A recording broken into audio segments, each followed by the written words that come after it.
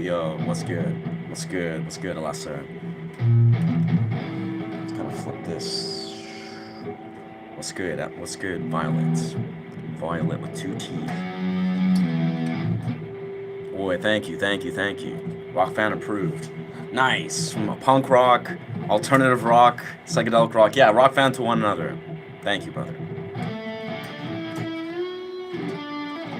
I've actually been, these last 24 hours, I've been really inspired to scale through this particular scale. I'm trying to like almost learn to sweep pick, which is not too hard, but with, especially with this Abenazman. I'm trying to do this kind of pattern. And then go to, or even, and then go up to here. Basically do like a key shift in the middle of a combo. I don't know, it sounds good for me for some reason.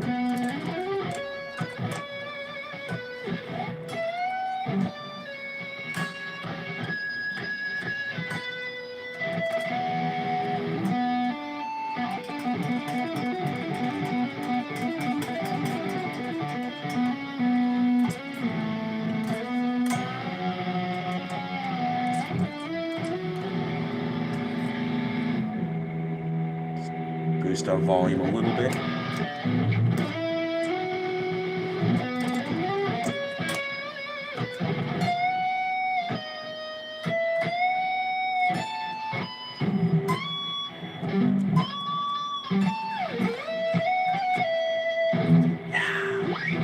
Very nice. Yeah. Yesterday's trip to the forest. Thank you, brother. Thank you, brother. I noticed it's interesting. Those trips, they seem to be like a unique parallel where, you know, I'm going, it's actually a nice day as well. I might just pop to the forest for a short period because, you know, it's, I was kind of speaking this yesterday with my partner. It's like, it's something, there's something magical about, you know, inviting people, but also inviting oneself to spend time, excess time in the forest to just do nothing. Like, you know, really powerful things can arise. I'm working at the moment where I can do things interesting, talk, and nice. Both things. That's sick, dude.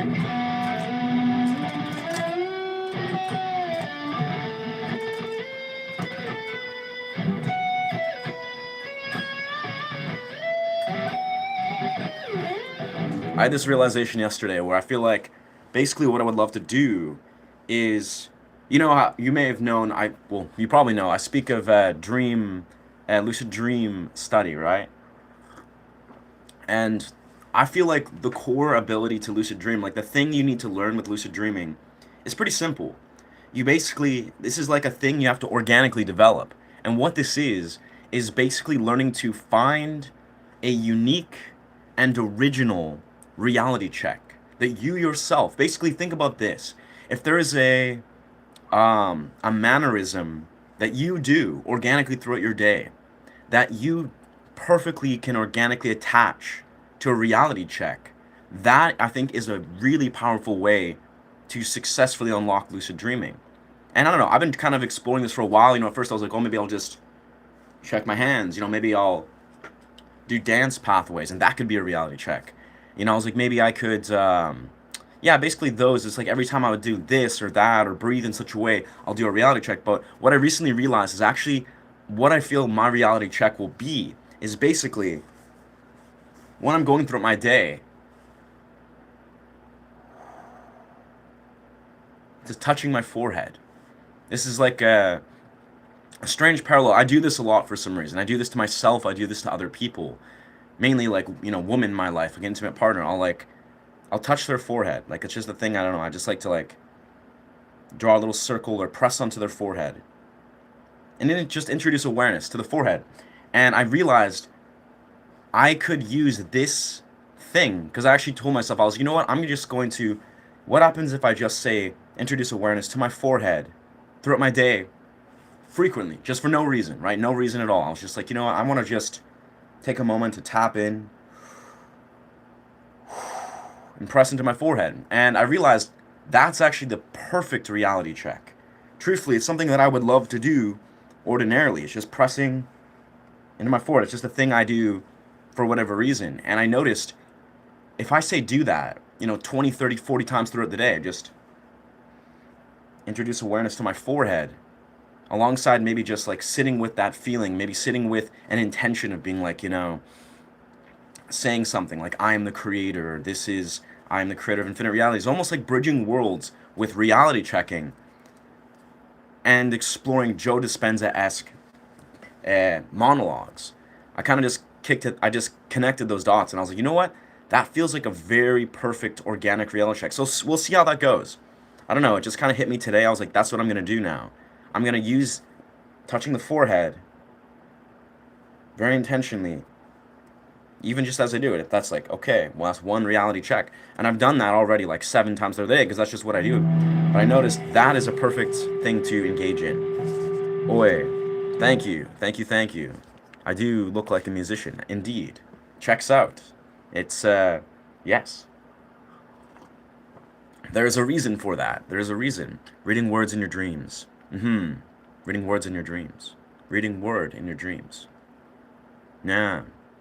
Yeah, well, I meant, that's the thing is, everything we do naturally, like quintessentially what we do is we are non-lucid in our dreams. Most of us, if not the mass majority, have no lucidity, no conscious, what's the word? No like cerebral cortex connection or activation in our dreams. We're not lucid. We can't consciously see and think, perceive things like we do in the real world. We're in the real, bleh, we're in the real world right now, right? I have a narrative going on, some degree, right? We're speaking, I'm summoning words, this is all flowing through. This is the real world. In a dream, you don't have that quintessentially. Like you don't have a conscious awareness that you are you, that you're in a realm. And so no matter what you desire to integrate or achieve in a dream, it's all about learning to find successful ways for you uniquely to trigger your awareness in a dream. And the most successful way to do this is, all the dream yogi literature type stuff is like reality checks, dream checks, things like engaging your prospective memory. So telling yourself, I will lucid dream and meaning it. Because that's the thing is, it's not just about saying something or doing something like, okay, I do a reality check, amazing. Or thinking, I'm going to lucid dream. If you don't mean it, like if you don't to your core actually mean the words you say, if you don't actually genuinely understand the depths of why you're doing this thing, then it won't do anything. It's a weird parallel. Again, I've just been studying it openly, trying to understand it, but I find it very interesting.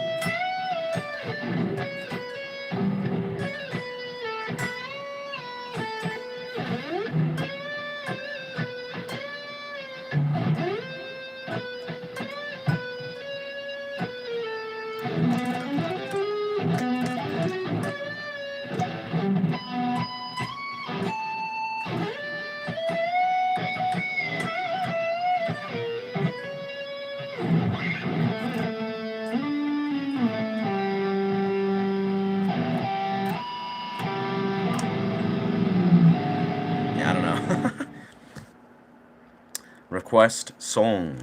No one like you. No idea, brother. No idea. Still not a performance art, or still not a cover artist. Still not a cover artist. Day X amount, 7 months in, still not cover artist. Nothing's changed. Still original improv artist. Still nothing's changed. Still don't want copyright strikes. Same, same day or new day, same statement. Yeah, nice. Cheers. Did you pull off the hat right out of the lucid dream of yours? I did not, but that would be magical. Honestly, the day that I pull a dream out of a hat out of a dream, then yes, I'm gonna buy that hat all day long. Yeah, I don't know. I literally just spent a strong couple weeks. Like I had this inkling. I was like, I want a hat. Like I would love to wear a hat, like a really dope trippy hat. And I literally spent months like looking at different hats. I was looking up like almost like classic long brim fedora types that had like acid wash and feathers. And I was like, yeah, that's not bad. But these were designed by other people. Like all these hats, I was like, okay, they're cool, but they're not my hat. And then yeah, spent a couple months or a month or so going through Etsy, looking at all the different hats, all the different hat makers. And then I found one hat maker that made this trippy like acid wash like gray hat. And I remember just reaching out to her and be like, hey, can you design a different hat that's like, yeah, it's like dark red, like garnet maroon, kind of like with a shorter top hat. Like it was shorter and has like a brim that's more like this. And it's like, yeah.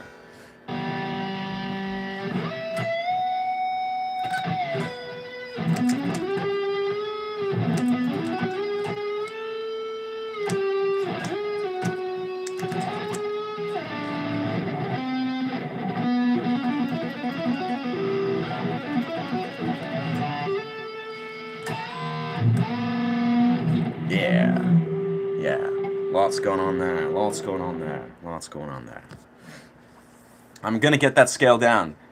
You mark my words. I mean, I don't even need to don't even need to confirm it, but I'm gonna do some crazy sweet picking in the near future in that scale. It's gonna be great. It's gonna be really great.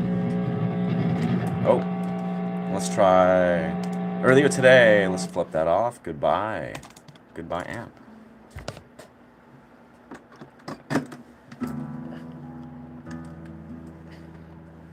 Yeah, but earlier today, before I popped on the stream, I've been working on an interesting song. It's basically a pan flute guitar duo.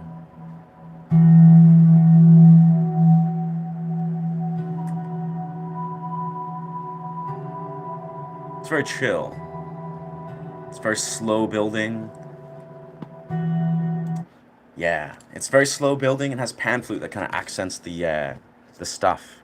Yeah. Nothing cool about this hat. Nice. It's the guy. Nah, it's not even a. We trust. We've been on this rabbit hole before. We get it, Lobo. We get it, Lobala. You don't know. You're so powerfully. You're just the guy. You're so suppressed. You're just so suppressed. You're just holding on to conformism or conform. Yeah, just conformity. You just want to be. You want to be one of those ones and zeros. One of those robotic, plain normies. That's cool, brother. Hopefully one day you learn to express yourself, and again, beyond just expressing your opinion on a live stream. That seems to be as far as you go as expression, Lobala. And hey, I commend you for trying to step outside of your comfort zone and expressing your truth. But hopefully, you learn to express yourself in other ways, dog. And when you're there, you'll remember this moment. You'll remember this moment, brother. You'll be like, oh damn, the guy with the hat was right. We shouldn't suppress ourselves. We should do what we want. We should be individuals, right? We should. But yeah, you'll figure that out. But until then, until then.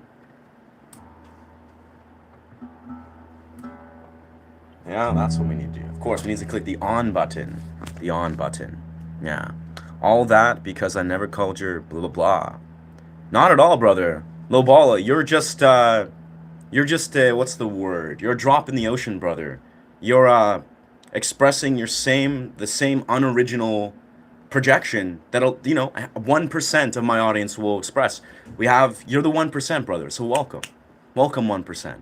You've revealed that you have suppressed yourself in many different ways. And again, you know, good luck with that, brother. We've all been there. We've all been there. But calling people, using hate language to describe hats, I think it's clear as day, Lobala. You're not part of this community. You're not part of the audience, brother. Go seek your streamers, brother. Go seek the AI slop. You know, I don't know, brain rot nonsense that you probably are seeking, Lobala. Like that's for you, brother. This stream, people that are, expressing themselves, speaking their truth, playing music, devoted musicians, whatever. That's not you, brother. That's not your community. So go find your brain rot AI slop. You got this, brother. Until then, yeah, good luck.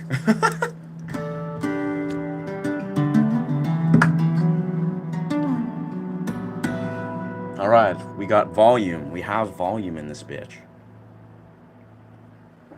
This is facts.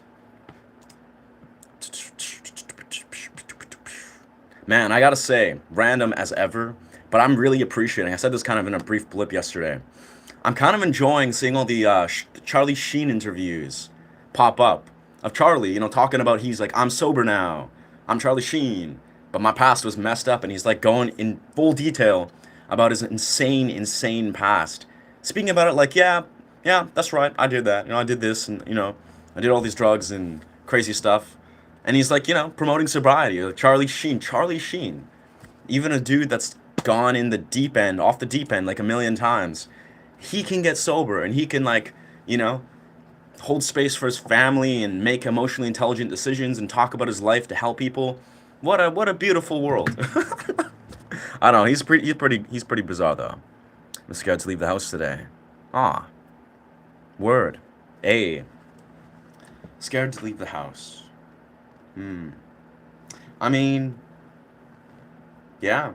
I would say before doing anything to Peach, Peach, genuinely, just be honest with yourself. Be, maybe just surface why you might like don't even try to, engage. You can engage in the outside world. It's a beautiful world out there, but maybe just ask yourself what exactly you're truly afraid of. Like what it is, maybe it's like what what dimensions of this world is like really off-putting and you're really harboring this kind of anxiety from, like maybe just surface that, like be like really honest with yourself is like, and in simplest right, like I get it, this world is messed up, this world is pretty crazy, but like it's almost like I think an unconscious narrative, if you're afraid to leave the house, there's a million different reasons. That's agoraphobia, I think, or I think that's what it's called. And that's actually a thing. I've never had that, truthfully, but I think it's a thing we can all relate to some degree. But I would say let yourself acknowledge this world is fucked up. Yes. There are monsters, there's atrocities, XYZ. This world is a reality. There's the dark and the light. Like there's the shadows of humanity out there. But also there are beautiful, beautiful, expressive, ecstatic, incredible human beings out there. You may, to some degree, I don't know, what's going on in your life and your mind, but you might find yourself, drowning in a sea of fixating on all the bad, all the anxiety inducing, all the harrowing shadow elements of the world. And yes, acknowledge that's true. This world does have fucked up people. It does have bad things out there. But on the same side of it, there's also beautiful, extraordinary human beings all out there, everywhere. Really, it's like I would just suggest maybe invite yourself to just focus on some of the beautiful things. And if you're experiencing anxiety, that probably is more of a physiological thing. It's a physiological and nervous system imbalance. Like if you're drowning in anxiety to a point you're paralyzed to make decisions and go out the door, you probably need to nourish yourself. You need to honor your body, honor your psyche, do things that nourish you, right? And then maybe come to this realization that yeah, like what do you think you're truly afraid of? Like what projections in the world are you holding on to so heavily that might induce anxiety, that might make you feel paralyzed to go out the door? Because surely, again, yes, the world is intense, there are bad people out there, there's people doing atrocious things, but there's also beautiful human beings doing incredible things. And you have to experience the real world, you have to really be out there to really see that. So I don't know.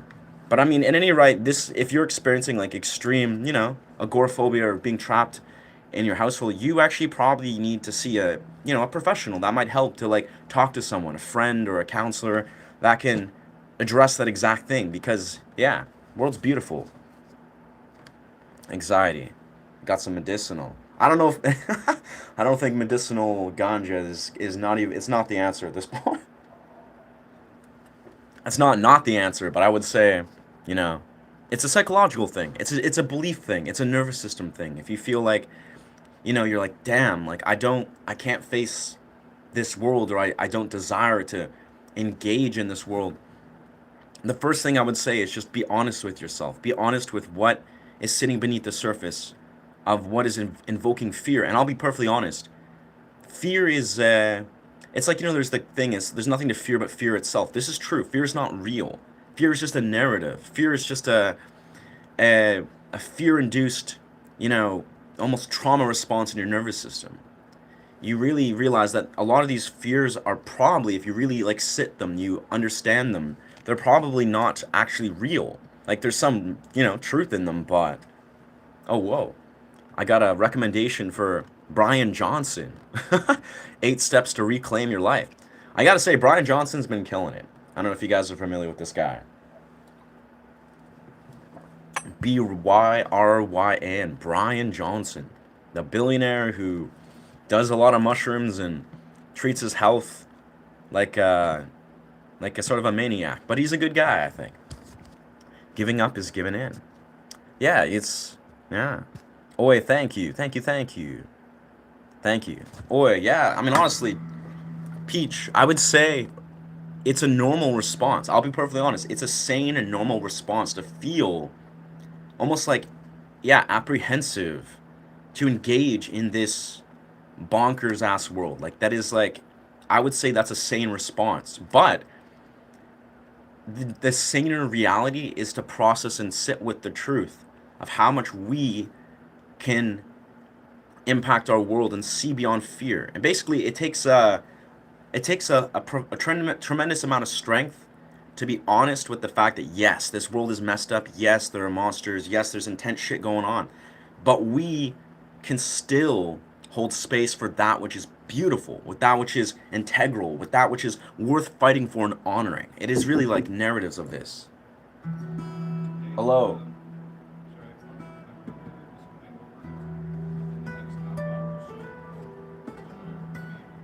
Can't really do a lot about that right now.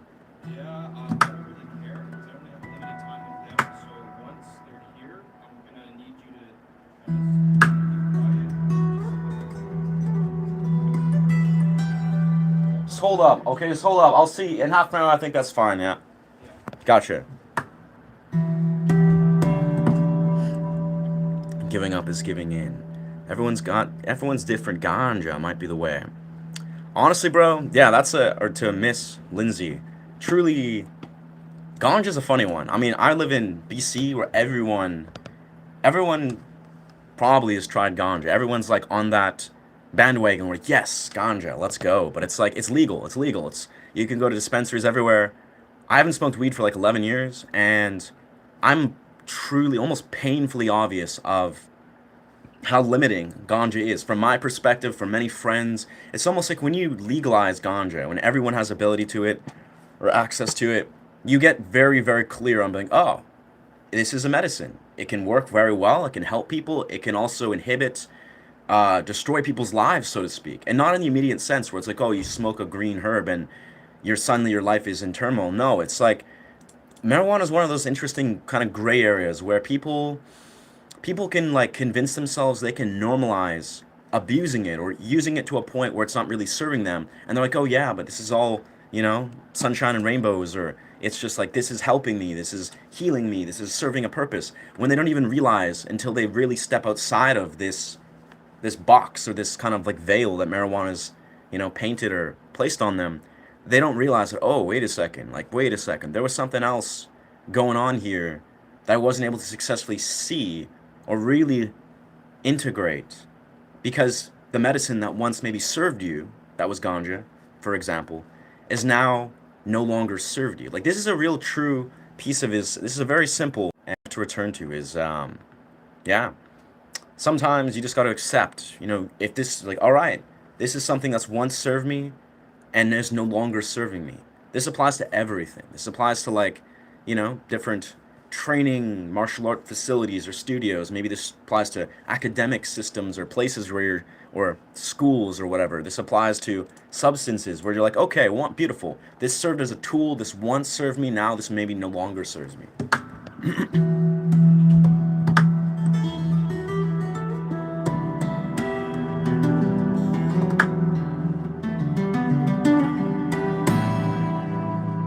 Yeah.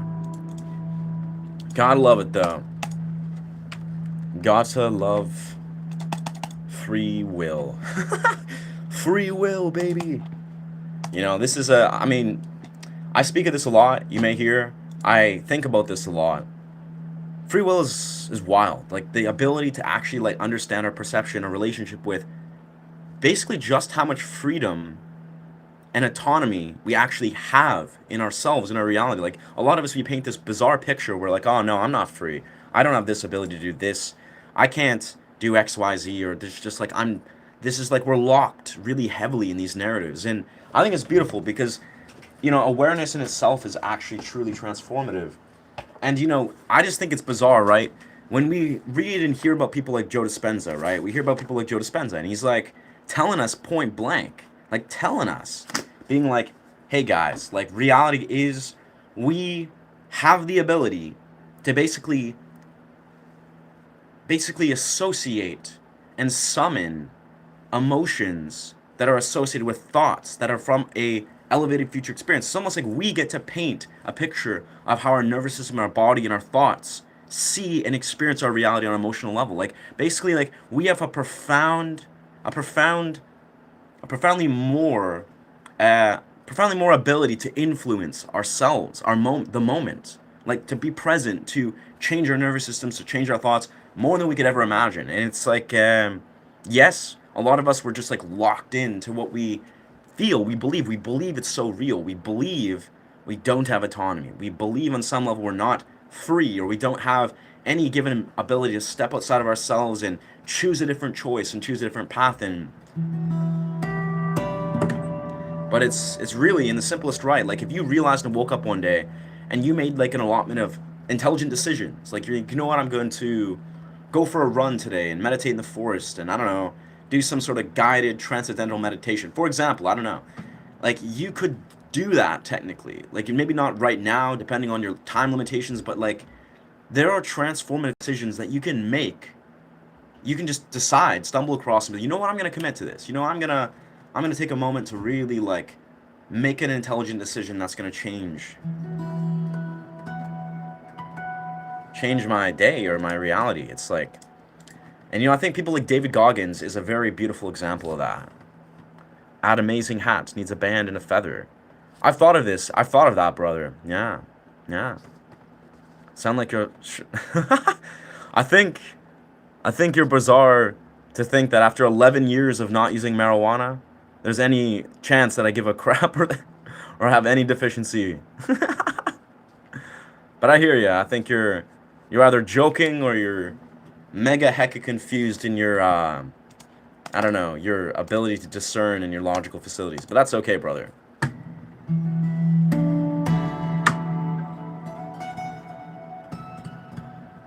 But I mean, I came to this conclusion last night, strangely enough.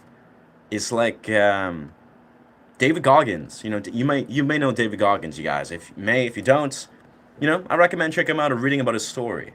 But David Goggins is a powerful example, an extreme example, but he's a very powerful example of a person that shows us that we are not, in fact, trapped in our reality. And the contrary, David Goggins is a guy, he's like 50 or something. Looks very youthful, very extreme dude. He's like a Marine, SEAL, etc. He goes for runs like every day for hours a day.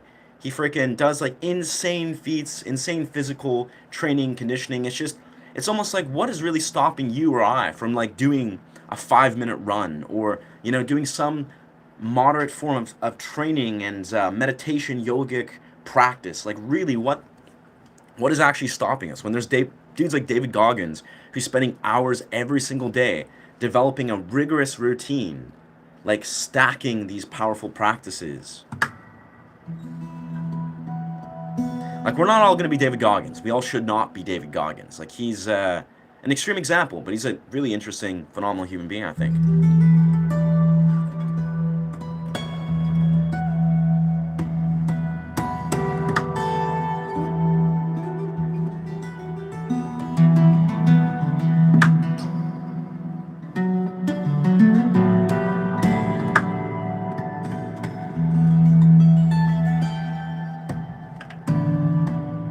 Magic. Yeah. Now, Goggins is he's an interesting fellow. I think we could learn a lot from him. Even just taking a page from his book and be like, you know what? Maybe I can do this thing. Words are spell energy. Yeah, it's true. Words are. I love to think about that. Cohesion, cohesion is king. Whoa, I don't know about that. I don't know about that. Yeah, nice. We're we're in it. We've attracted one or two. The 1%, the 1% of the 1% have spoken their truth. That is Mr. Dumb. Dumb is that's his screen name, with a few numbers in there. Brian Johnson's lead singer for AC/DC. Not that Brian Johnson. Not that Brian Johnson. Is Brian Johnson's the other guy, the billionaire, 50-year-old CEO who's trying to look young for some reason. Yeah. But yeah, nah. Back to the modern comments. I think what we're gonna do today at some point is I'm going to hook up this beautiful little miniature amp. I'm gonna set it up to try to equalize the sound, and then we're gonna go for a walk in the forest because it's pretty nice out. At some point, hold space for that. And you know, a key part of this I feel is I want to experiment with what is your age, brother? I am 31. I'm 31. Yeah. I should go fishing. That's a beautiful idea. That be wasabi. Honestly, fishing would be an amazing. I fished like twice in my life. For my one uncle who's like a survivalist. Phenomenal dude.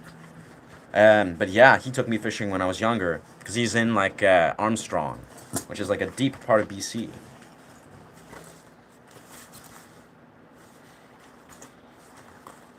I think I need to wash this back. But nah, honestly, yeah. Kind of just relating to words. Like, what are words? I like to think about this a lot, naturally, because just thinking about this even broadly, right? If you're exercising a similar type of thing, like say, not even on a live stream, you're just sitting at home. I like to do this a lot where I open up Ableton, right? I open up Ableton and I'll click record and I'll take a microphone and I'll just start talking. Almost like doing a podcast. I've recorded like 40 or 50 talks that are all like podcast style that I don't really release. I don't really intend to release maybe in the future, but basically, I think it's powerful when you truly exercise the ability to just channel words. And yes, you'll realize that every word you say has ability, has power behind it, it has energy behind it. Whether I'm saying things with intention, whether I'm saying something with a philosophical, curiosity or openness, or I'm choosing to say something with empathy, or maybe it's like if someone chooses to say something with apathy, out of hostility or to projection, right? Our words have energy behind them. Like, this is a fact, scientific fact. And the idea is that when we say, streams of words, when we we give ourselves permission to just speak words that have potency behind them. And, even if it's just like philosophically, we're like stretching and expanding into beautiful philosophical realms that are significant to us. It's doing a reality check. That alone surely is like powerful. It's transformative. You sit alone and speak to yourself about some deeper, beautiful dimensions, or you say some affirmative words that you really mean for like 20, 30 minutes. That is very powerful. Nice. This is a acoustic steel string electric.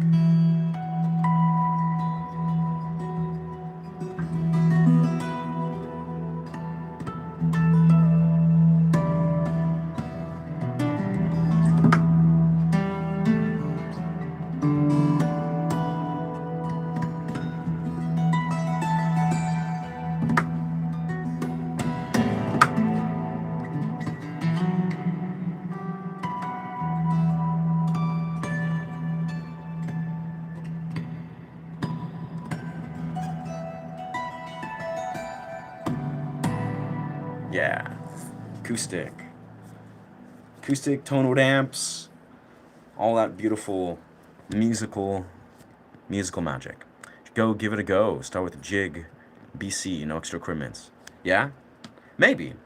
I've considered fishing. It's an interesting thought. That being said, another thing, I don't think fishing is truly unethical. Like if you're catching fish, it's probably not the most ethical thing in the world if people are, you know, trying to consider that. But I don't know. I'm a vegetarian. I honestly wouldn't. Even if I caught a fish, it would just be for sport. I wouldn't even consume it. At least not anytime soon. Maybe in the future I would fish to, eat fresh fish from wherever I catch them. But I don't know. I don't think going fishing is very high on my list of priorities, but it will happen one day. I appreciate you expressing your joy for fishing because I think it's a beautiful thing. Truly, I don't know why. Like the idea of fly fishing, especially. It seems difficult, but like sitting in a waterfall or a lake and just expending extended times in nature, with friends, fishing, throwing rods, that seems like an amazing use of time, truthfully. I'm 5 months in and I open chords down. I'm getting all right, strumming and singing. Yo, that's awesome. That's beautiful. That's beautiful, A11Y6. That's dope, man. I commend you. Like, I speak this very sincerely. Is like, if you're getting into guitar and you're like on that path, and you're not like you're in it, you're really feeling yourself commit and devote yourself, even if you obviously aren't very good at the beginning, because no one's very good at the beginning. That is like powerful. Like I truly commend you, and I hope that goes well, brother. Manta, a 12-string guitar as a 12-string, and a classical guitar as nylon. Yeah. Ah, Manta's a 12-string guitar and has 12 strings, classical nylon. That's beautiful. I'm sure that sounds extraordinary. That sounds like a great guitar. Roger that. Tapping is, yeah. I don't know what in the great troll narrative, I don't know. Let's see. Let's give homie 30 minutes. 30 minutes to think about why he's against tapping. I'm sure he's just playing, but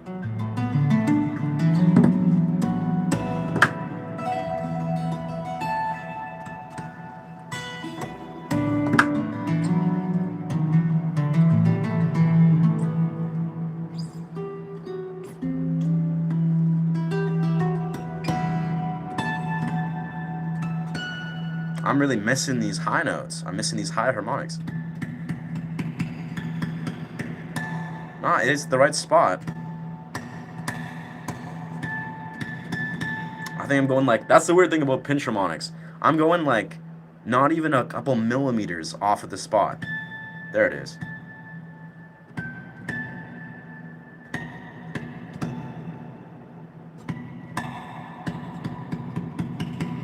It probably also has to do with my thumbnails just not long enough to strike it. Nice. Bet's bro can put up a mean knife fight. Whoa. That's pretty crazy, bro. I don't know what to tell you about that. I don't think anyone has any sort of desire to put up a knife fight. Yeah. Hey, the red guitars. That's your new one you mentioned getting. Yeah, no, the guitar over here, my electric. Yeah, the one in the profile picture. That is my Ibanez. Yeah. Yo, thank you. Thank you, Doc. Good luck with this. I have an amp to mess around with. I'm gonna steel string with a plug-in. Honestly, bro, yeah, that's the thing is, people might quintessentially think that nylon is a good place to start. It's not a bad place to start, truthfully. But I'll be perfectly honest. You want to start with the difficulty that is a steel string. You're going to want to, like if you just play nylon for a period and then you transition to steel string because you want to develop your finger strength, that's a good decision. That's a good plan. But truthfully, you need to develop finger strength. You need to develop calluses, like calluses on your fingers. And you probably want to introduce awareness to harmonics. Like there's a vast array of things that you can only truly achieve on the steel string. And again, the most important thing is actually developing calluses. You will develop calluses naturally from steel strings. You really will not to the same degree on nylon. And again, I've never tried. Maybe you can to some degree, but you need steel. Like steel strings is what's going to help you develop calluses. And you need to do that no matter what. So I always tell people, like, I started on a steel string as like a 9-year-old. I remember like suffering, like not being happy, being like pressing the steel strings and being like, why does this hurt so much? Like, tell my guitar teacher, I'm like, guitar teacher, why? Why am I in pain? Like, this doesn't make sense. Like, literally as a 9-year-old, just like complaining and whining, but like, this is horrible. But it's eventually I got a Jackson and it made a lot more sense. Talk about inspiration. Nice. Oh, word. I felt better. Beautiful. That's awesome, bro. I really truly meant every word. You know, I think about inspiration a lot intuitively. I don't talk about it a lot.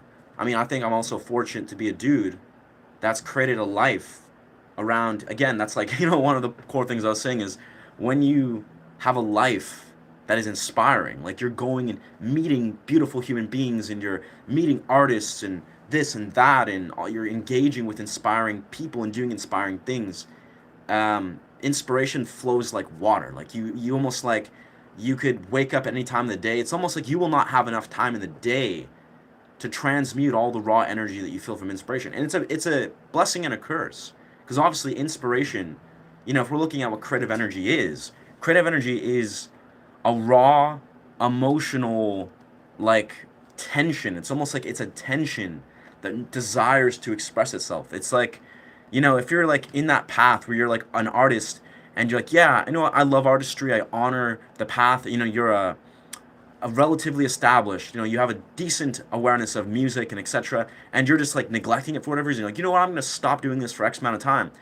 Your soul is gonna slowly decay, for lack of a better word. Like you're gonna feel it in your body. You're gonna be like, man, like I have all these emotions and all this, heightened awareness of reality, but you don't know where to put it. And maybe you find another place. Maybe you write poetry. Maybe you, I don't know, do all the beautiful array of things you can do to express yourself. But I truly feel creative energy is like a raw, um, like tensive, almost like chaotic energy. Like that's the truth. This creative energy is not like a beautiful linear channel. It's like a chaotic energy that just wants to it wants to jump out. It wants to explode. It wants to be.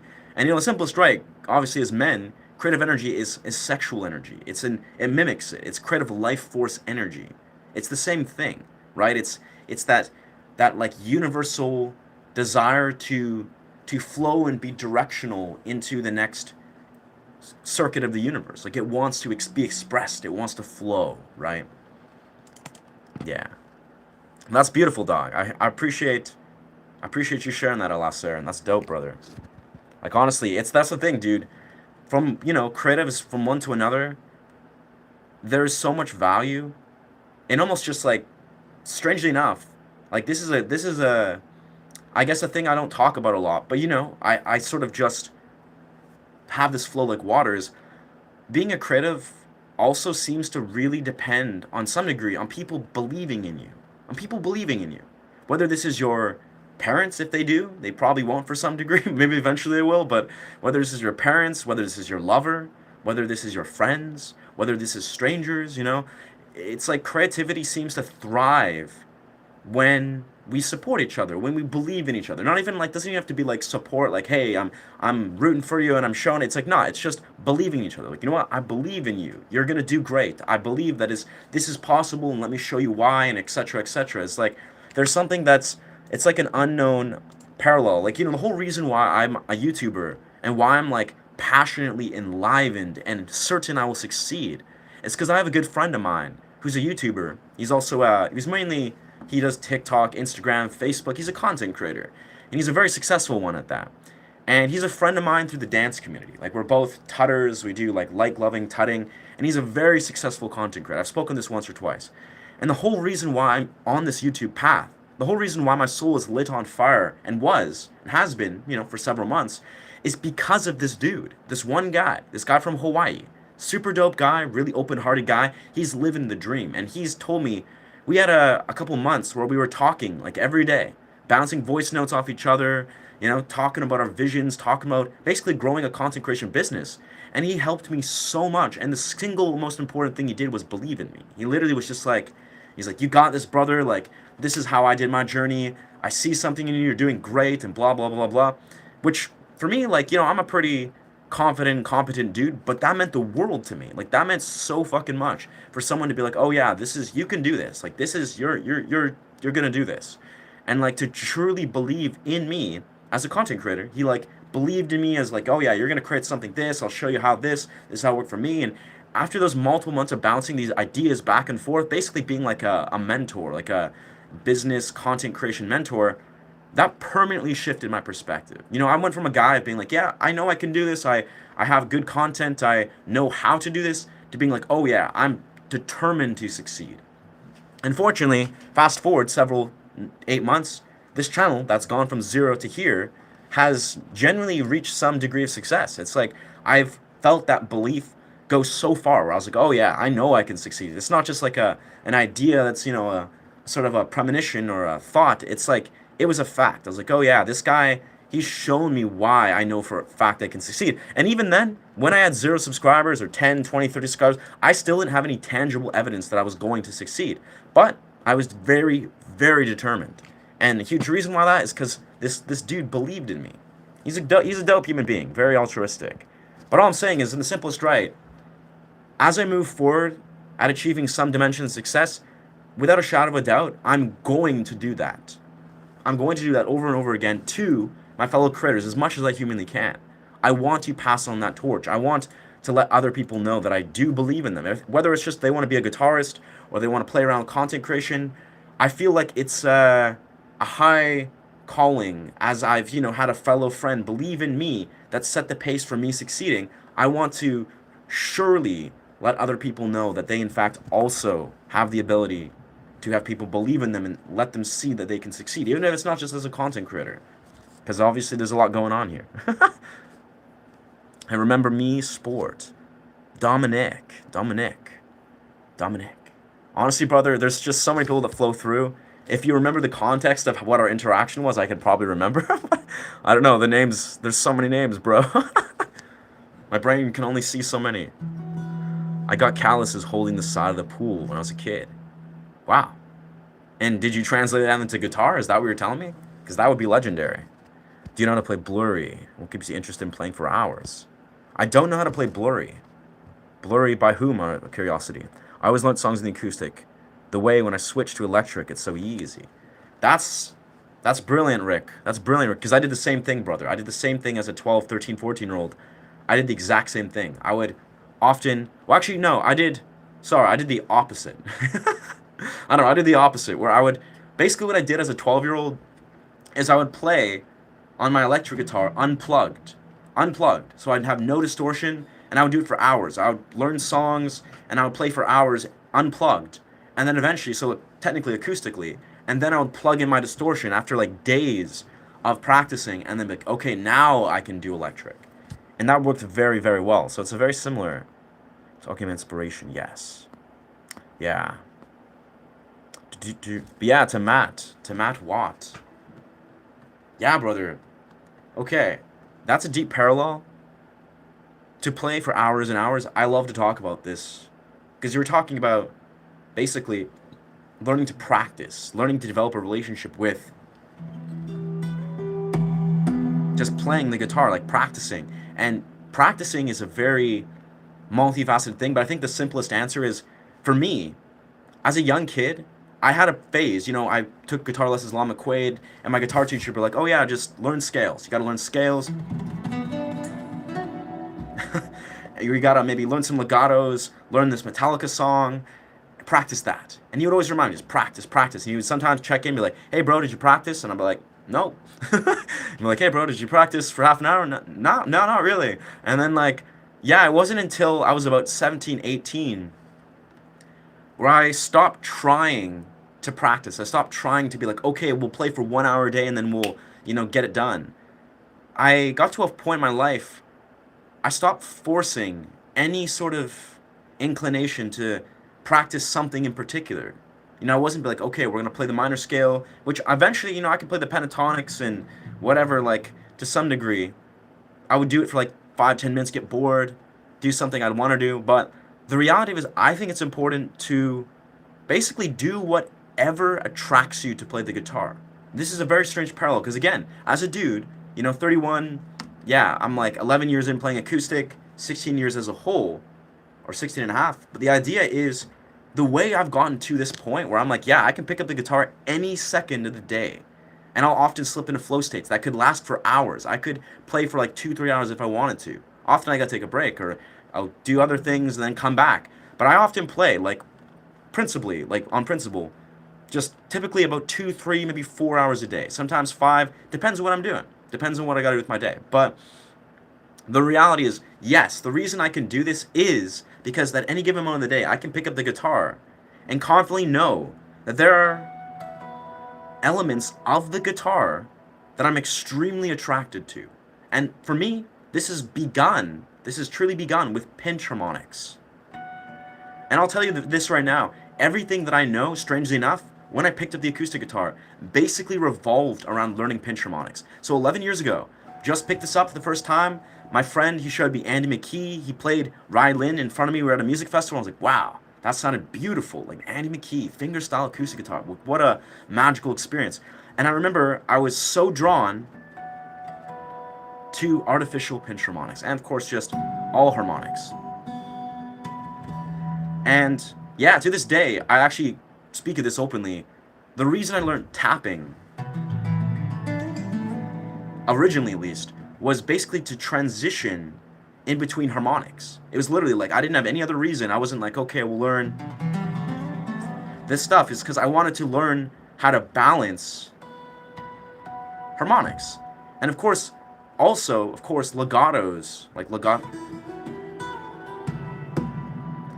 is like a fundamental root of everything. Like, being able to hammer on, slide, pick off, like, or pull off. And the idea was I was basically so powerfully attracted to these harmonics. I was like, yes, this is what I'm here for. And I came to that core realization where I was like, that was like a really powerful, attractive element. And long story short, the reason why I'm able to successfully weave in all these different things is because I focused how to learn to improvise, licks, combos, constant variations of integrating these techniques that have really attracted me. That's the simplest answers. Like I can pick up the guitar and literally at any given second know there's always going to be something new and novel.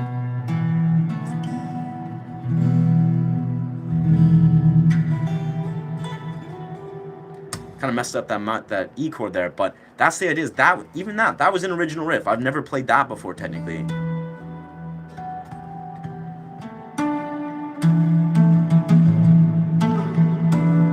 Technically never played that too. I botched that with the intonation. But the idea is that, yeah, my brain has found a repertoire of techniques that started with harmonics, like being like, okay, I gotta get these harmonics down, these artificial, natural harmonics. And that was so alluring to me that I've associated basically picking up the guitar with a very organic, a very passionate, a very natural thing. And yes, to this day now because I have that deep pull, I can learn anything. I can sit down for hours and be like, you know what? We're going to master this scale, or we're going to learn to do tasteful key shifts.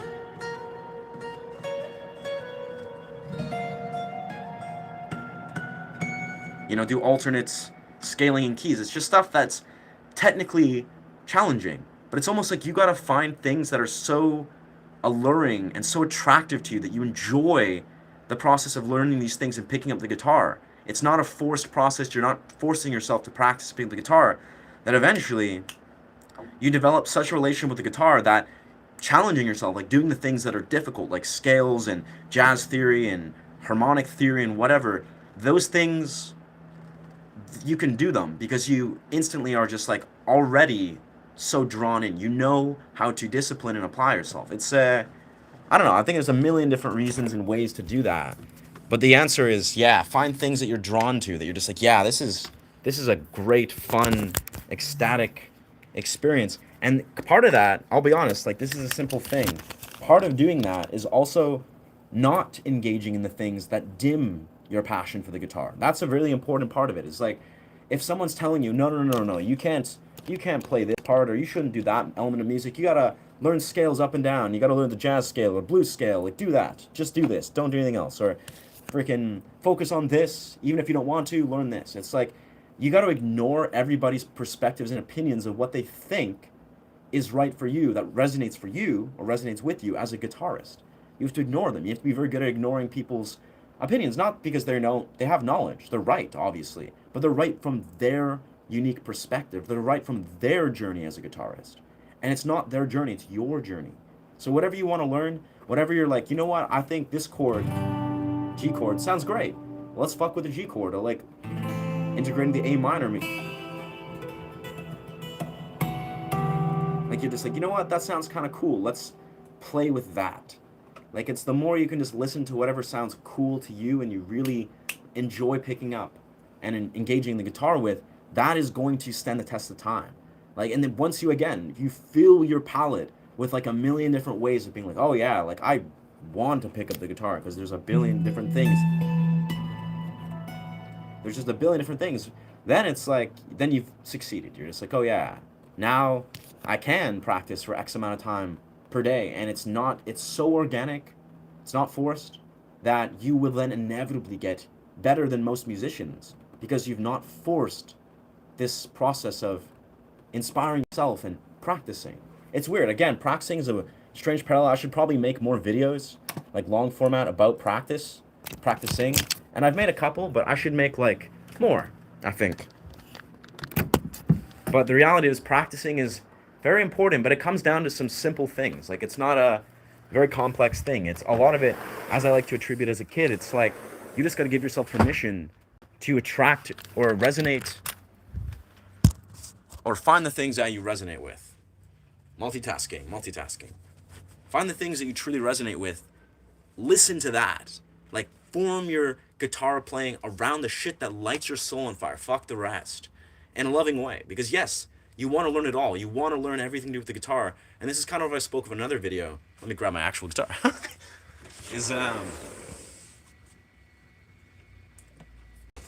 Whatever you do, the whole core reason you're trying to learn guitar, like the core underlying reason is to learn to engage in the entire fretboard. You know, whatever way gets you there, the whole point is you're trying to learn to navigate the entire fretboard, every fret and every given way.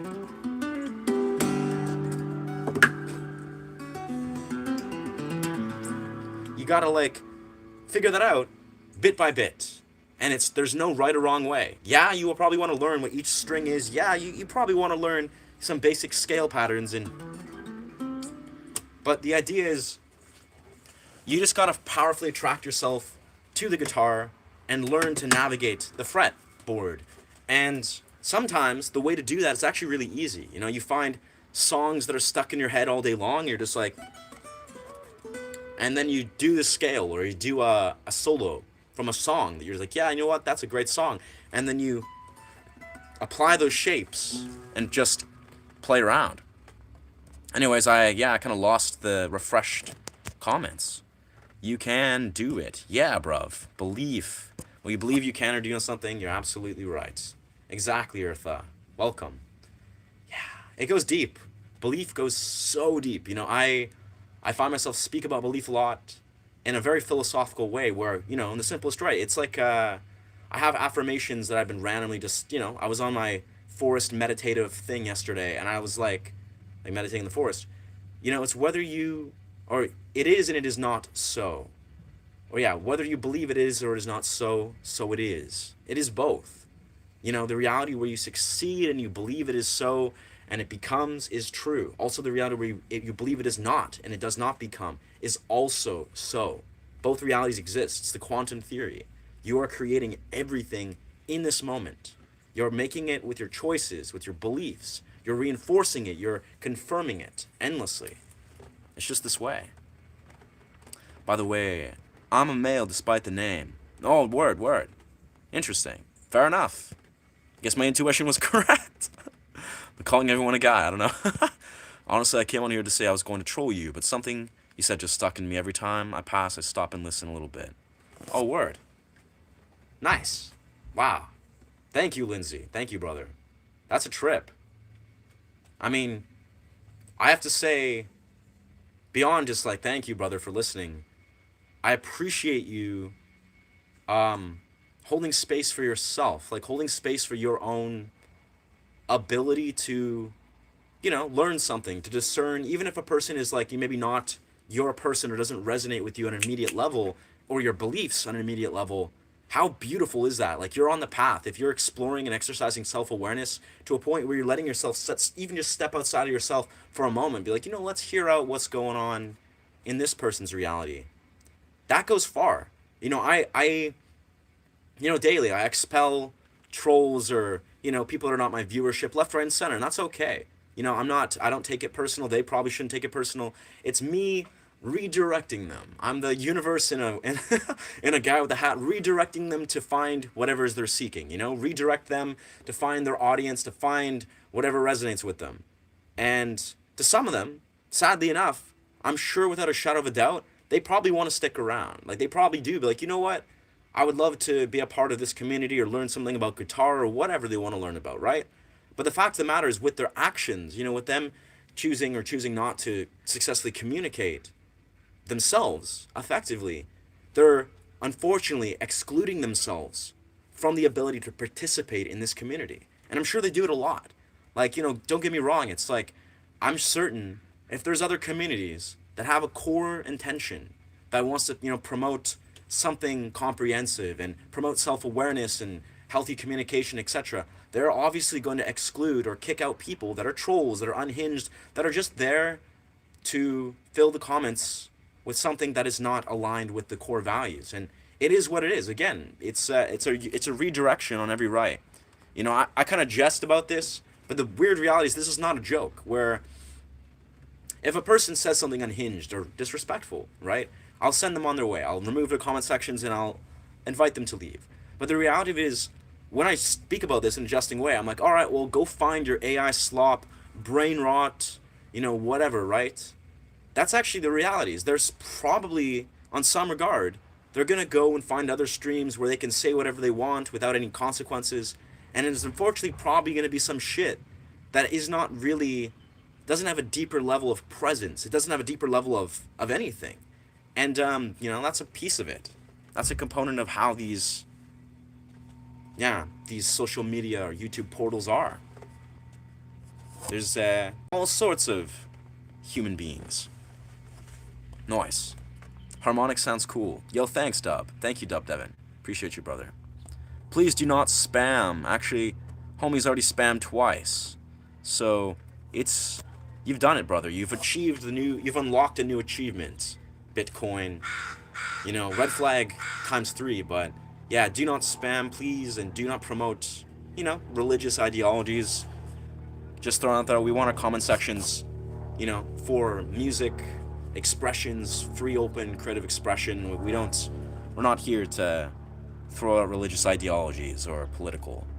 There's this young fool on here, I love his stuff. He plays rock backing tracks, C major, his own stuff. Nice. Interesting. Thank you for sharing, John Anthony. Yeah, brother, what's this creator's name?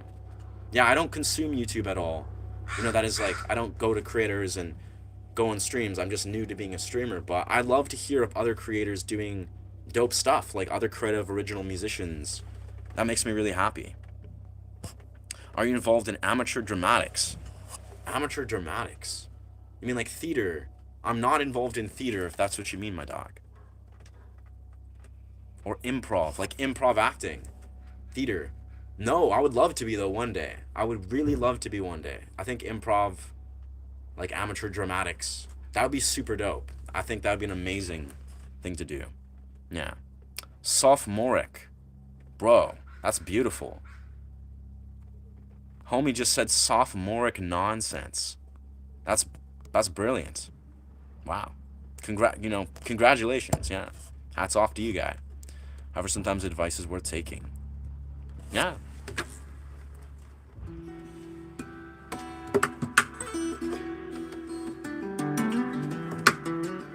Honestly, advice is definitely worth taking, especially when it's related to music. All these other things that are connected, let's take with a grain of salt. If it resonates, beautiful. If it doesn't, it's just like Bruce Lee said. Take everything that's, I guess, what is it? Take the truth that resonates with you or something, paraphrasing, and then discard the rest. Yeah, just Accept all things that you desire to see as resonant and just discard the rest. Feel free to discard things that don't resonate with you. You know, maybe it's just not a truth you're ready to sit with, and that's cool. Yeah. Nice. Chopped. Nice, nice. I'm assuming that's a song. Damn. I don't know what to say about that. But thank you for sharing, Irene. Yeah. Chopped. Honestly, bro, thank you, but clearly a person that says chopped and pops and wastes their, you know, their comments and engages in a comment section to tell someone they're chopped, I don't know if I'm going to take your advice, brother. A small piece of Mad World. Mad World. I could try to improvise it. How does it go? Do do do do do do do do.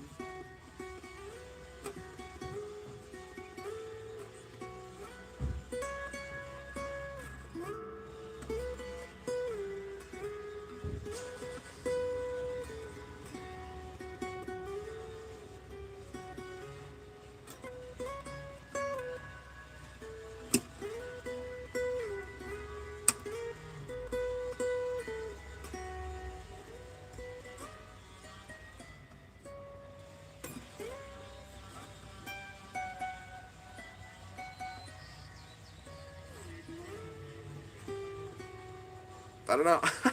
First time improvising or eyeballing Mad World, but man, I don't know. This neighbor that's doing some woodworking in a gated community strata is it's kind of annoying. It's like I don't like filling my background with buzzsaw sounds. I don't know if you guys can hear that. Probably not, but what a guy.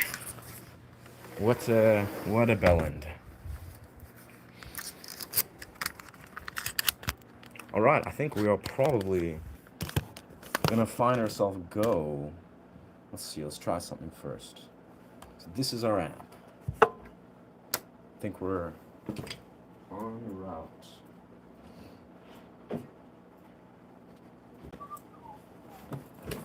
Okay, let's see how this goes.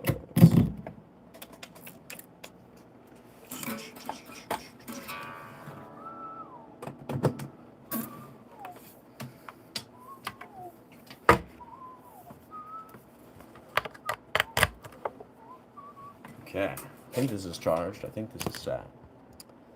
I just got into a stream, what I missed. Who spammed? One guy. Well, Bitcoin Prophecy kind of says it all. I guess he was just spamming some religious ideology a few times, and I was like, you know what? We're gonna give him 30 minutes to think about, you know, why he's doing this, and also just to, you know, respectfully just chime in, listen to, what this channel's about and what it's not about, and make a decision if he wants to keep mindlessly promoting.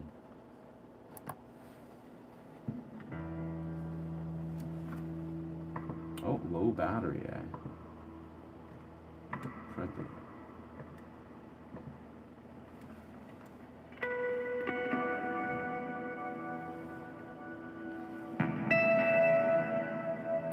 Alright, that sounds pretty good. I like it. Alright. Game plan secured.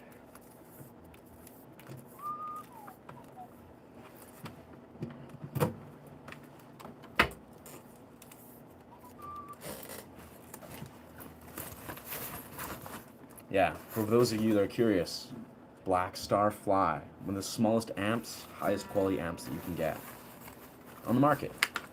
It's like a battery amp you can also charge. It's very small, literally just portable, fits anything, fits pretty much anywhere. I love it. It's a good one.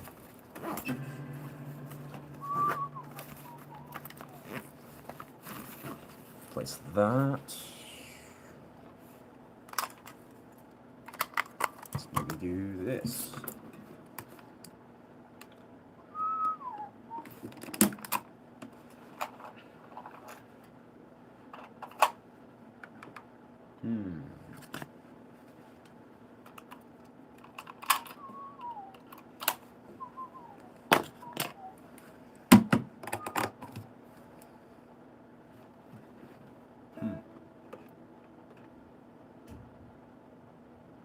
Low battery still.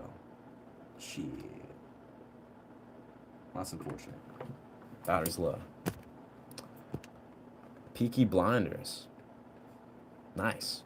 I can say, nice. Thanks, dog. Thanks, bruv. That's, yeah. Good luck, navigating those waters of alcohol experiences. 1 second. 1 second.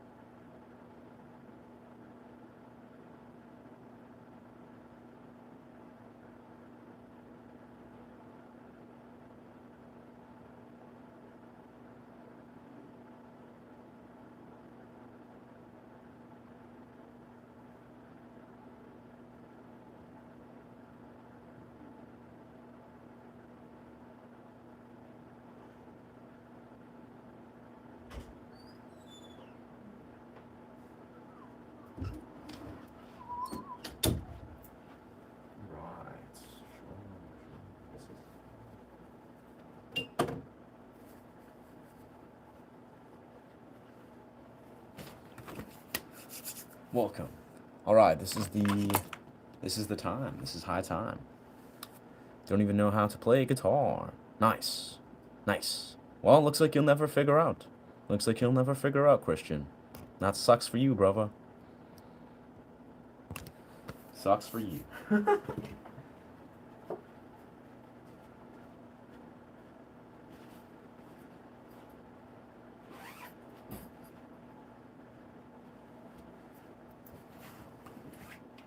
All right. We are on the path. I think we got everything we need, yeah. So we'll save this for the walk.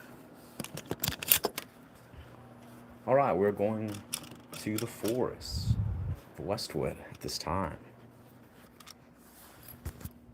Just gear up. Gear up. Yeah.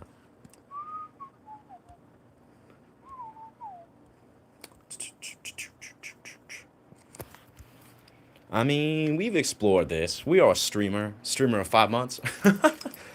Clearly people have got stuff going on. Delusions, misconceptions, projections, this is the real world of sad troll, people. That's okay, though. Again, this makes it easy. Those that are clearly suffering from these kind of delusions or think that, their projections have any reality, they're obviously just never going to figure out,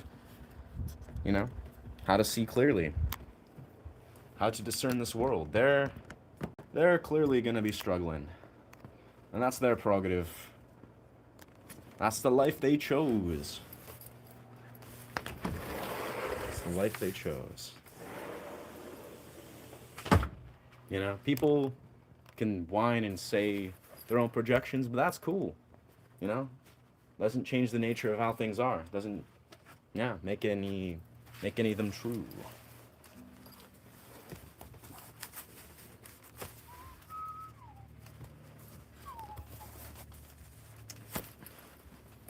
All right. Let's go to the forest, friends.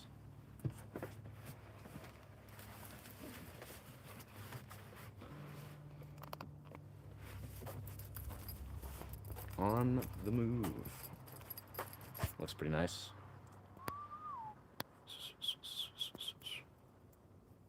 I am here, friend. Agree, maybe our friend can't play. Yeah. I don't know. Who will know? It's not like I'm a streamer where you can see the hours and hours of improv that I do and the guitar that I teach people. It's not like that's the truth. It's not like there's literally months of me doing improv at a level for you guys to check out. Don't do that. Don't check out the channel. Clearly, I'm an actor. This is all props. These are, it's not real. I'm no guitarist. Oh, word. Yo, it's the neighbor's cat. Legend. What a legend. She's just doing cat stuff.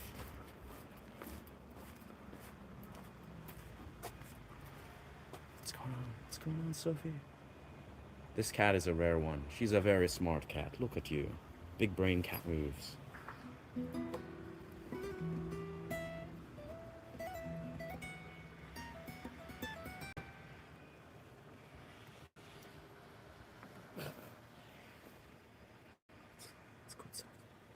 This is a very intelligent cat, honestly. She doesn't like people petting her, but once you get to know her, yeah. Once you get to know her, she loves. She loves humans. You're a great cat. Such a grand cat.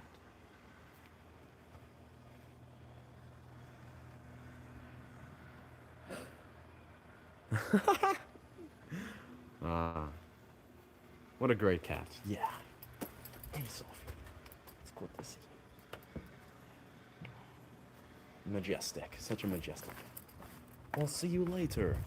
That's my neighbor's cat. She sometimes comes and hangs out in my backyard. He actually walks into my room sometimes.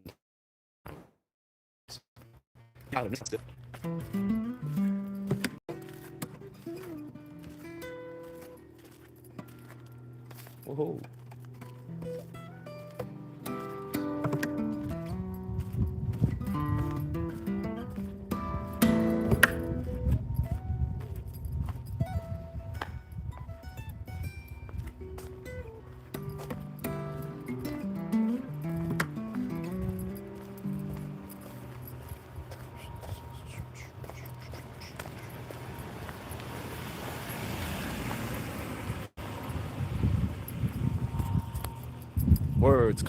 Words and comments. Be the new American Peaky Blinders. No thanks.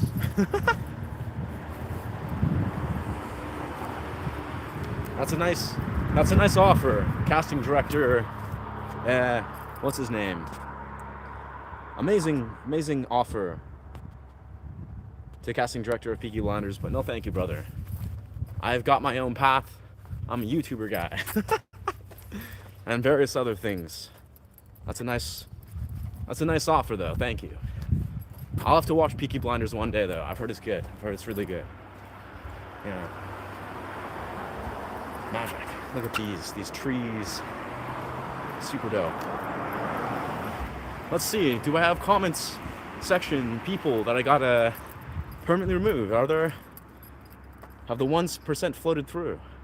She is part your cat. She really is. Yeah, she's chosen me somehow. We're blessed. You know, blessed by the cats. Yeah. Whoa. Holy crap. Great comrade. What? Damn. Well, Anne, Senna, whatever. Thank you for sharing your truth. But also, we don't promote political ideology. So, goodbye. You know, good luck. Good luck finding your YouTube channel where people promote North Korean political ideology. I'm sure you'll find it. You'll find your people. Peaky Blinders, yeah. Yeah. I've heard of it, you know. It's, what's his name? The one actor, the guy from Oppenheimer. Forget his name, but he's a good guy. I love his acting. I like him. But I've never seen it.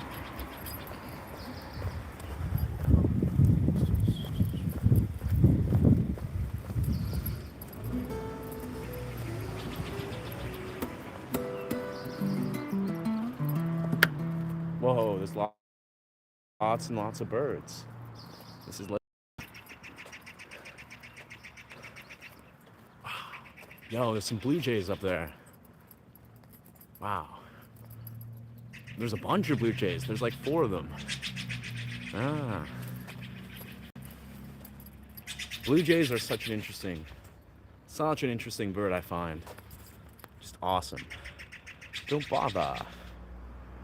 What? Not anything to put your head in Peaky Blinders. Interesting.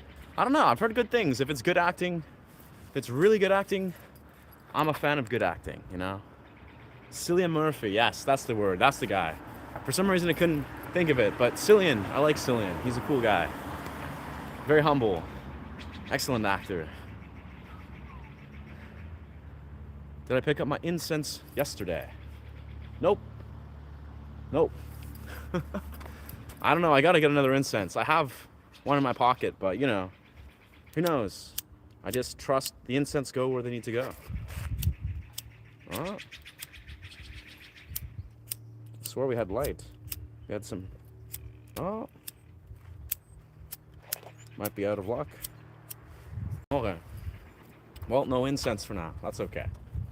Needs to get some new lighters, apparently. I thought I recognized this actor. You were great in Home Alone. Nice. Yeah, I know. I've been getting Daniel Webber a lot. Macaulay Culkin. I think it's clear we are not the same guy. But hey, Macaulay's doing great in his life, so we commend him for flipping his life around. You know, we love to see that. He's had a crazy childhood.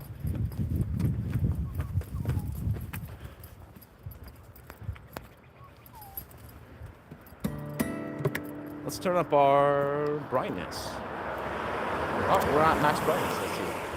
Amazing. Wow. This weather is continuing to get really awesome. This is a great decision to be out here.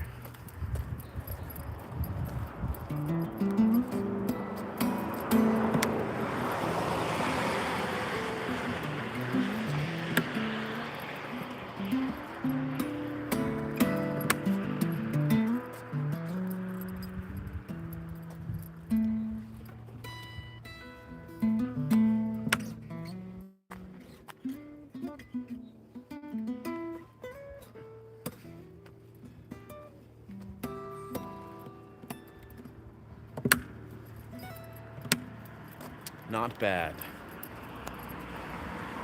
Boy, it's good acting with the movie Mercy. Interesting. Mercy. Yeah. Thought it's a Cillian movie. Yeah. He's a good dude. I mean, he plays a subtle, you know, like he's in Oppenheimer. He seems to have good taste. That's the thing I like, is like when actors, you know, they could have performances that display various different realms of their acting ability, but it's like all about, you know, their relationship with the actor and how much they really connect to the movie, it seems.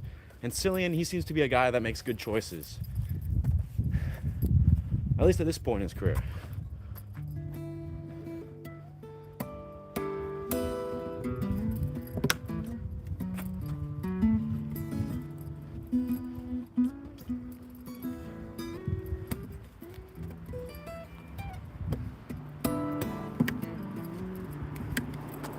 You know, I speak of this a lot.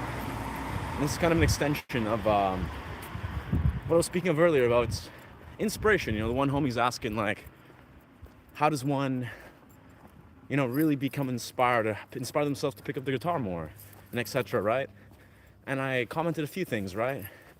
I think one of the key things, too, that I reflect on a lot, and I think of this a lot in relation to, yeah, what inspires you to pick up your guitar? Truthfully, a lot of it has to do with connecting with the guitar, but that is music as a whole on a soul level. So, you know, really just the simplest, right?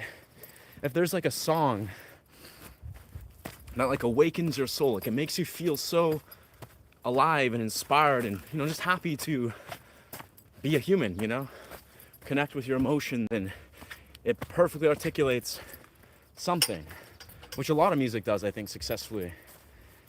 If you can find that music and you can cover it, you can listen to it over and over and over again and fill your reality with that music, I really think that's a major piece of it. You're just filling your palate, right? Fill your day and your palate and appreciate music.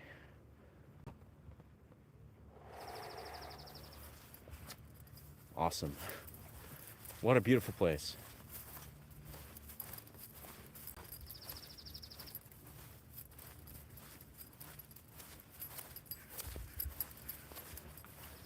Magic.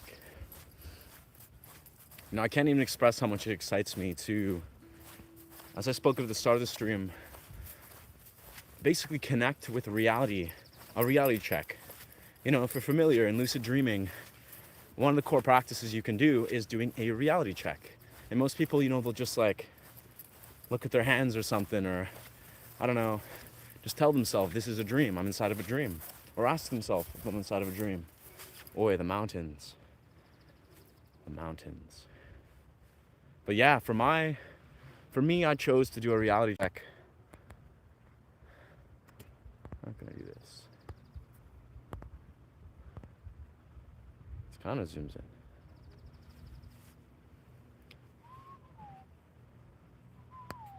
Almost looks like weed leaves. Wow. Weed leaves. I don't know if I've ever thought that connection, but I'll take it. Weed leaves has an interesting aesthetic, but it's pretty far. The hat, it's distressed dark red, so like dark garnet, auburn, like maroon, sort of ox blood. That's the color palette. You can kind of sometimes make it out, but yeah, it's a color palette. That's distressed.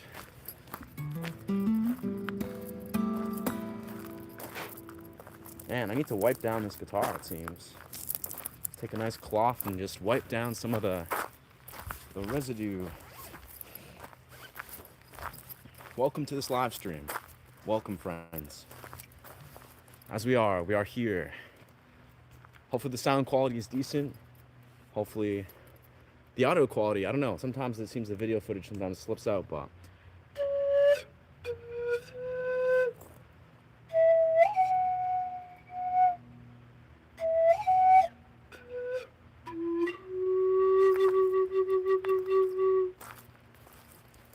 seems good on my end, though. Yeah. Oi, nice to be back in the US. Interesting. Oh, wow. That is beautiful. Yeah. Keep it Blaze of Glory by Bon Jovi. Not a clue how to perform that. But Bon Jovi rocks. Yeah, Bon Jovi rocks.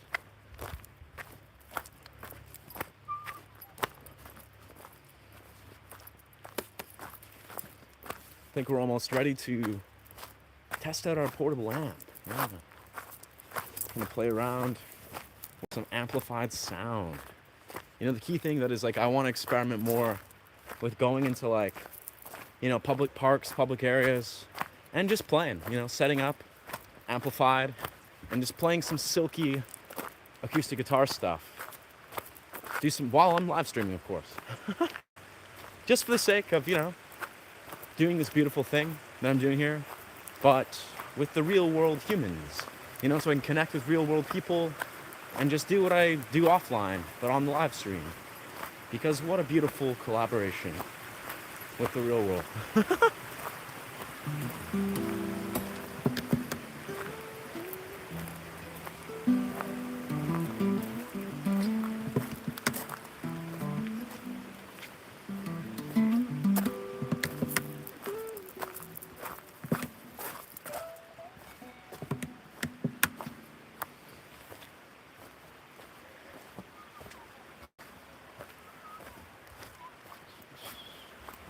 We are here in the woods. Got some ferns. A cold plunge spot right over there. Magic. Magic. So beautiful Australian friends would say.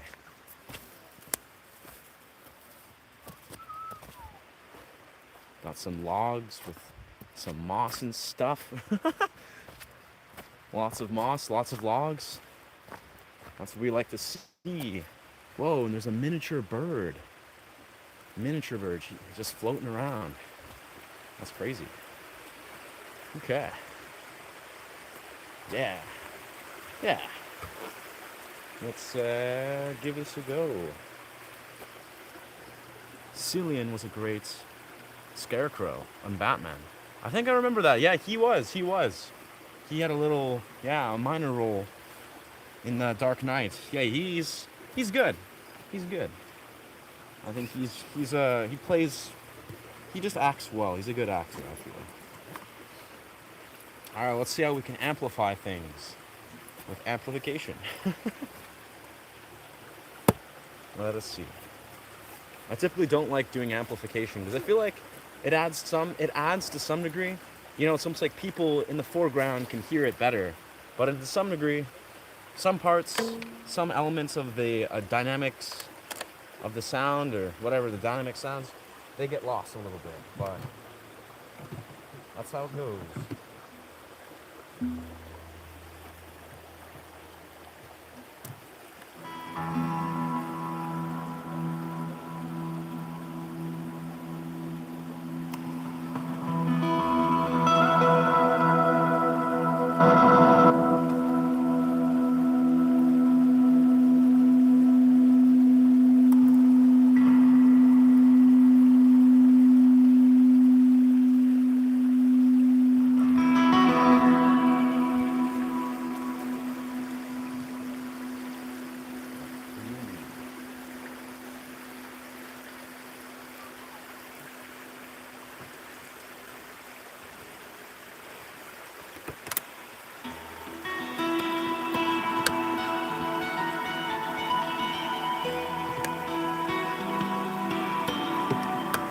It's kind of adding a little bit, but also not really making it much louder. Yeah.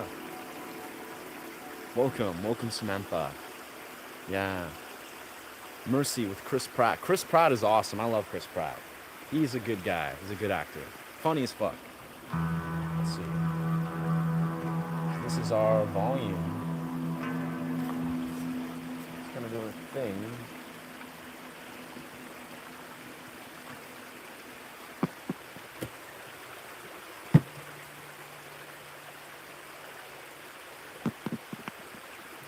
All right. So here we are. See if we boost the volume to a nice degree. Turn that up. Turn this up. Turn this up a bit.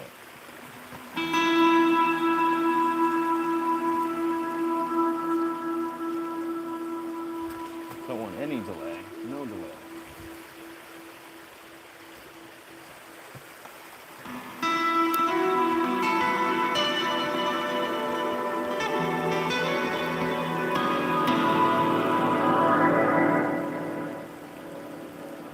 Modern EQ, a little bit of gain.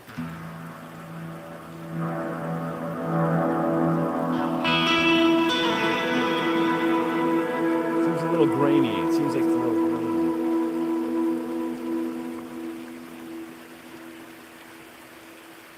Let's take away some blend maybe.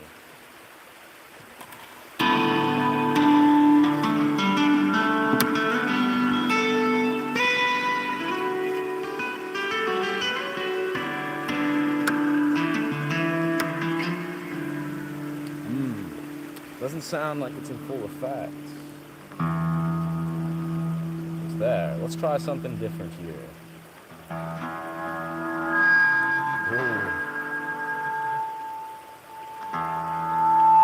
Ooh, that's gonna flip out. Huh.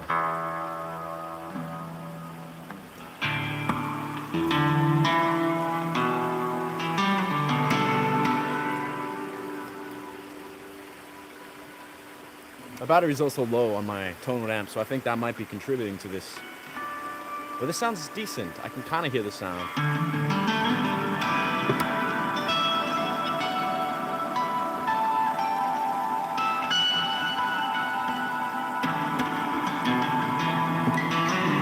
Well, that's better. I think we're gonna have to experiment again once we get our sound where we get our batteries full on our preamp. Just replace those, and then I think the sound will actually be clearer. So that's usually the way it works. But that was a solid experiment. That's cool. We'll just play again, ampless, do what we were doing. It's using our beautiful tonal amp, and it's Oh damn, it just flipped off. Placement is everything, it seems. Placement is.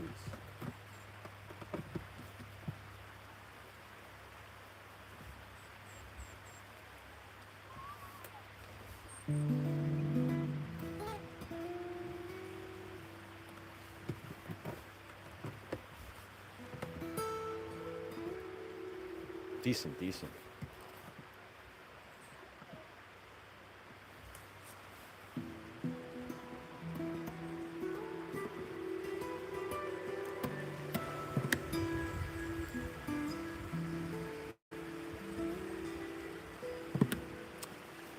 Cillian. Yeah, it is Cillian. Like Cillian Murphy. Yeah. Almost positive. I think that's how they pronounced his name on the Grammys. Or the Oscars or whatever.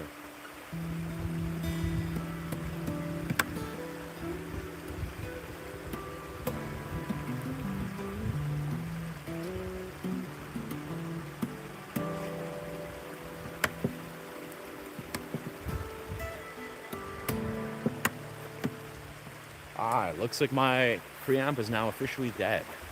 That's okay. That's okay.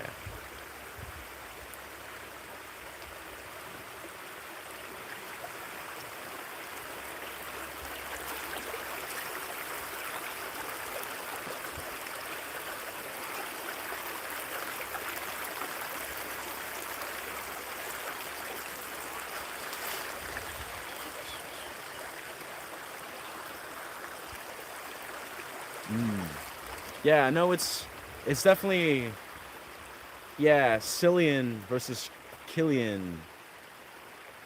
Yeah, Killian Murphy, Cillian. Yeah, it's Cillian Murphy. Yeah.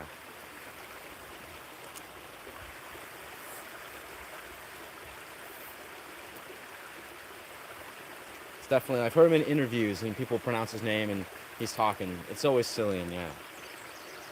Like Cillian, yeah, of course. C.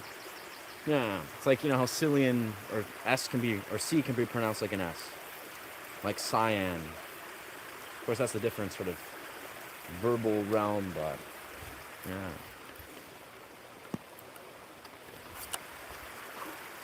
Well, we'll figure it out. We'll unlock this beautiful dimension with this new amp. We'll make it sound like magic.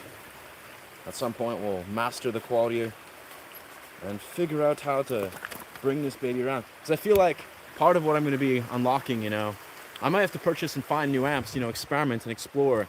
But when I'm traveling, right, when I'm doing travel YouTube and I'm basically just roving about, I'm basically just going to be bringing my guitar case with my guitar, my pan flute, and yeah, a tiny amp. I'm going to be bringing something like this. Beautiful little travel amp. And that's surely basically all I'm going to be bringing when I'm traveling. I'm going to be traveling very light, I imagine. Food I'll just purchase as I go. But yeah, just keep the essentials. Gotta have your lightweight essentials that you can carry everywhere. And that's what my guitar bag, my pan flute is.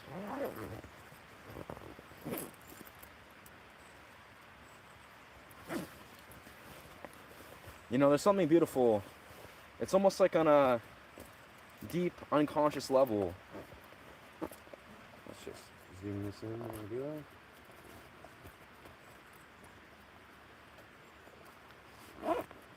There we go. There we are. But yeah, it's almost like on a deep, unconscious level, I've been preparing to travel.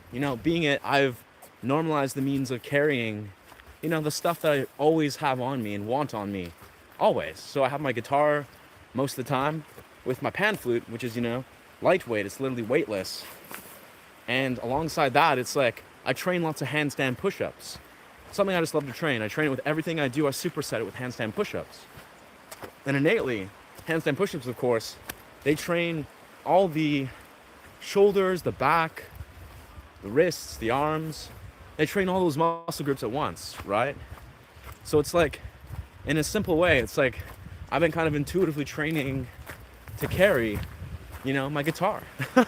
Training my guitar and just to be strong. Have a strong, structure, a strong frame, and a strong back. So I can carry my guitar easily. Carry stuff that I'm carrying in a backpack or a guitar case.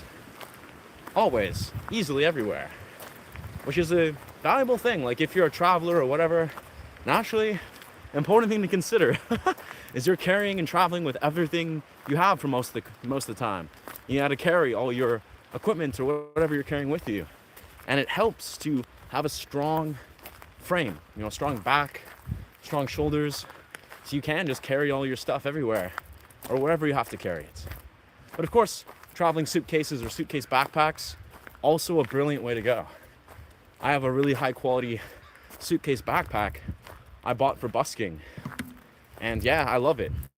And it's very phenomenal. It's like you can use it as a backpack, and when you don't want to carry it on your back, you can just pull out a roller thing and it rolls.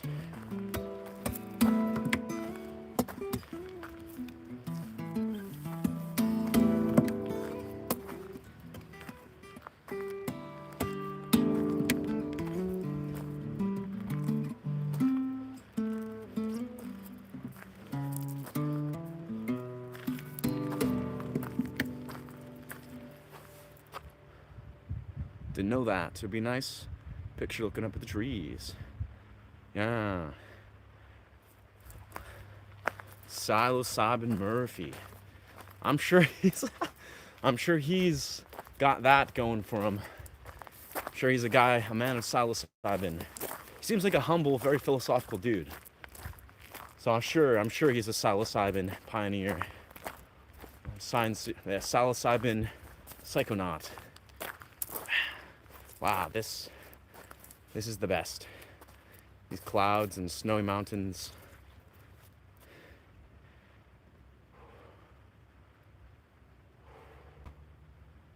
It's just top tier, top tier. We've got this excellent tree here. It's a great tree to just sit around and hang on.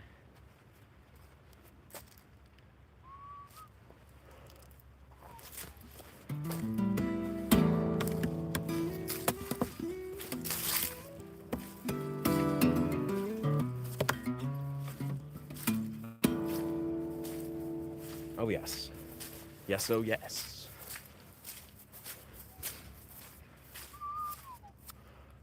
Goblins.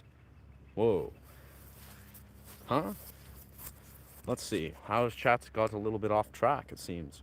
Didn't know that. Heck. Well, I don't know why Max Lee feels it's relevant to say something about invading Iran to people. I don't know. That's let's hope, yeah, nobody does anything. Let's just not invade anybody. Let's truly not invade anyone's boundaries to start. Let's not invade people's YouTube chat portals, and let's surely not create war or yeah, let's just not go to war. Let's just not do wars, people. Like honestly, I might be saying that with yeah, a tone, but in truth, we don't need war. We gotta just as individuals learn to honor each other and love each other. And yeah, hopefully in time, we can step outside of this, traumatized ancestral patterning that feels like we gotta conquer and dominate and kill each other. But that's gonna take a while, friends. Let's be real. We gotta buckle up. For what humanity's, actions have served consequences for, and us as individuals, especially as artists, as not just artists, but people that are, free thinkers, that desire to make this world, a better place. People that are strong enough to take action off of what they feel is right. Those are the people that's going to change this world. This is pretty obvious maybe, but I feel it's important to remember that. It's important.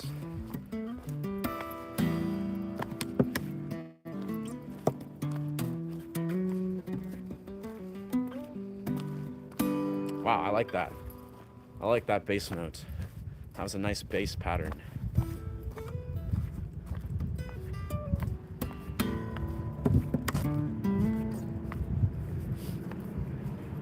Oi oi. Meanwood Lowell. Woodloch Lowell. Except North Korea, let's bring them food. How are we getting derailed? Yes. Photography. Do you do photography? Amazing area to do so. I want to be definitely capturing everything. Oh yeah, I don't do photography actually, not a lot. I do videography though. I love videography. You know, it's like kind of what I was exploring a bit with my video Welcome to Middle Earth, where I was just like, you know, exploring a like director perspective, where I was capturing creative angles of the forests and, you know, wandering through the forests. That I really love. I'm very passionate about videography. Yeah.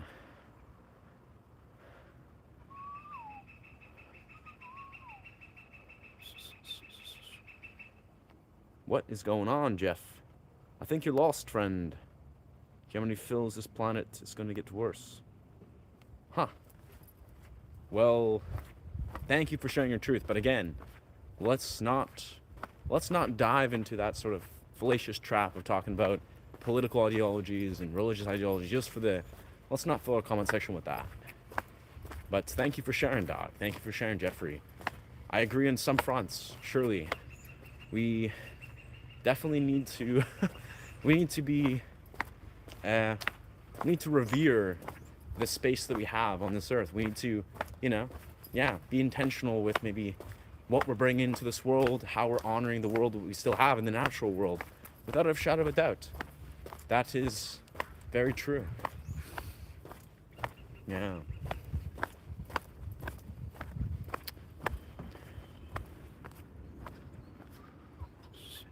Dude, I'm in Cape Breton, East Coast Canada. There's not nearly as much green on the ground here. Yeah, word. Word. Yeah, bro, that's the thing is British Columbia. They you know, they call beautiful British Columbia on our license plates because it's very green. It's like, yeah, it's pretty wild. It's like green so rampartly, for lack of a better word. It's like everywhere. You know, if you look on the map and you click British Columbia, it's like there's a, you know, a section of it that's like the lower mainland, that's like cities and what's the word, suburban, but a lot of it is just valleys. It's valleys, forests, like endless valleys and forests. It's magical. I mean, I've just lived here, you know, my whole life, but it's like, it's so bizarre to see that, to see just like how rich, you know, British Columbia is in forests. It's just beautiful. It's really like you can just stumble into random parts. I mean, I live in a particular part that's very green, like Westwood Plateau. It's just green as fuck. Fresh Preg. What a trippy truck. Yeah. Something to be said. Huh? Interesting. And there's something to be said about just like neighborhoods and, you know, living areas that are just like neighborhoods that are just surrounded by forests, like where you have forest present, where you're able to, you know, just walk into a little forest bed or path, and it's just magic. It really increases your quality of life or enhances it, I've noticed. Wherever I move to next, you know, without a shadow of a doubt, definitely going to invest in someone that has like a very rich nature area, natural world.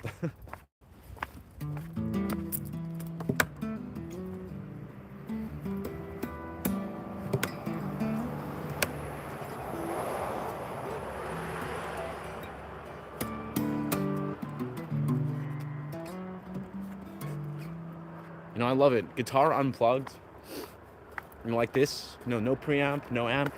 It really invites a very unique way of playing. Because, you know, it's like guitar, I think, when you're using, say, a preamp, like I do for the tone wood amp, it invites a very gentle, a very, you know, patient, nuanced level of playing.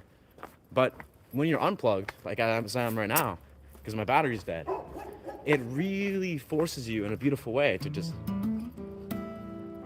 focus on very technically clean, but also very like rhythmic, dynamic guitar techniques, you know, guitar executions, where you gotta be like,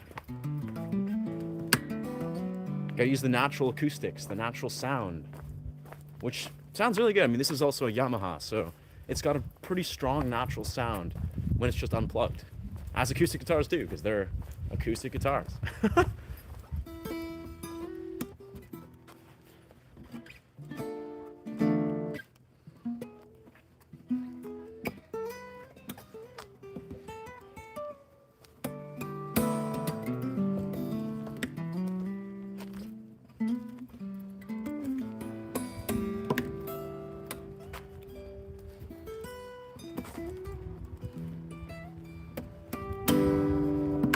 course, the harmonics even. Harmonics, they definitely read very beautifully. Yeah. Nice. Why are you galloping? I'm walking, brother. I'm walking, as a human does. What's going on, man? Pretty good. How are you? I'm very good. Life's been great.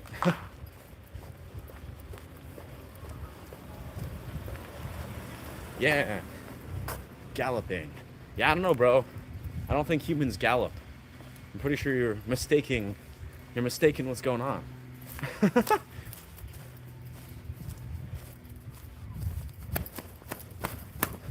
Could be the angle, the POV of this guitar stuff. It's throwing you for a bit of a curveball. Oh. All right. Flip on that guitar, or flip on that fireplace.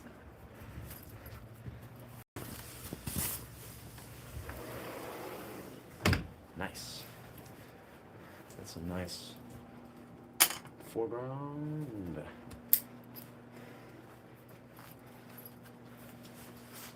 Magic.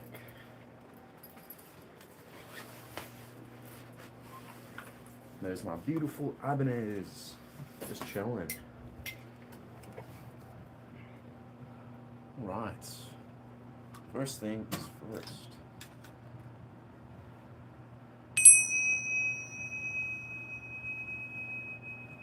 No.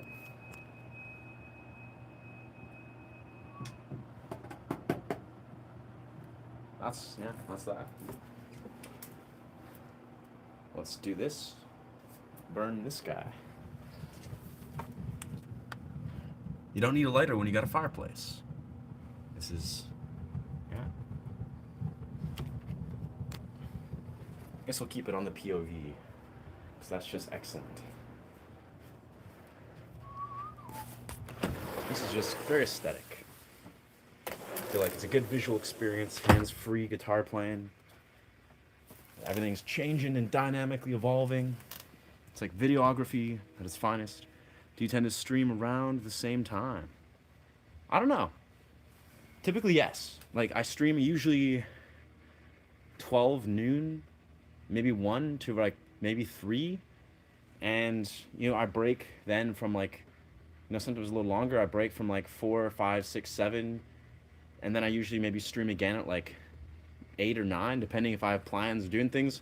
It's basically like I stream in the morning, in the afternoon. So the afternoon, you know, PST time.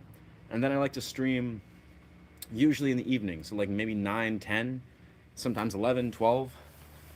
I don't know. I'm just trying to gain watch hours, you know, build an audience, not burn myself out.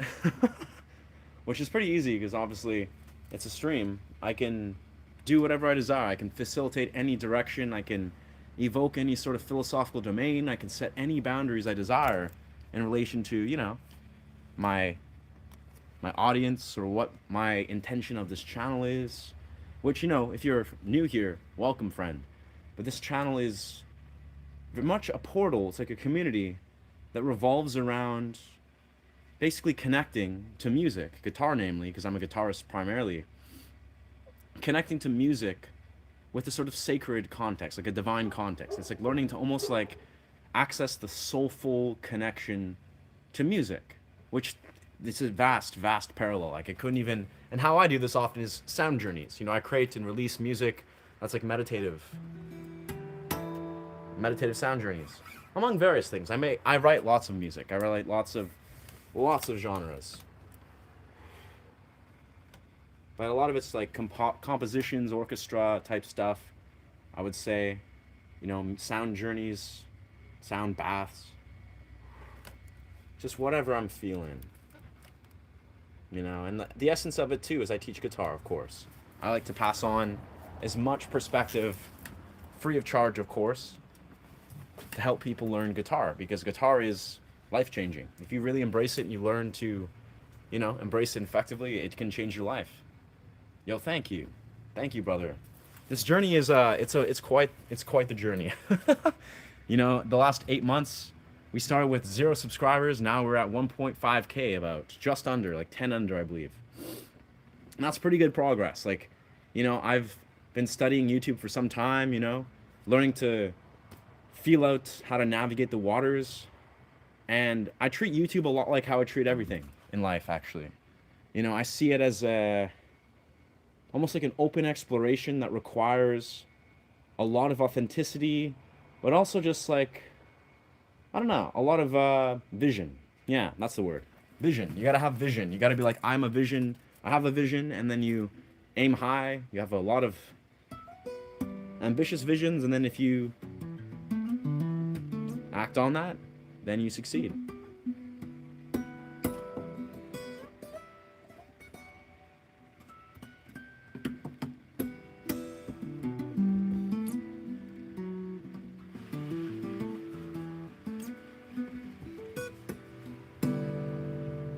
Man, I'm really loving these harmonics, or these tapping. Slap harmonics, sure, but the tapping. There's tapping today, brother. And you've had my subscription. I'm proud. Nay. Yo, thank you, dog. Thank you, Jay. Thank you, J3Z Productions. I appreciate that, dog. Honestly, bro, you guys surely, like, the passion, the sincerity of my viewers and subscribers have 1000% been a massive part of how this journey's unraveled. Like, you keep me inspired to put out quality music, inspired to show up every day and grow this channel and go deeper down this YouTube rabbit hole. Like, this is my livelihood. Like, I really desire to go really deep in this. As I've spoken, I desire to just be a full-time YouTuber, travel the world, receiving YouTube paychecks, performing music around, doing just the YouTuber stuff. And I'm certain it's going to happen, and I really appreciate all the support. Like, I appreciate the continued, I'd say, resonance, where, my viewers and myself, we're continuing to just authentically resonate, do our thing, show up in the real world and make things happen with an intention. It's like, we as humans, we can live our lives in all these different ways. And I think this is part of my channel, why it goes in the direction it goes, which is, positively, is I like to keep it real. I think I got an idea, friends. I got an idea.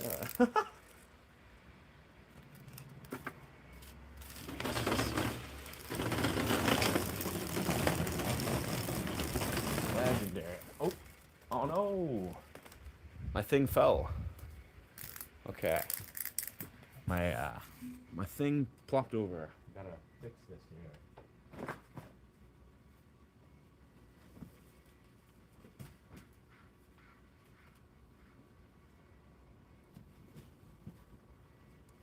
There we go. Nothing to it. That's it.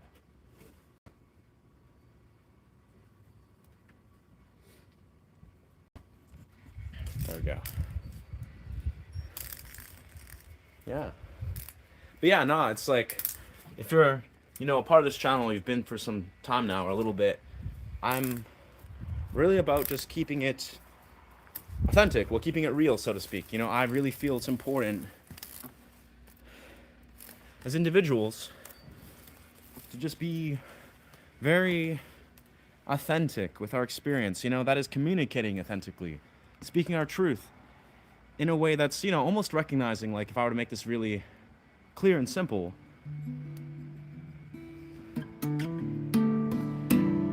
it's like letting yourself see clearly what it is you desire to create and bring into your life, what you're inviting into your life. Exercising authentic communication means reflecting, what you desire to create and absorb in your reality, right? It's like, it's very philosophical. It's like metaphysical philosophy, actually, at the core of it.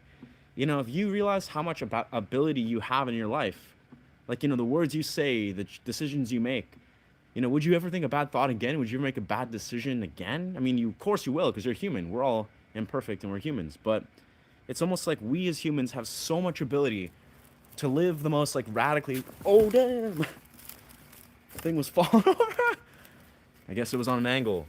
I want to lie down there. I liked this positioning. But yeah, no, that's the simplest piece of it, is like, we as people have so much ability to shape our reality, to set the tone for what we absorb and invite in our lives.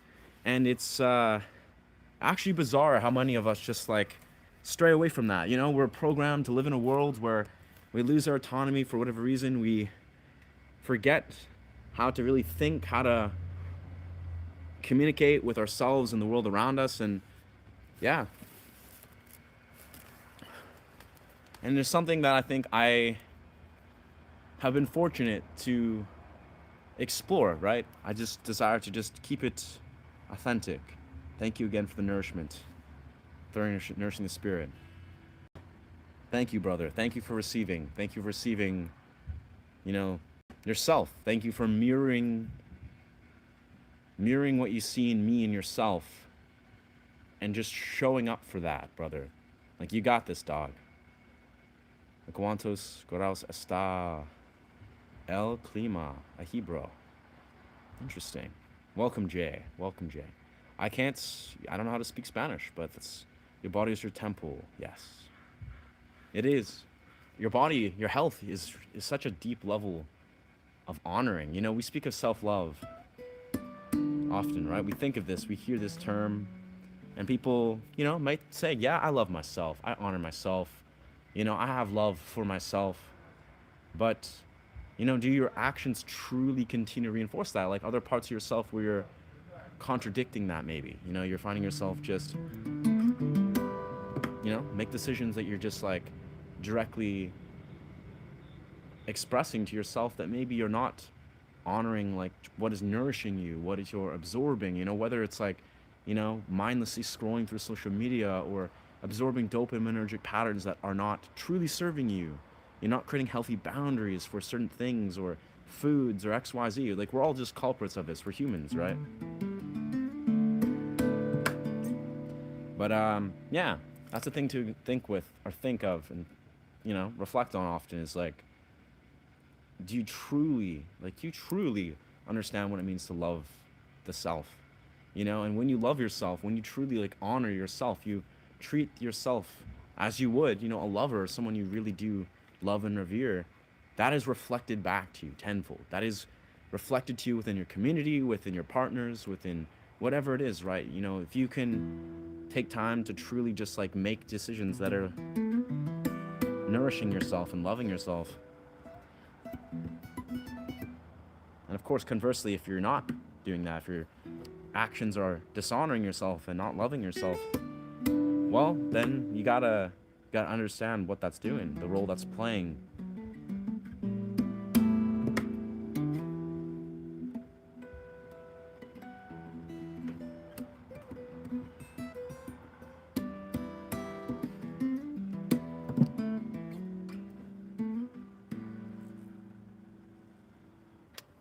I'm gonna grab my wind instrument. I believe, before I forget, I tried to connect with you in Discord. Oh, word. Yes, you did. Yes. Interesting. Yeah, you said that. I know. I said last time I had plans all of yesterday. Well, towards the end of the day. So my day was kind of rushed, but I think, yeah, I'm just gonna make a post. I'll make a post where I'll repost the official Discord for those of you that are curious. It's yeah, it is like, again, it's a Shay movement portal, but the Shay has like the dots under it, like the Yoruba African symbolism. So it's very strange, the spelling, but I don't know. Again, I'll repost the link. I'll repost it, surely. As I know right now, it's literally just an empty. If I'm not mistaken, it's a pretty empty Discord. But absolutely, I think Discord is it's a great platform. It's got good applications.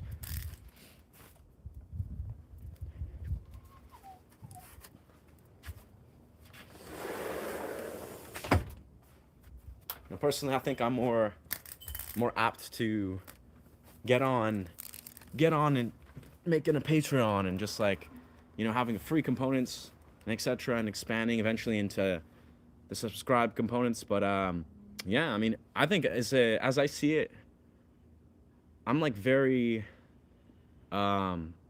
patiently navigating these waters. You know, my core focus is always going to be YouTube, and YouTube is quite the endeavor, right? Like growing YouTube, you know, posting, nurturing a YouTube is it's a task, and I think it takes a lot of my focus at this time, as it should. And it's almost like, you know, to create other little subpar or sub communities of that, like Patreon and Discord and stuff, Discord's obviously pretty easy. It's like pretty effortless, but I think yeah, it's like my priorities lied a lot on YouTube, but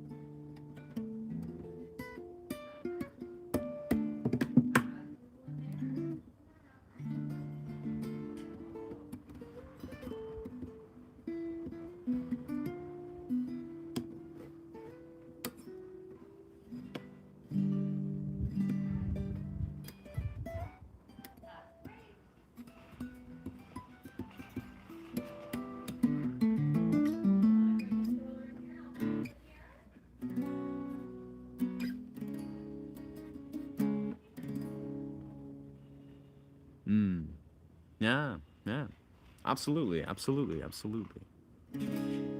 No, I think you're right. You're in the right, and I appreciate, yeah, your continued interest with that. I think I've had others that surely would love to, connect in a deeper level and just express and share things via Discord. It's a great way to community build further. Absolutely.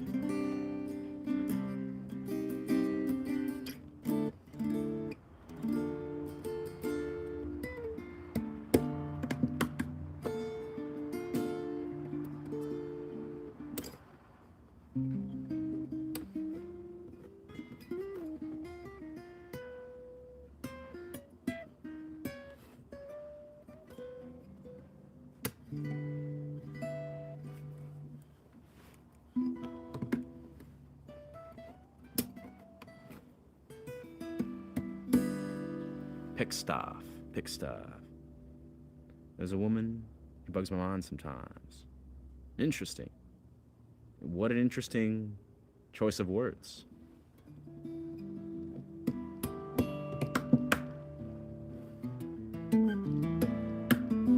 Bugs your mind. So she's like, you're enamored? You're enamored with her, or she's like bugging your mind? Like you're just like frustrated or confused on the nature of why she's in your mind.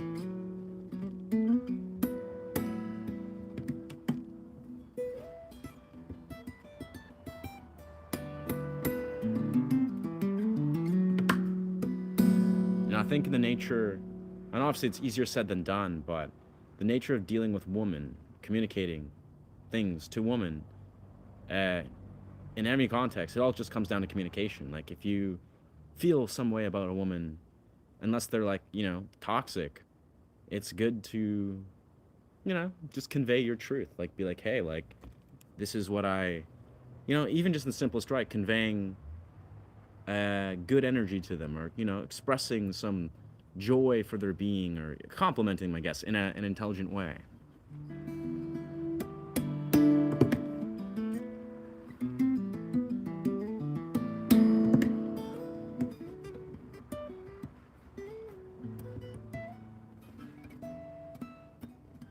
I don't know. For me, usually if I'm complimenting a woman,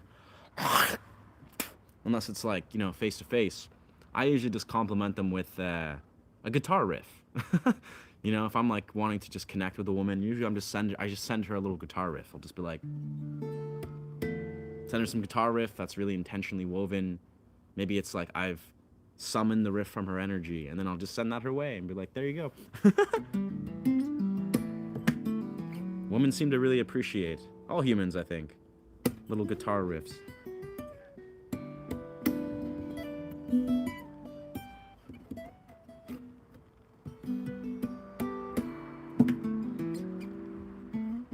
Or music, if you just send them like really dope music.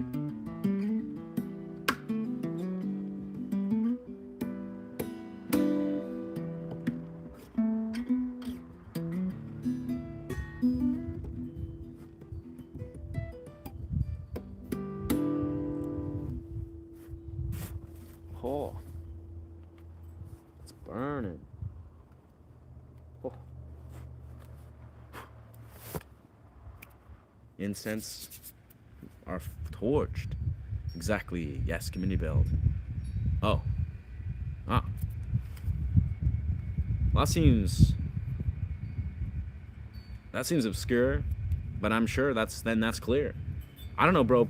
Women aren't women rarely are players. Of course, there's women that are, promiscuous and maybe sexually addicted to promiscuity or whatever. But most people in general, like this is a parallel that I think is important to understand is people are allowed to deviate from the standard models of relationships. Like they're allowed to. They are. Like um a person isn't necessarily by default a player or, promiscuous or whatever person would throw a negative attachment to just because they enjoy intimacy, because they enjoy exploring intimacy, because they're exploring partners, they're dating openly. People are allowed to have models of non-monogamy, models that, perimeters that deviate from monogamy. People are allowed to do that. Now, obviously, most people probably should, and for good right, honor specific models. If you can't manage a healthy, emotionally intelligent, monogamous relationship, you probably can't do that outside of that. Like that's important. It's ethics, ethical monogamy, and ethical non-monogamy. But yeah, I don't know. How do you know this person is a player? Like you don't even know quintessentially her deeper intentions just because she's maybe, again, I don't know the context of this, but I don't like people labeling or trying to box people into things because people have needs, people fit all different perimeters, and unless you've talked about this with her, like in excess, you've had an open conversation about what your perimeters, what her perimeters of the relationships are, you can't really say for certain that she's XYZ. And that's the thing is, brother, you just got to talk about it. You got to have difficult conversations about people's values and intentions with relationships. If you have that, then there's no ambiguity. It doesn't matter if she's into you and you're into her, but you don't have the same values relationship-wise, then that's it. Nothing to think about, nothing to talk about, but it's okay. That's a respectful, acceptance. That's all I would say. A lot of these relationship, misconceptions can literally be solved from just having an open conversation about your relationship intentions, your relationship goals, if you will, if those even exist. A lot of people, like this is me just riffing and offering some unsolicited advice. I notice a lot of people don't know what they want in a relationship. Like you might hear this quintessentially, like, oh wow, this person doesn't seem to know what they want or like or dislike. Yes, a lot of people, they seem to not even understand on the most fundamental level what their desires are or what they want in a relationship. They say, oh yes, I want to get married, or I want a long-term this or short-term this. But do they actually even understand what that means? Do they understand what that looks like in a person? Do they understand like the foundational elements that you lay down to achieve something in a relationship? And these are only things you can learn from actually experiencing and being a student of these social dynamics, right? So people should have conversations about what their intentions are, what the other person's intentions are. Asking, hey, what are your intentions with me or in a relationship? What's your experience with relationships? How was your previous relationship, etc., etc. People have these conversations. A lot of this emotional ambiguity or obscurity, it fades. It's called open, direct communication. And guess what? Often where people learn this is actually in non-monogamy. That's where people often, in my experience, I'll see this practiced. You have direct, open communication if you are choosing to practice non-monogamy. A lot of people that are strict monogamous often fail to do that. Now, that's obviously not the rule of thumb, but if people don't ever have to have difficult conversations that's talking about like the ins and outs of, meaningful, intentional, healthy relationships, it seems that people just stray away from that. And again, in my experience, people that practice non-monogamy, or at least not even non-monogamy, they openly date and they explore and they challenge and stretch the boundaries and perimeters of regular dating without fear. Because a lot of people think monogamy is this like weird fear-based model where it's like, they're trying to control and manipulate each other. Like, oh yeah, that's monogamy, that's love. It's like, no, that's bullshit. That's fear. Anyways, that my 2 cents you can take with a grain of salt, but I stand behind all that. It's like, I don't know. I've had various very healthy relationships, and I've also chosen to practice non-monogamy in bouts. I gravitate towards monogamy myself, truthfully, the last couple of years. But I've had a year where I practiced non-monogamy and was like navigating the waters. And again, learn to communicate, learn to be fucking honest and clear with your intentions, and make sure they are too. If you can do that, if you're not skirting around intentions, and you're not like in this weird fear-based, you know, like suppressed communication model that people try to define as monogamy, if you can break outside that, but wait a second, is this actually like healthy, ethical monogamy or whatever? Then it's like you're probably going to succeed a lot more.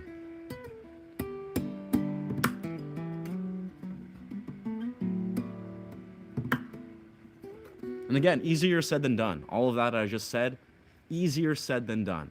Like, these are things that in the moment you're going to be like, wow, this is fucking challenging. That's kind of the point.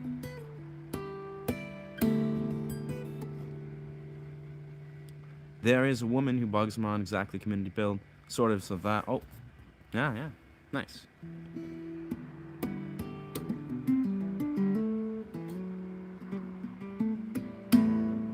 I don't know. Like reading the comments.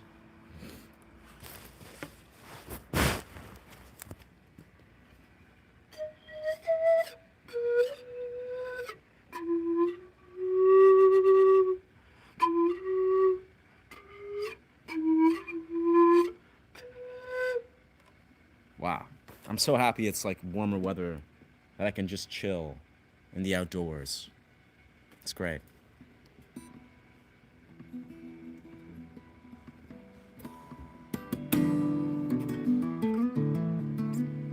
Nice. Heck yeah, dog. I enjoy many conversations. And I truthfully, I don't know, I've been a student of social dynamics for a long time, because let's like, if we're not getting, emotionally invested, if you have a relationship, right, and someone rejects you, or you're in a social dynamic where you feel XYZ complex emotions, you realize that you have the ability to not take these things personal, like quintessentially, and be a student of said social dynamic, right? You can be like, you know what? Wow, that's so interesting that this occurred, or, that I was in this social experience, I felt uncomfortable, or this occurred, or this insecurity arose. You can learn from social dynamics. And dating is like the most extensive, deepest, I'd say most intricate social dynamic. It just is. It's like the nuances of where you attract a partner to how you make this relationship last, all very complex social dynamics that you can 1000% learn from. And how you learn about them is you think about them. You introduce awareness of them. It's like we can philosophize. We can learn about philosophy from thinking and philosophizing and learning from other philosophers. You can learn the guitar from picking up a guitar and playing the guitar and learning from musicians. The same applies to social dynamics. The same applies to dating. You got to be a student of these things. You got to be like, you know what? Let's like really think about these models of this and that. Let's like really look at, the behavioral patterns of this, that, the other in a very neutral, respectful way. Like being like, how can we learn from the people and the choices people make in their lives, and just be a student of it? And when you can do that and not get emotionally invested, you can learn a lot. Like you're just like, wow, you know what? How can I really like take responsibility for my emotions, and also separate yourself from other people's negative emotions and choices? Be like, you know what? If other people are there, revealing their character, revealing their projections, then let it be so. Don't take these things personal, and let yourself learn to honor the boundaries of your life. Oi, thank you, brother. Hey, thank you, Genius. Genius track.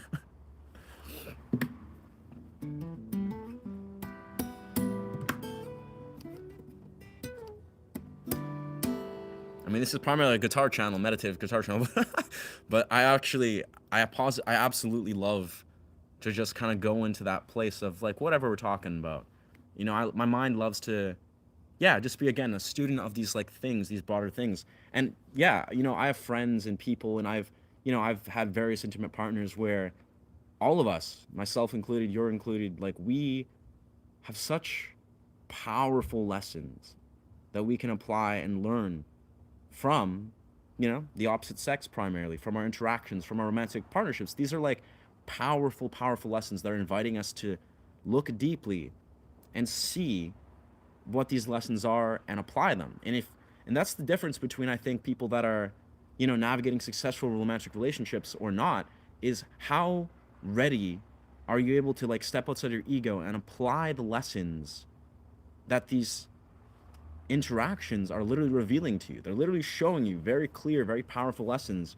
And again, it's not always easy. In the moment, we have emotion, we have ego, we have XYZ projections. So our brain and our mind and our ego, it sometimes needs time to process these lessons. But if you can really look at your life, like, you know what, like maybe I can learn to, change my beliefs about certain people, or open my heart and my mind to, XYZ belief about the opposite sex. It's just, these are such powerful, powerful lessons. And again, romantic partners aside, I'm talking about simply being a student of social dynamics as a whole. Like it's a beautiful thing. It's beautiful. But anyways, thank you for being a part of this channel. Can I play this guitar? You got me, bro. You got me, dog. That's right, Kyle. I can't play this guitar. This is all an illusion. I'm a fraud. This is a prop. I don't know how to play guitar. Part of why I'm a YouTuber who teaches guitars. I'm trying to get people to teach me how to play guitar.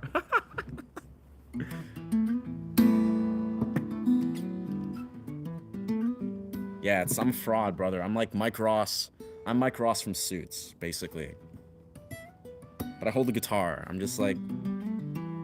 like just faking frauding my way through everything. But I got a photographic memory, so I'm really good at faking everything.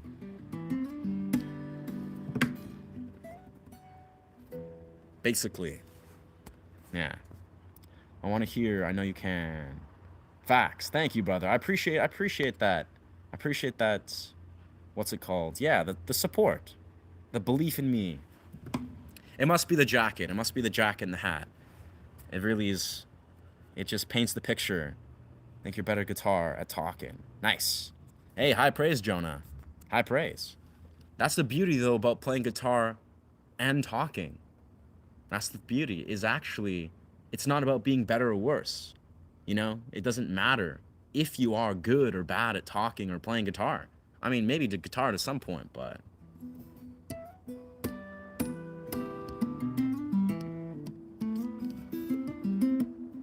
it's all subjective. All this music's subjective. My personal perspective is subjective. So you can say it's good, you can say it's bad. That means nothing. That has nothing to do with if it is objectively either, right? So, yeah, food for thought, brother. I'm gonna continue to do both because this is my stream. But yeah. Is it politics just sad and lacking empathy and deep thought? Oh, wow. Wow. That's an interesting share, brother, or an interesting perspective about, okay, for one, I try to really advocate against political and religious ideology on this channel. I mean, people can express their truth. Like, if you're listening, find a channel, find a streamer that promotes religious or political ideologies. That's cool. Like, express your truth. This is a music channel that's revolving around, like, music, creative expressions. So I really want to deviate from that. But with that being said, to that, I would honestly say that, yes, in some rights, we wouldn't say it's lacking empathy and deep thought. Maybe. Who knows, brother? Like, honestly, we're talking about subjective variables that vary, but absolutely, there's the ability, as with everything, to Genius Tracks, to convey political ideologies and perspectives, and maybe with integrity, with ethical awareness, with emotional awareness. It's possible. It's a possible thing. Absolutely. But I would be as apt to say that most people, if they're fixated on politics, like quotations, we're going to define as politics, they're not very able or capable of conveying their points with those things, with emotional intelligence, with integrity, with ethical awareness. Just probably not. Again, it's a slippery slope. But no matter what, why my cavity is why I don't promote political and religious ideology on this thing is, this is also a YouTube stream, right? I could hold space, like, successfully for a person that's like, hey, I have some political beliefs. Let's talk about it in the real world. You know, face to face, micro expression to micro expression. I'm sure that could, you know, be fruitful. Maybe human being to human being, we could figure some truths. We could talk about some important things. Sure. But yeah, I don't know. I think it doesn't matter if we're talking about politics, we're talking about philosophy, religion, if someone desired to talk about that. Empathy, deep thought, who knows? They could possess empathy, they could possess deep thought. But I think most people in general lack the ability to convey their points with self awareness, with emotional intelligence, and that is argue their points. And again, with like an integral awareness and an ethical awareness. That's just, I don't know, that just seems to be the consensus. A lot of people suck at communicating their thoughts universally. Politics, whatever, that strays into the same category, and it happens to attract people even further from what I've seen that don't know how to define that thing or tread that fine line, you know? And again, that's often why I've only been streaming for like 5 months, and I draw the line and be like, hey friends, we stray away from political ideologies, religious ideologies, is primarily because most people that try to argue on the internet about these kind of, you know, this kind of subject matter, they fail to display the ability to do so in an emotionally intelligent way. And that is what it is. You know, the internet is only, it's limited, right? You know, we're on a live stream, you know, per se. It's like, you can only type so fast. You know, maybe you can use voice to chat or voice to text speech. And I'm sitting here talking, you know, I have a camera in front of me. And that's a little bit, you know, that's a little bit convoluted. And if you're on the internet typing with each other, that's extremely convoluted. So, yeah, you know.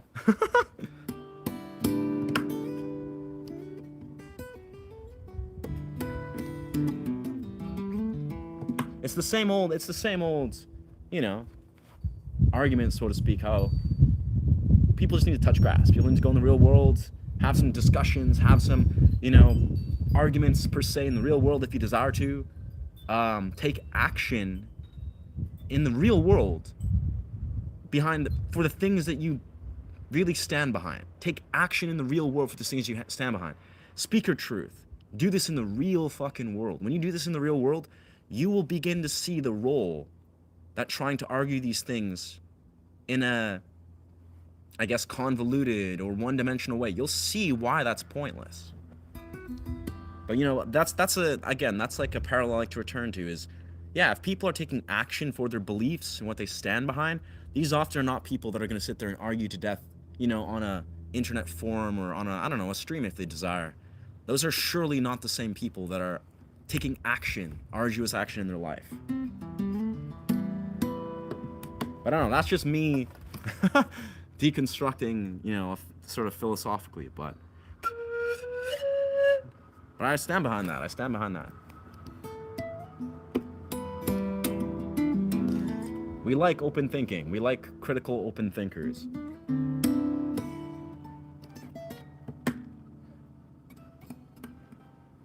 Can't you tell by my hat? I think he's excellent at talking. Nice. I think he's excellent talking. Been in a while doing this, man. Wow. Thank you, brother. Keep doing this. Thank you, brother. Thank you, brother. I mean, yeah. I mean, I've spent many years, like, I actually, a core reason why this channel exists, right, is, and I love to talk about this particular thing because this is relevant, you know, it's important for all of us.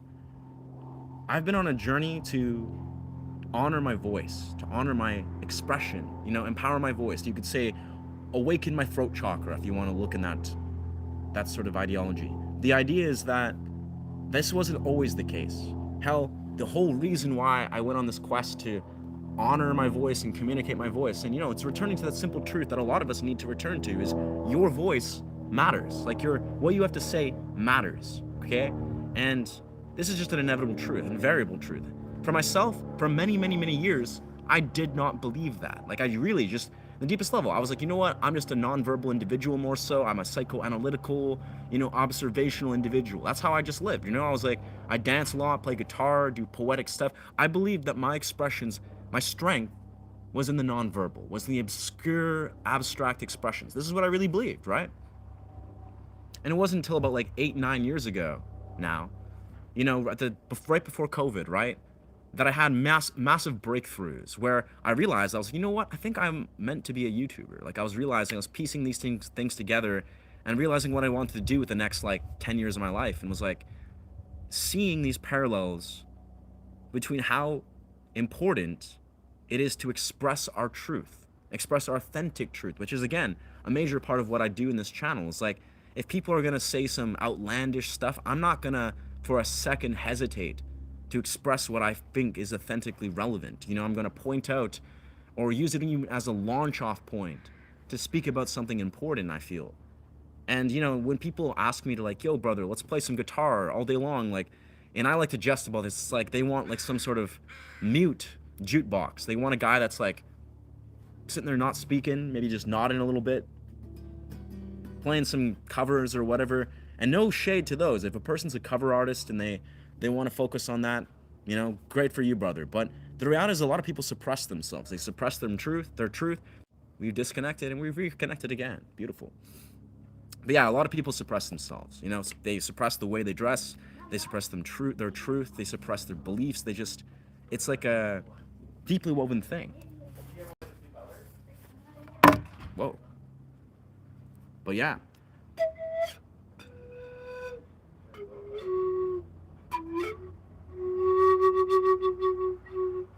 I really just truly believe that, yeah. Like in the simplest right, your perspective matters, your voice matters. Like when you learn to pull those threads and honor that, it's actually life changing. Like you awaken your voice, you learn to communicate to yourself, to the universe, to the people in your life. And yeah, this YouTube channel has been birthed from that. Whoa, that's a crazy angle. It's been birthed from that truth, from that perspective, and it's continuing to embody that, right? That's like, it's huge. And this is just not just about YouTube land, clearly.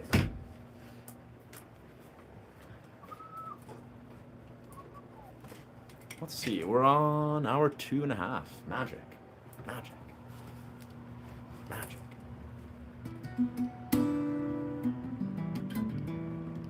Anyway. Message deleted. Ocean boundaries. Welcome, Ocean. Welcome, Ocean. Nah. Would you do a live stream in an aquarium someday? Wow. I've never thought about that. I would love to. I would absolutely love to do a live stream at the aquarium. That's a magic idea. Yeah. Personally, I would say everything is objective. Yeah? You could. You could, Catman. And you're probably not wrong. Yeah. Like, that was probably one of my favorite topics of, like, philosophy, is studying, you know, in critical thinking, like subjective and objectivism.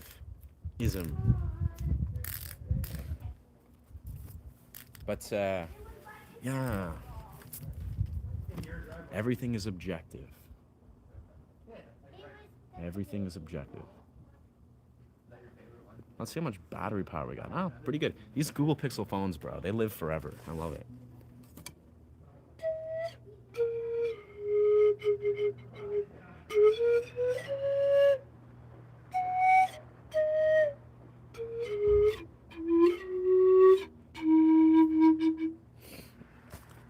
You know, I really like, I'd say, thinking about that.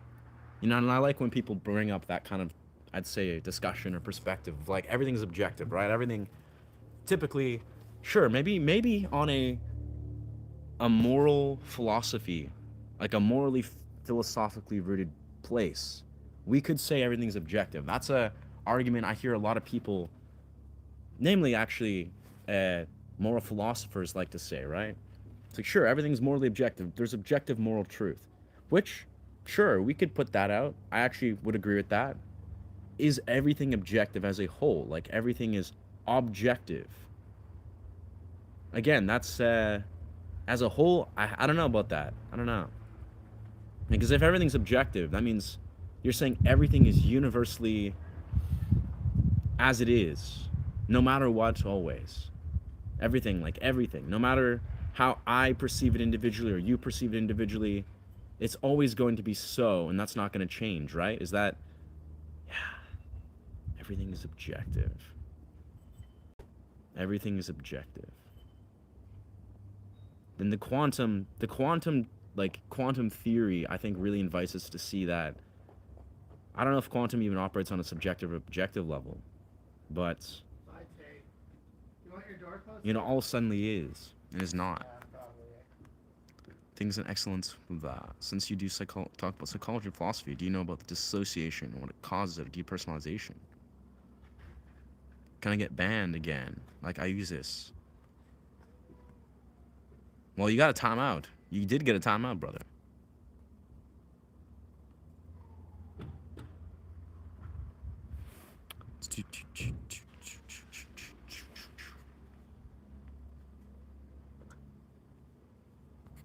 Nah, I know Max Lee. I don't even know what's a relevant stuff he was tossing on. But that's the thing, to Max Lee, brother. You realize, oh. The core thing is I'm going to toss people in timeout if they're just like basically contributing irrelevant, almost like unhinged things to the comment section. It's not even like a timeout for 10 minutes. That's not a ban. That's not me being like, leave forever. That's just me wanting to clear up and filter the comment section respectively. For you, for me, for the other viewers, this is a YouTube stream, my man. It's like there's thousands of people flowing through, in the next hour or so. So for the sake of, honoring the sort of what's the word?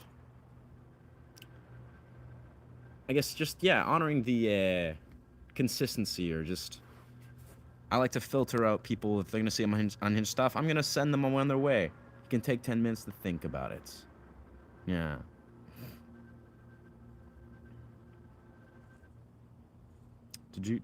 That's true. This community has been helping me clear my ideas and thoughts. That's rad, bro. It's again, powerful things, my friends, truly occur when you basically give yourself permission to just authentically communicate to yourself, to the world. Like, think about this. There's so much that's gone awry with people that are suppressing their authenticity, expressing your authentic truth, whatever it is. I truly believe that the root of so much suffering and indifference is actually just suppressing your authentic truth, expressing your authentic expression and everything what that is. When you express yourself authentically, you become like almost like a penetrating force of nature, like a catalyst that's able to basically challenge and break through a lot of the like social and manipulative conditioning that is present. Because this is the reason a lot of us, we're suffering, we're struggling, we're dealing with XYZ. It's because we're suffering from very deep levels of programming and conditioning that's genuinely not serving you. Some of it you could be like, oh, but this is this social convention, this, that. A lot of it's malicious, it's manipulative, it's manipulating you, it's trying to control you, manipulate you. And if you're not thinking as a free individual, if you're not authentically challenging these models, authentically expressing and honoring that, then this programming can seep in and control you in such a way. Not to say that's always the case, but that's a deeper piece of this.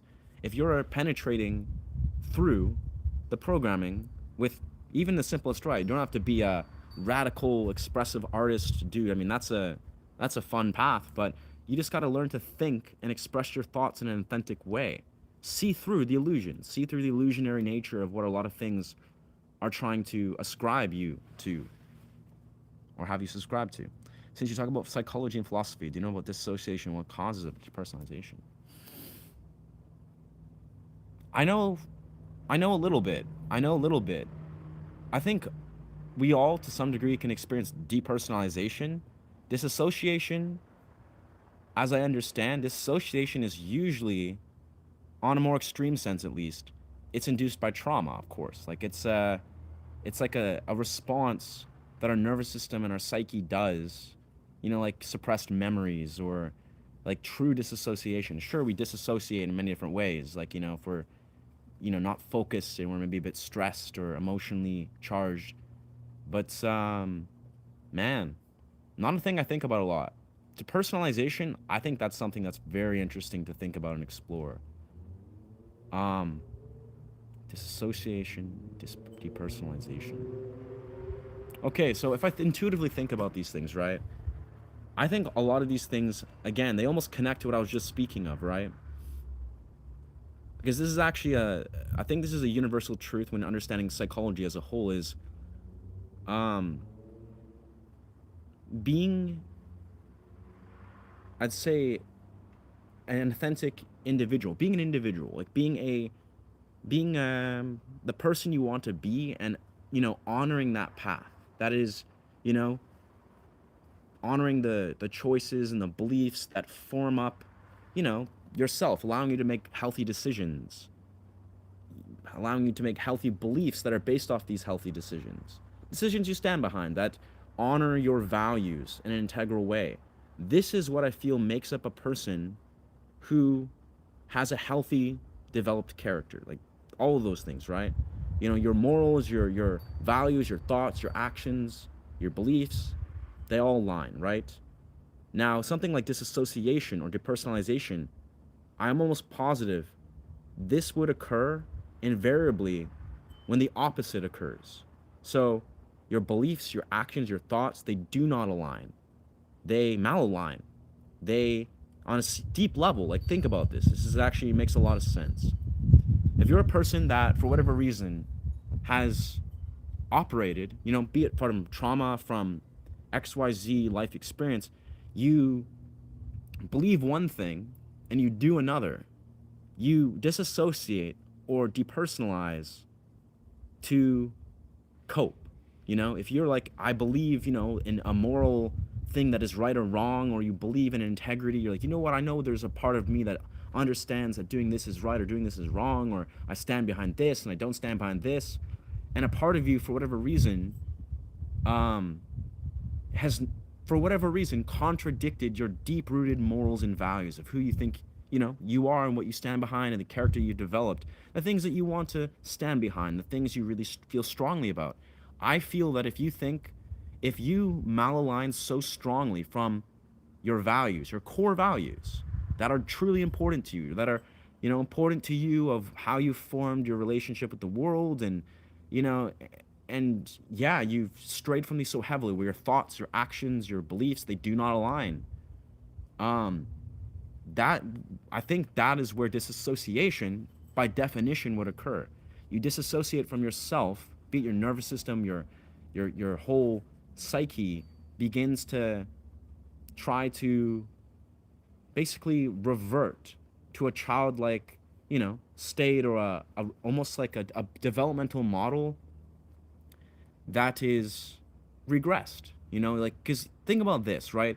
A healthy developmental model, like, is everything you could think of does revert to how we have developed, like our behavioral models. Think about this. We as human beings, we go throughout our youth, our teenage years, our adult life, and we're only often as mature as our behavioral models have developed into. So that's why some people are 30, 40-year-old men or women or whatever, and they operate out of adolescent developmental models. Like, they haven't developed their psychological models. Like, their relationship with, who knows, XYZ, this, that, is not developed. And I think, yeah, it's like, if a person isn't living in integrity, they are not, basically, again, their thoughts, their actions, and their beliefs and all that is not aligned. Like, on the deepest level, they're maybe malaligned. They're acting against their beliefs. They're acting against their ethics and their morals so frequently, they're going to disassociate as a coping mechanism. And what that's going to do is it's going to regress their actual healthy development. Because when people develop as adults, like, you're an adult, you're regulated, you're operating of healthy, mature developmental models, which is the goal as a healthy adult. You want to operate out of mature, developed developmental models, right? That's the key in every door that you could look at. You're like, oh, I want to be self-aware. I want to have healthy relationships, healthy community. I want to see and think with an open mind, and discern effectively and intelligently. These are all developed behavioral models. This is what this is.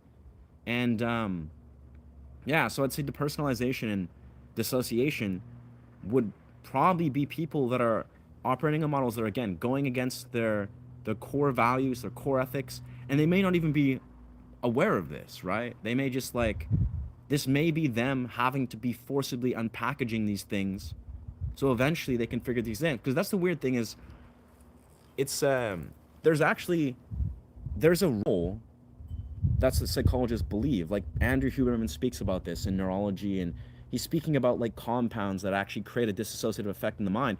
There's a reason why the brain disassociates. Like, dissociation has a role. Now, namely, the dissociative, what is it? The dissociative center occurs when we sleep. Like we disassociate in our sleeping world.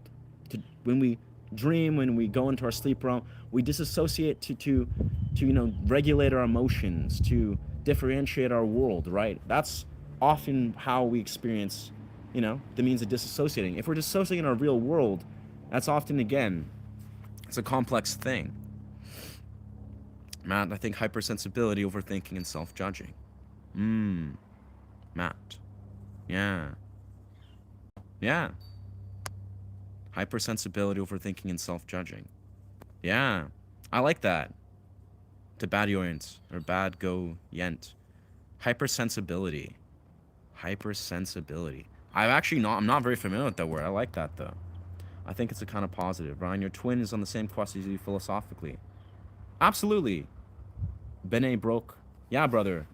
My twin, I think for some reason my brother didn't have the same philosophical stance as I did for many years. Like, he almost more resonated with like nihilism, and I don't know, I think he took a little longer to get to the same place, but surely he of course he does.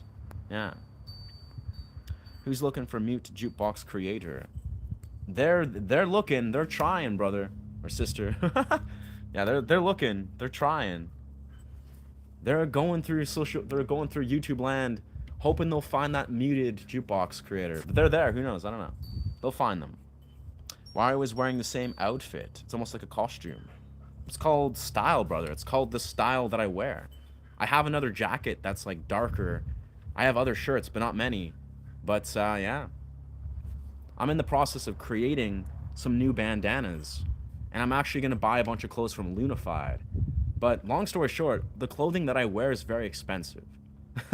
It's all, it's expensive, unique clothing. So it costs a lot of money to buy all the clothes I wear. If I could afford it, which I will in the future, I would buy like several outfits of all the same sort of aesthetic. But all the clothes I wear is very expensive, yeah. The suffering period is to prepare you for the best to come.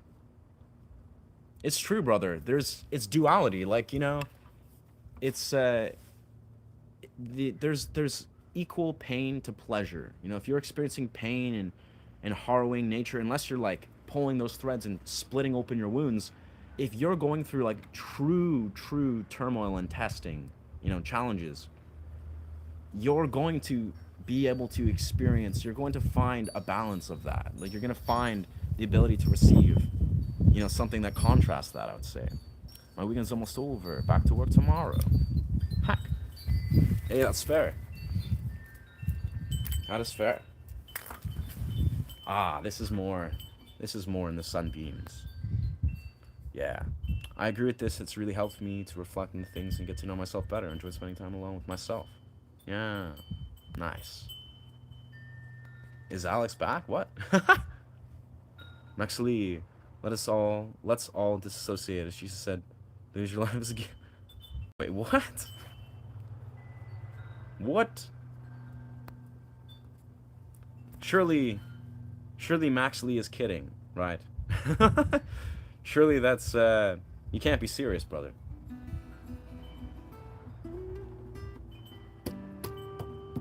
All I can say is, we all have limited ability to communicate, but if you're saying, I think you missed the whole point.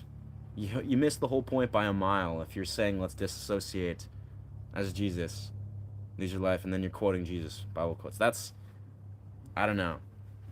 Yeah.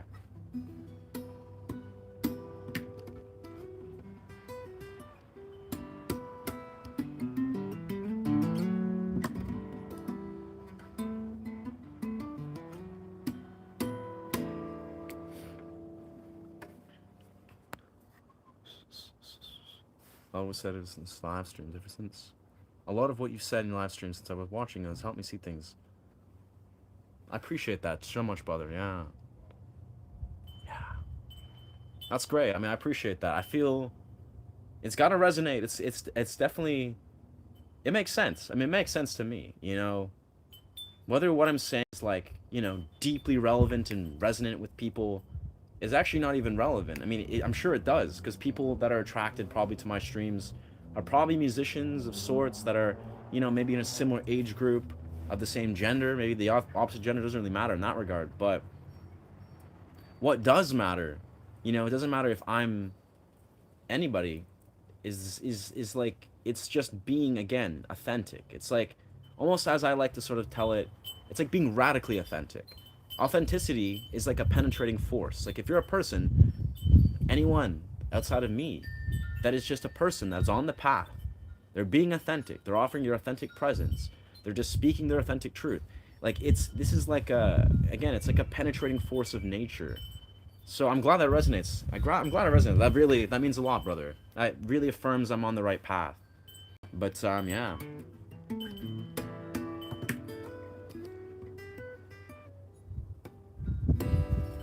It's like we all have that ability to just like be radically authentic and be ourselves, and yeah, penetrate through a lot of this crazy chaos. I gotta wipe down this. Where did this residue come from? Yeah. But again, because that's the funny thing. I've thought about this for a long time, right? Some of my favorite content creators in YouTube land, their words, they have good words to say. They say it in such a way that's interesting, but it's more so the energy of how they say these things. That is what is special. That is usually what is penetrating, and that's usually what is attracting their people. It's just the underlying energy of the way they're saying certain things. It's not a thing you can fake. You can't really fake an authentic presence. You mean, maybe people can try for whatever insane reason, but the idea is that words apply, but it's like, it's the authenticity of like how a person shows up and whatever it is. And the good thing is, actually, there's no real right or wrong way to do it, quintessentially.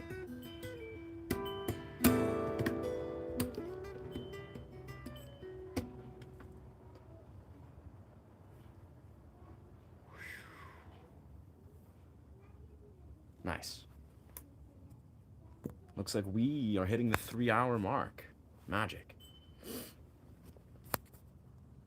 Yeah, I don't know. I'm trying to remember why I think I gave Max Lee a 30-minute timeout. I'm confused.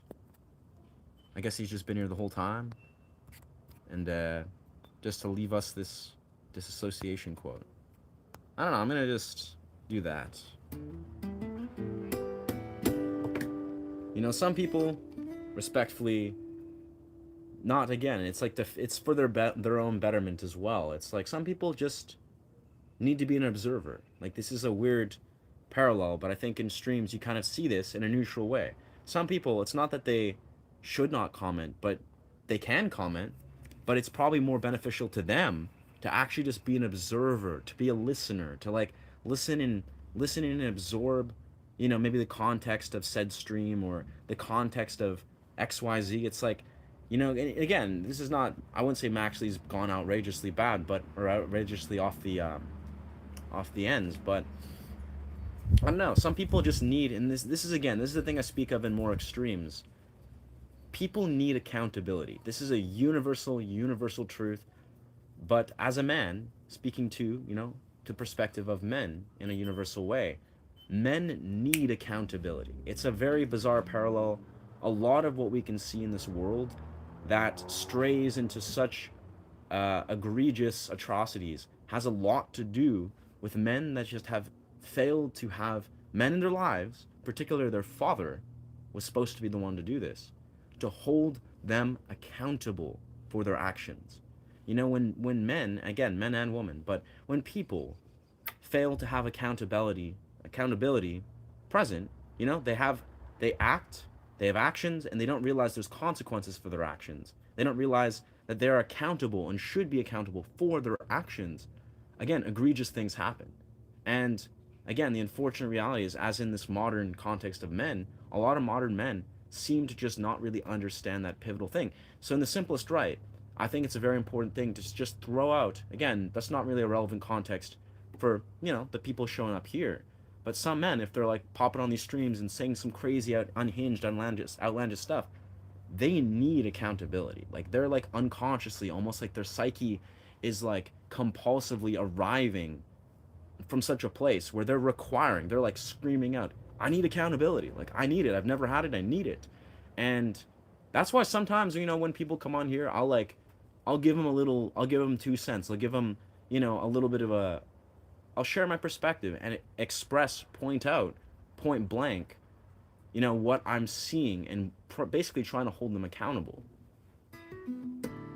Now, again, obviously, these are men that probably need it much more in depthly from their fathers, from the male figures in their life. Like their fathers is who should have held them accountable. But, for whatever reason, they failed to do so, and that is what it is.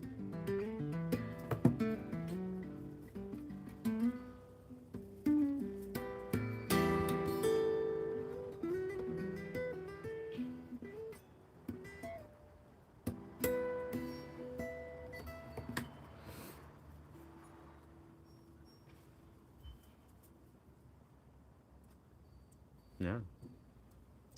They have to reflect on their thoughts before speaking, as I call letting your thoughts ferment. Absolutely. Absolutely. And honestly, even further in a beautiful way, a lot of what the ancient Japanese, the Taoists and the Zen Buddhists and many ancient cultures can literally teach us, our ancestors. There's so much beauty in like the silence, in honoring the pause and all these ancient philosophical wisdoms where not only think before we speak, to not, yeah, operate of a compulsive model, but why not honor our thoughts? Why not like really revere? Not always, maybe. We live in a modern society, but why not like, honor and revere the pause? Like, why not just like speak with true intention if we can? Why not see the beauty in that? You know? I mean, Max Lee, I think, was constantly, what was it? I don't even know, something about, he had I think a moment he was speaking about religious ideologies, and then he was saying some other stuff. It wasn't like, again, I wouldn't say I'd dismerit him from here. He wasn't like, I honestly don't remember the context, but I think I wanted to clear up the comment section. Yeah. If I could go back in the comments, I could find it, but I never knew my father, my mother. Wow. Very young age, and then moved out and started my own family. Yeah. That's beautiful. Yeah, it's, yeah, some of us don't have effective masculine energy. For most of my life, I'll be perfectly honest, I think, yeah, that was a neglected element. Healthy masculine energy was not present in my household, without a shadow of a doubt. It just wasn't. That doesn't mean that we cannot see how to identify this in a society. Have healthy masculine role models and find ourselves resonating, connect with, the brotherhoods in the larger context. Our brothers are models of healthy masculine energy. That's fortunately something we can achieve. But yeah, I don't know.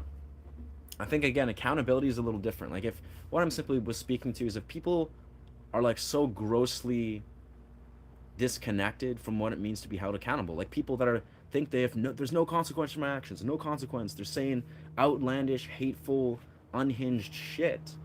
You can be certain that those are men that are like they've gone off the deep end. Like they clearly need accountability, like their life depends on it, and they don't need it in a kind, open-hearted way.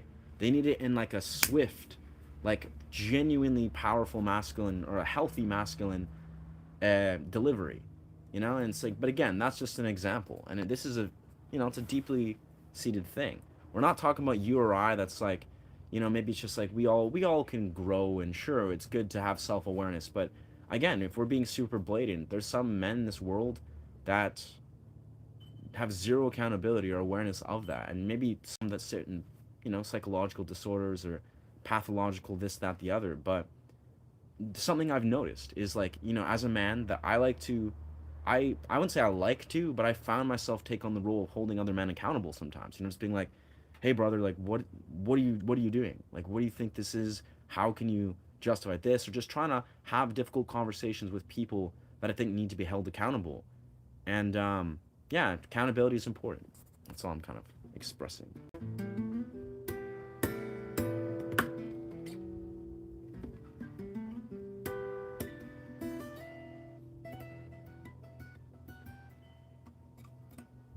I really need to get some new I need to buy some batteries, just a whole pack of batteries for this preamp.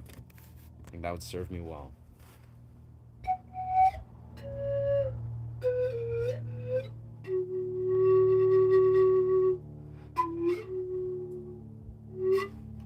What time is it? 2:52. Word.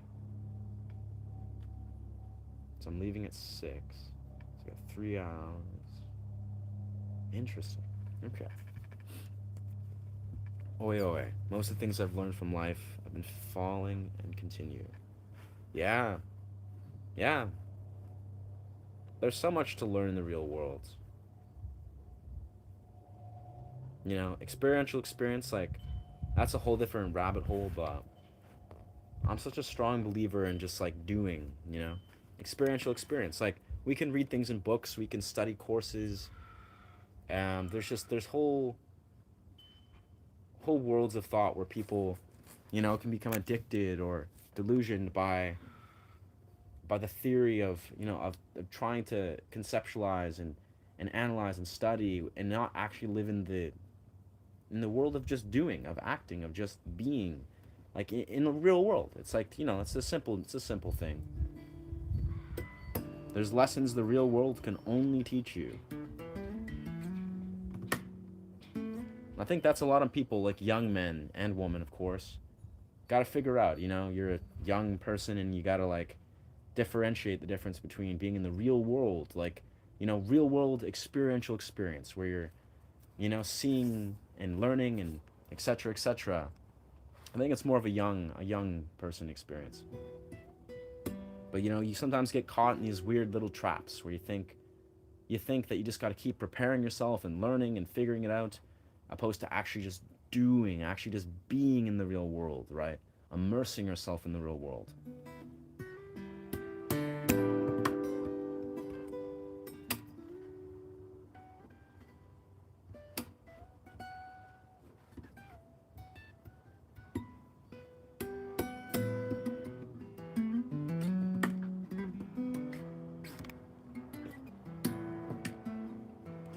It's crazy how much parents' upbringing can affect our lives.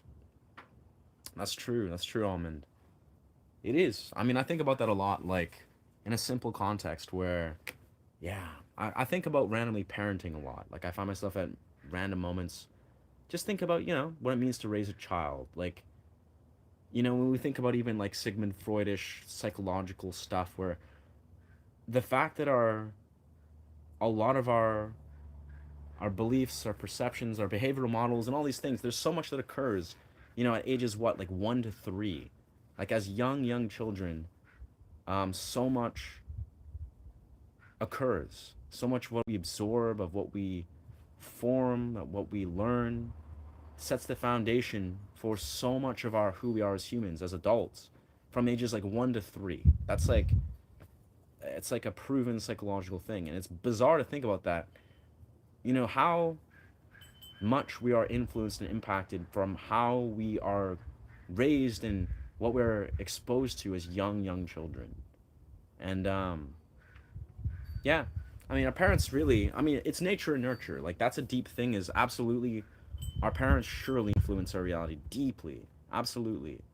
You know, the way we're raised and etc. But of course, there's so many different parallels. That's not just about, you know, how we are raised, but it's also about the setting and how we choose to perceive that setting and etc. But I mean, yeah, it's, I don't know. That's a thing that's complex, I think. Obviously, because live in the Western world, I live in Canada. Surely I have a billion things to be very grateful for. Remember what I said, and haha, it's good that it made me a more aware and down to earth person. Hmm. Yeah. Hmm. Absolutely, dog. Yeah, welcome, Almond. Hey, Ocean, hope you're fine. Healing myself little by little every day. That's rad. Hmm. How's your current social circle? How does your central nervous system feel around them? My current social circle. Wow. Overall, pretty good. Yeah. Like, my partner is phenomenal, as the one I've been dating the last few months. She's really, like, intelligent, very fun to be around, very safe. Um, My immediate social circle, I mean, it's pretty tight. It's like I go to dance events frequently.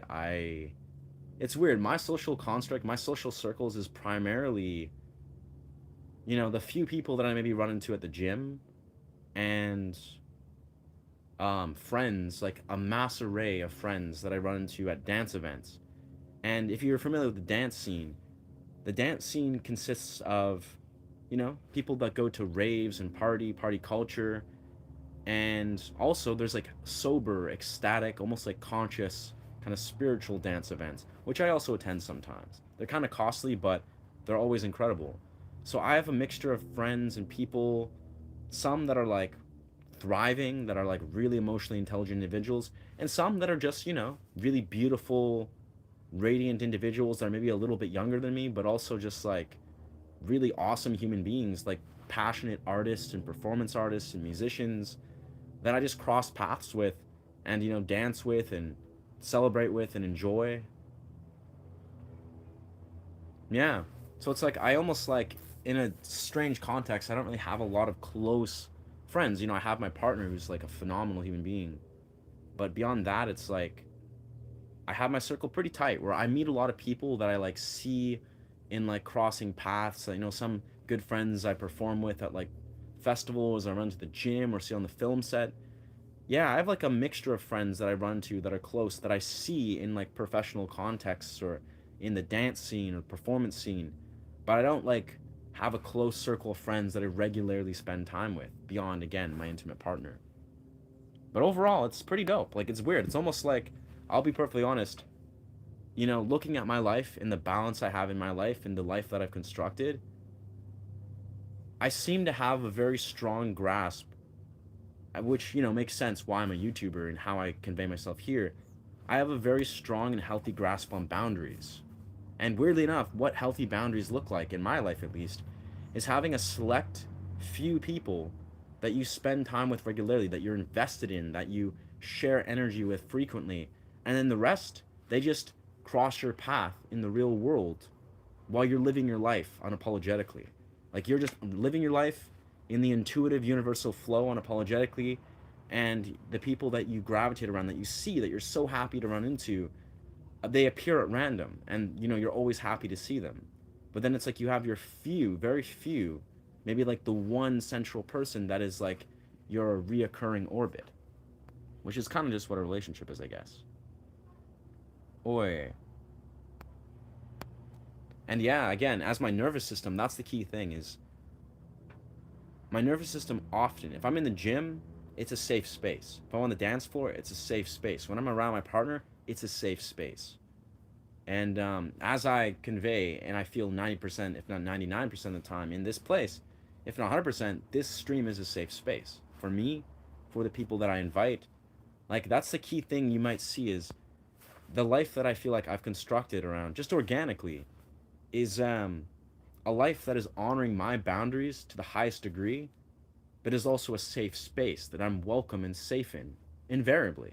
This obviously doesn't mean that I don't come across people that are dysregulated, that maybe, deviate from that. But I'm so rooted in, what I know my boundaries are, of what it means to honor myself and the people in XYZ, that even if people who are dishonoring that, who are basically unsafe, so to speak, they bounce off, or they fail to penetrate my energy, like if they were like, being hit by like a, I don't know, lava or something, or by a lightning bolt. It's like a lightning bolt. If they were to even approach me with a level of unsafety or negative projection or hate or whatever, they would get such an immediate projection that they wouldn't I don't know, they wouldn't continue that. That's what I've noticed. It's a weird thing.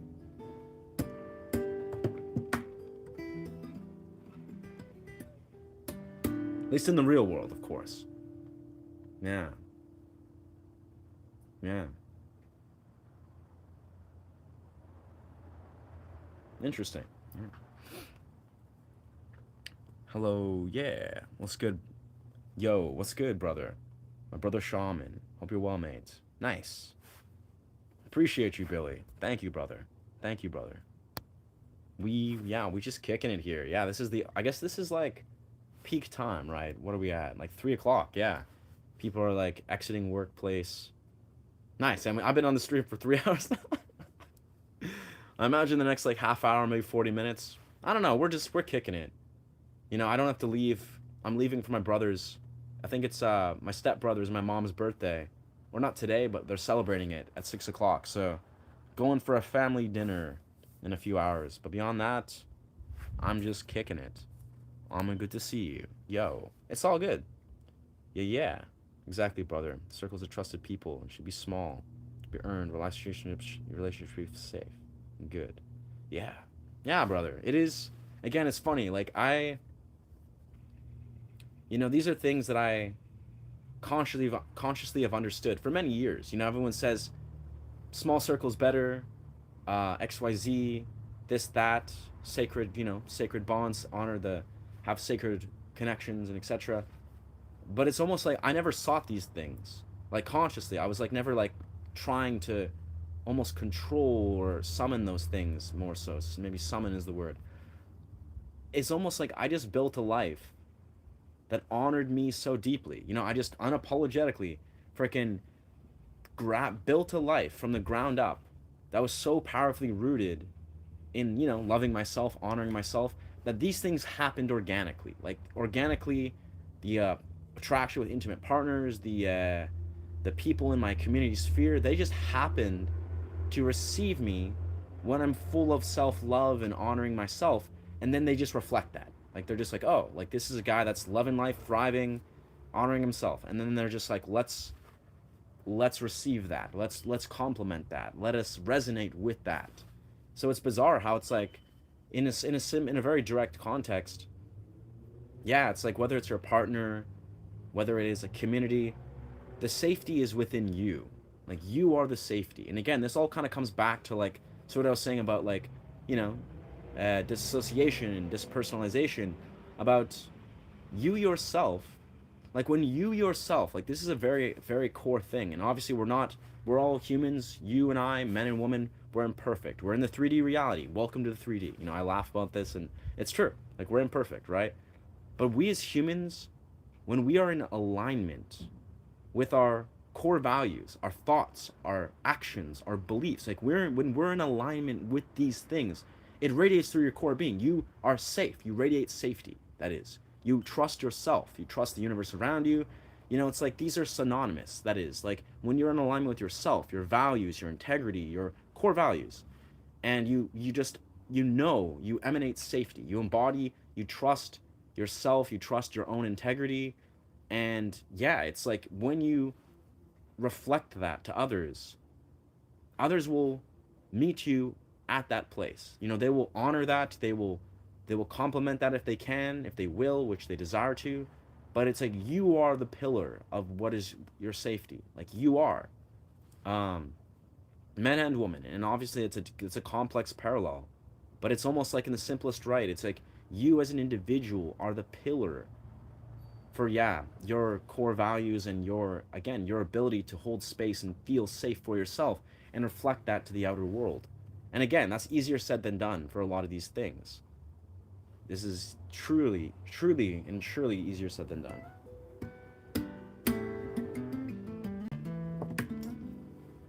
Yeah. But it's beautiful. It's all beautiful.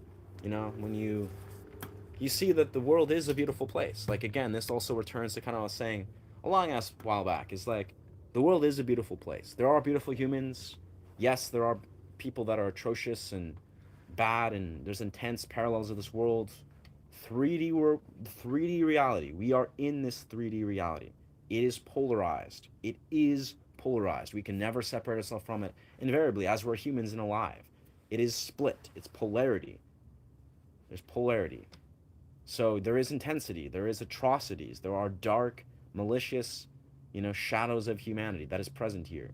But there's also beautiful people. There's also warmth, ecstasy, love, abundance. There's all the positive rays emotions. This exists. It exists so evidently. And you need to focus on that. You need to let yourself fill your being with that and recognize the beauty of that. It's real. It's true. There are people that are reflections and expressions of that. Let yourself direct your energy to that, and that is what you will attract and become.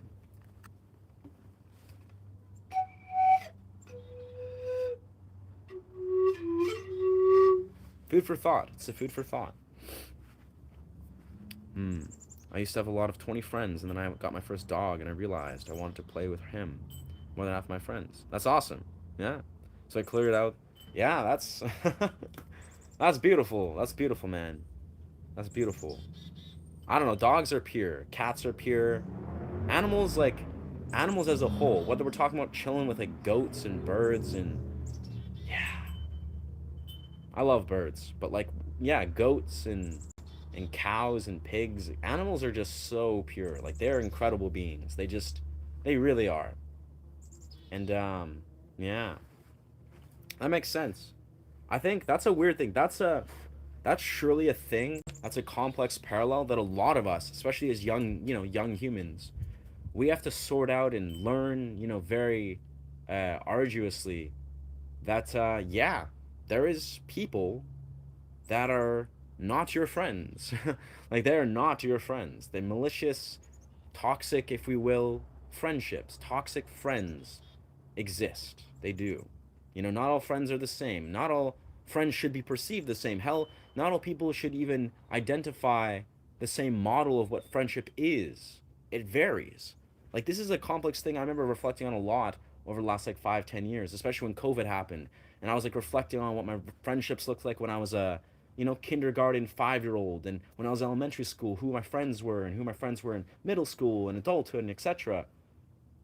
I think friendships surely are models that should evolve as we do. They're a living, breathing, evolving entity. And yes, in the simplest right, when there are friends that are quintessentially toxic, that are trying to, you know, form these bonds, or we try to justify our presence and absorption, or we think, even the simplest right, if they're maybe even doing something as absurd as being entitled to your energy, that is not honoring your boundaries, those are not friends. Those are not friends. Those are not even remotely people that should be absorbing or, experiencing your energy. Anyways, I think yeah, that's an interesting thing to explore. We've all been through high school, more or less. We've all been through school and weird social dynamics, but yeah, choose your friends with reverence for yourself. Honor the process of disconnecting from friends, from closing doors with friends unapologetically. Like that's never something we should ever shame ourselves or blame ourselves for. Just be like, it's beautiful. Just as with relationships.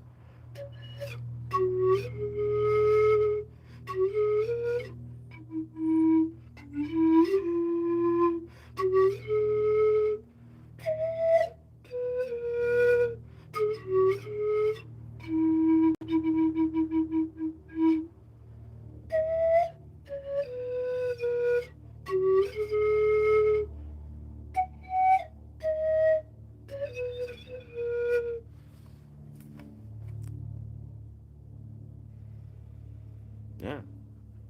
I'm just getting lost in thought. I think I'm going on like a fast. I'm going on like a miniature fast right now. These last 3.5 hours, I've been just streaming, thinking with my brain, doing brain thoughts. It's bizarre. Streaming is wild, honestly. You know. Amen. Amen. Amen. Yeah. Yeah. And clean your headstock. Yeah. Nice. Mm. Yes. Clean my headstock. I think he means, yeah, wipe down the dust off my guitar. Yeah. I probably should. You're not wrong. Yeah.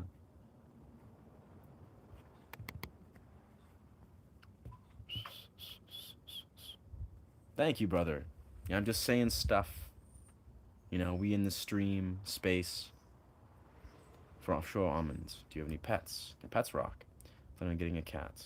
Uh, yeah. Dude, cats are amazing, man. I mean, I've had cats for like my entire life, pretty much, since I was like 6 or 7, and even my recent cat. I don't know if this is just a. It's just almost like a interesting like extension of where I'm at energetically. My recent cat, and it's a female cat. It's the first time I've had a female cat really. she's an angel. Like she's such a enjoyable, hilarious, loving, like almost like every quality that you quintessentially think in a that is positive in a cat. Somehow this cat, she's a little bit chunky, like she's a little bit chonky, but it's like she's just an adorable cat. Like she's like so loving, so intelligent, has like this hilarious whisper meow, and it's great. Cats are great, especially I guess female cats that I've had. Mm. Yeah. Yeah. These phones, you strangers are just friends you haven't met in the ocean. Yeah. Yeah. Yeah. Hmm. Betrayed for characters that evolve and change and elevate you and deplete you. Whoa. The giant wasp. Or like Bumblebee floating around. Oh, there he goes. Yeah, again, it's a complex parallel. Like friendships. Like, even here, like you're on a stream, right? And I often, I think part of what I, am doing successfully on the streams is just holding space to treat these people, that are here, these interactions, these moments, like I would do in the real world, to strangers basically, is like I would treat them like a friend. I wouldn't discriminate. I wouldn't attempt to discriminate really. But yeah, again, deeply woven parallel. I think in the simplest right, I think I have a strange, unique path, I guess that's the word. I have a unique path. I'm an identical twin, right? I'm an identical twin. I've had a friend, alongside me for the better and for the worse since I was born. I've had a brother that was my twin brother alongside me, growing up with me through high school, through every given thing. He still lives with me, and I'm 31. Like we live in the, we're like roommates, and yeah, I think for the better or the worse, I have a complex relationship with friendship, where in some rights, I've always been a man that like honors what it means to have like have hold space for a friendship, but I never felt like I needed to have friends in my life. Like I've been very at peace with my solitude. And it's almost paradoxical because I've been at peace with my solitude. I love my own space. I love, being around my partner. I love being around feminine energy and women and stuff, but like I get to this place where ultimately, yeah, paradoxically, I love being alone. And as this new chapter of being a YouTuber is like almost like learning to honor holding space for other people, creating a community where people can, I don't know, just learn to honor each other, unconditionally in some way. I don't know, it's a lot. I think unpackaging a YouTube experience, it's like a spiritual quest.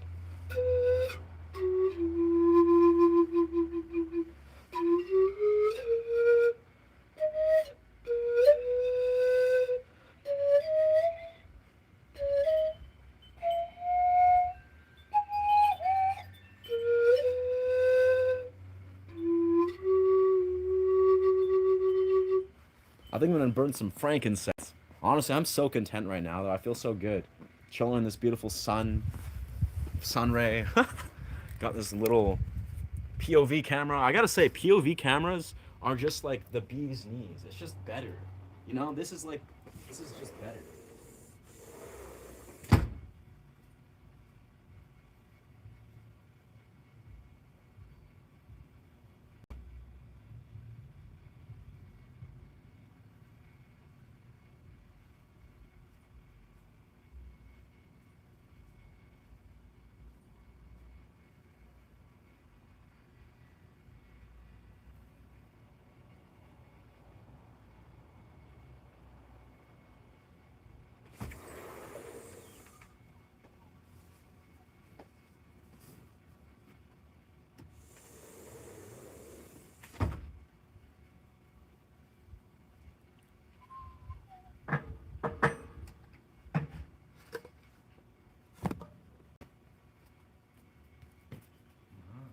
Where'd it go? Where'd it go? Where's the book?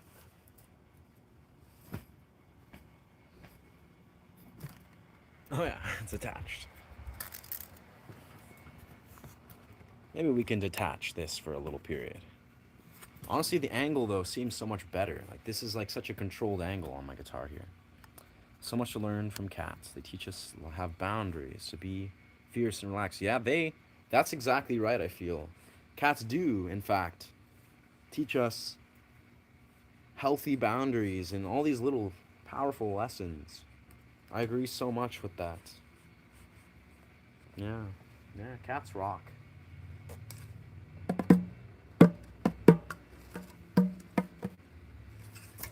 Let's set this up. Communal loneliness with pipes and incense. Whoa. Pipes and incense. What in the projecty fuck is this? Ojibjabla. Lots of words. Reading words. Yeah, I really like this. I really like this. This was a rockin' POV.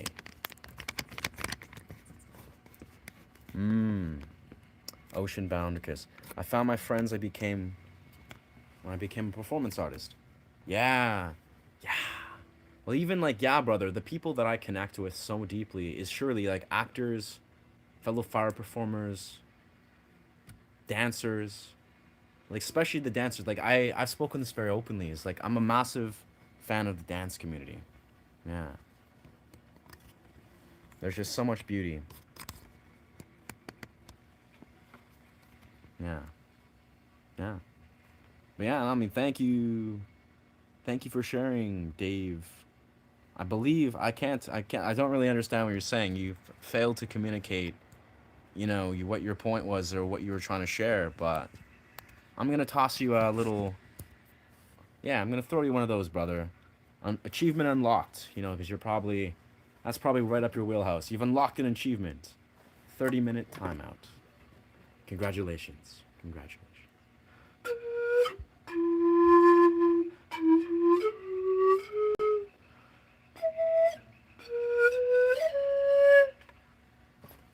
Wow.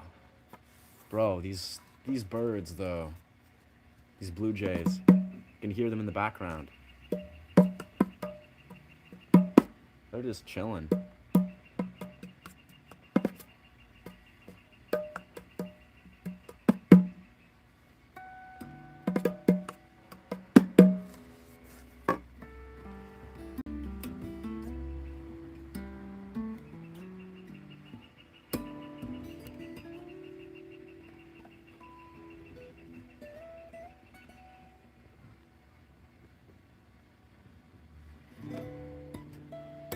I feel like I need to get my hands on a Zoom or one of those like whatever they're called, like little boxes that record sounds, that music producers have. That'd be such a great addition to record sounds of birds and nature, fresh from the thing. I'll consider this daily.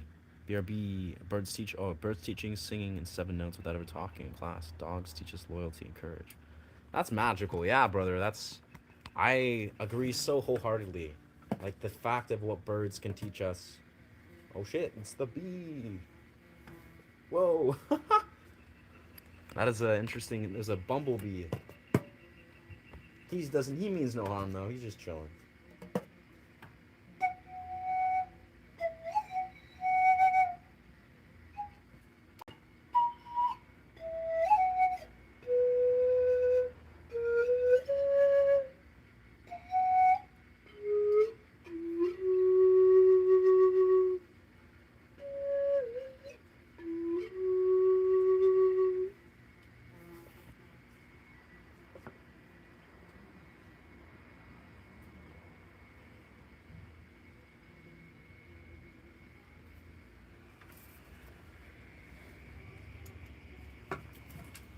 Let's keep that right there. POV of the guitar, that's just magic.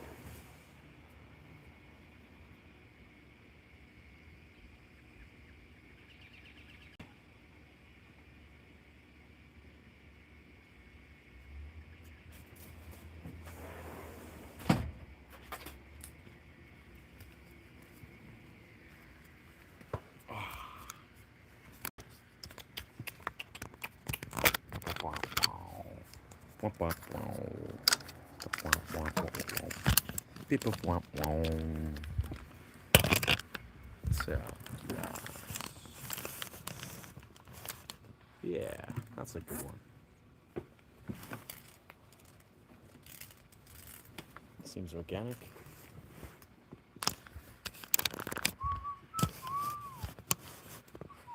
Spreading porch wisdoms and sounds and animal teachings, wells of wise ones. Yes. What whales? Man, whales. Whales have such incredible wisdom. As do obviously dolphins.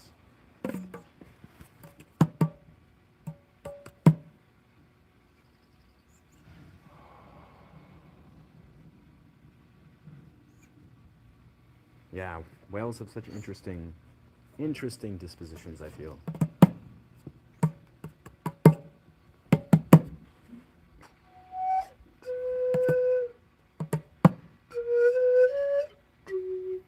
Let's go to Banjo Kazooie.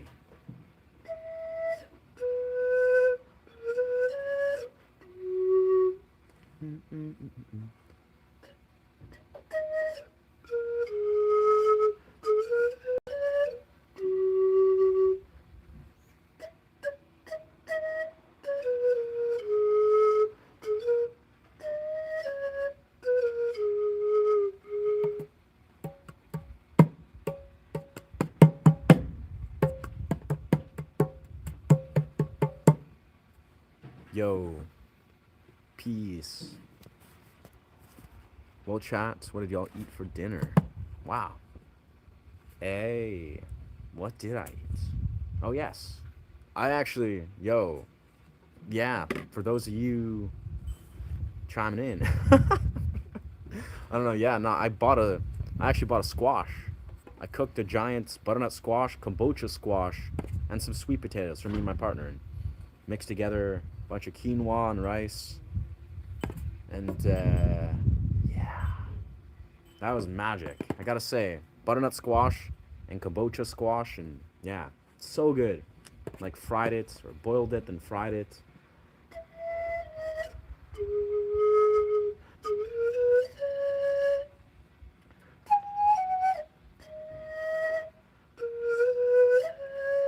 Honestly, I'm like solely. I almost feel that all that squash was like genuinely responsible for my sleep quality. Yeah, yeah. Amazing Billy. Yes, the dolphins and the whales. Man, that's such a great reminder. I think what I'm gonna do is I'm gonna make another sound journey, to the sounds of whales. I think I'm gonna make a sound journey to the sounds of whales. Yeah, I think that's a strong. That's strong. Sound journey to the sounds of whales. It's just gotta happen. Same way information is stored on a vinyl. It's also stored with us each inside of a creature. Yeah. To lean into your flute. How long does it take to lean the flute? Oh, thank you. To learn, I'm sure. Yeah. I mean, this flute, truthfully, well, this is a pan flute, as it is Romanian Nai. This takes at least a year or two to get like decent. I've been playing this for about 6 years. I started actually with the Peruvian style pan flute, like a little mini one, about that size. It's like that size. And yeah, after like 3 years of fumbling around trying to like learn to play the pan flute, the Peruvian style one, I got a larger Peruvian style one, and then eventually, after about a year, I just invested in one of these. These are concert professional grade, yeah, Nais or Romanian Nais. There's also like Chinese pan flutes that are similar. Many different types. Like there's various, but this is the Romanian style. And yeah, this is the third one I've had. Mainly because one I had got broken, and then I got another one, and then another one got the broken one, or the one that I got returned got stolen, and then I got this one.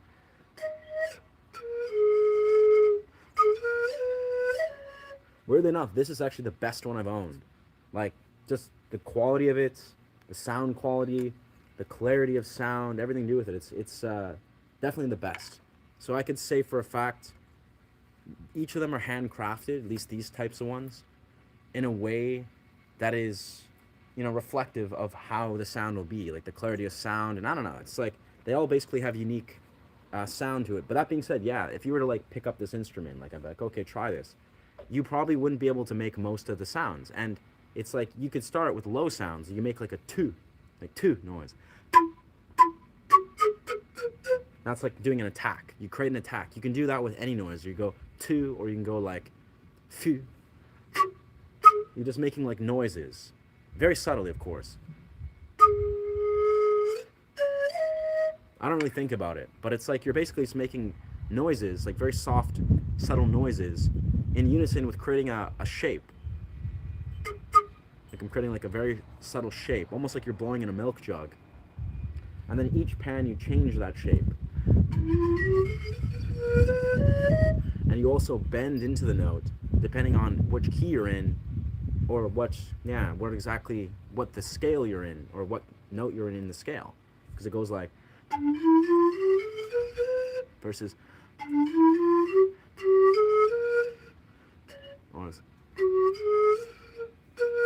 now basically if you bend into the one note, then it becomes like a different scale. I think it's like E major, C major, and E major. Like are the primary scales, but then you can also do like a sharp minor or B minor scale or B major, depending on where you start. And it's a lot of it. The complex thing with the pan flute is again, creating the embouchures uniquely, having a diaphragm support to successfully be able, and error control to be able to play the pan flute successfully. So you got to stream in dial in streams of air successfully. And then the third tricky element is you have to have a trained ear. So musically, you have to understand the difference between like the subtle little details of, like, say, something that's perfectly in a certain key or in 440 hertz, and yeah, by ear dial it in, and you're doing it by muscle memory. So yeah, not impossible. Anyone can play the pan flute, and I actually highly recommend most people should try. But it takes, it's taken me about 5-6 years to get like decent, or like I'd say pretty good at the pan flute. Like truly, I'm definitely good. And like in a few years, like 2-3 years, you could definitely get like good, surely. This information is on vinyl. Yeah. I have the same blackbird that visits me every day in my bedroom.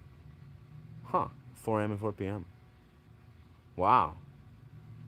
That's a good omen. That's a really good omen. Ate a baked potato with bacon, sour cream cheese. That's pretty chill. I'm not the healthiest, but it sounds delicious. Almond me, I've been... Well, it's chill, man. In bed, I've been learning their songs. It starts at almond, do, vi, do.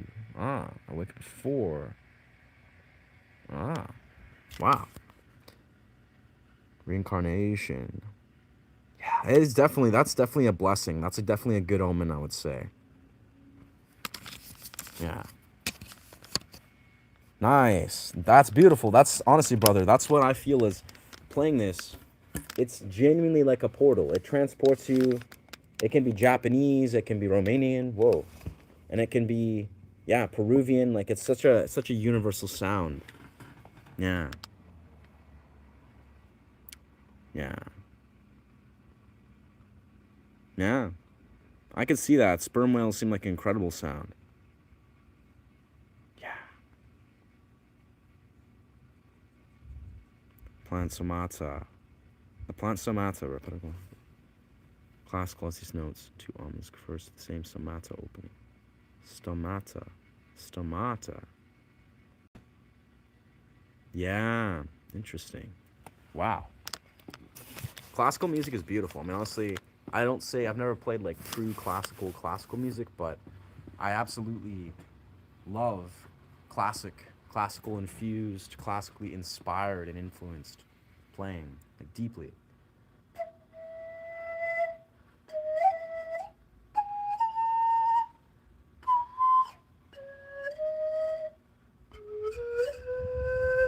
The interesting thing with the pan flute, it's actually a well-known thing, is actually the pan flute. It's known as one of the few instruments that is almost identical to the human voice, or it's the most similar to the human voice, which I found crazy, because it makes sense. Like, often when I hear melodies, with the human voice, or I hear melodies as a whole, word, Hey, peace, peace, brother. Be well, Christian. Like I definitely find the pan flute captures the nuances of the human voice really successfully. Yeah, I think probably what we'll do probably in the next like 10, 15 minutes, I think we'll put a close to the stream. You know, we're kind of just like enjoying this, but I think it's a good at the 4 hour mark. It's probably wise to, you know, exit the stream, let everyone sort of carry on their way, be present in the real world, read some books about lucid dreaming, you know, what we want to do. What we all want to do. Yo, thank you. Thank you, Demonic. I love this hat too, brother. I really love it. The more I have it, the more I rock it, I'm honestly like enamored. It's great.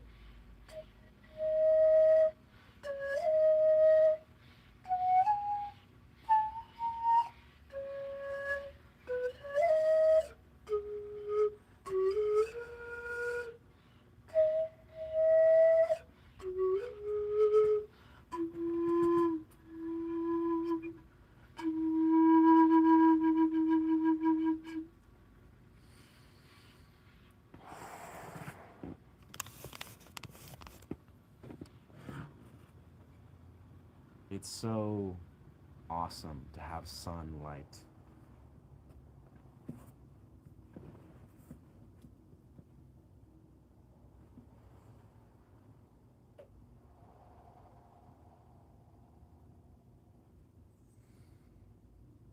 You know, I was meditating yesterday with my partner talking about the meditation I did, you know, earlier on the stream, right? In the forest. You know, yesterday I did a stream in the forest.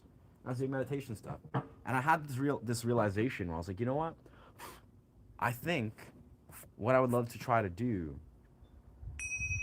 is kind of learn to intuitively channel words, you know, affirmations, like genuine affirmations that I really strongly believe in, you know, saying things to yourself when you're, say, meditating or in between or before and after meditating, but more so leaning into, I'd say, dialogue or a monologue, I guess, about basically Joe Dispenza's teachings. Like, not just speaking about his particular teachings, but the concepts that Joe Dispenza is speaking to. It really seems powerful, you know, making like a genuinely connected dialogue or monologue, I'd say, with yourself that's like speaking about, you know, feeling the elevated emotional experience that is present before, like envisioning, like, you know, being like, I see the XYZ, whatever it is you envision in your abundant reality. You know, feeling the warmth and the joy and the things you love in your life and feeling that emotional experience, making it so evident and clear, you know, crystallizing the ability or the experience of it.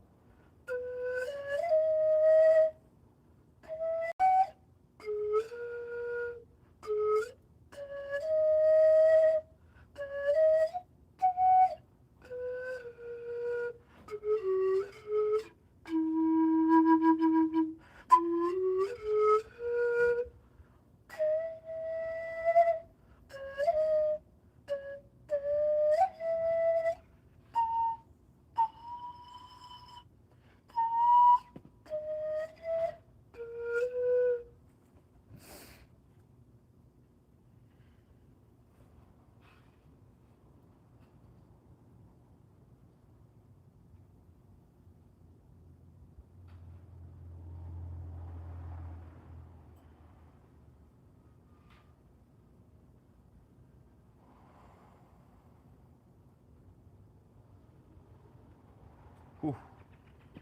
Excellent. What's going on? Oi. What's good, brother? What's good? Drink water. Yes, sir. Yo, let's go water. Shout out water. I'm actually probably I need to get myself hydration. I've been just like rolling through the forest, not drinking the water, but oh yo, it's the neighbor's cat. She's just wow.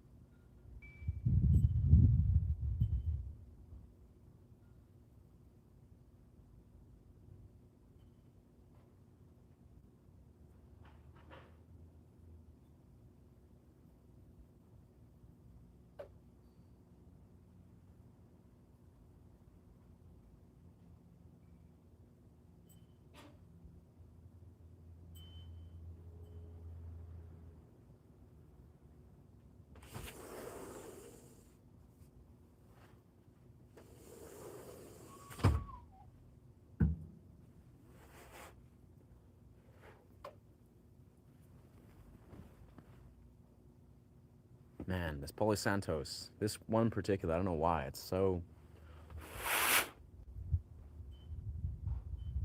wow, so effective.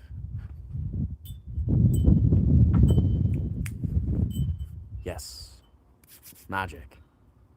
Exactly. Nature has its own frequency in response to the frequency that we emit. Yeah, I cannot, yeah, I cannot agree more. It's just, like, the primal world, the primal connection we have to nature is like truly it's an infinite portal. Like, we have such exquisite ability to honor and heal ourselves, and it's not very difficult and not very far. Nice.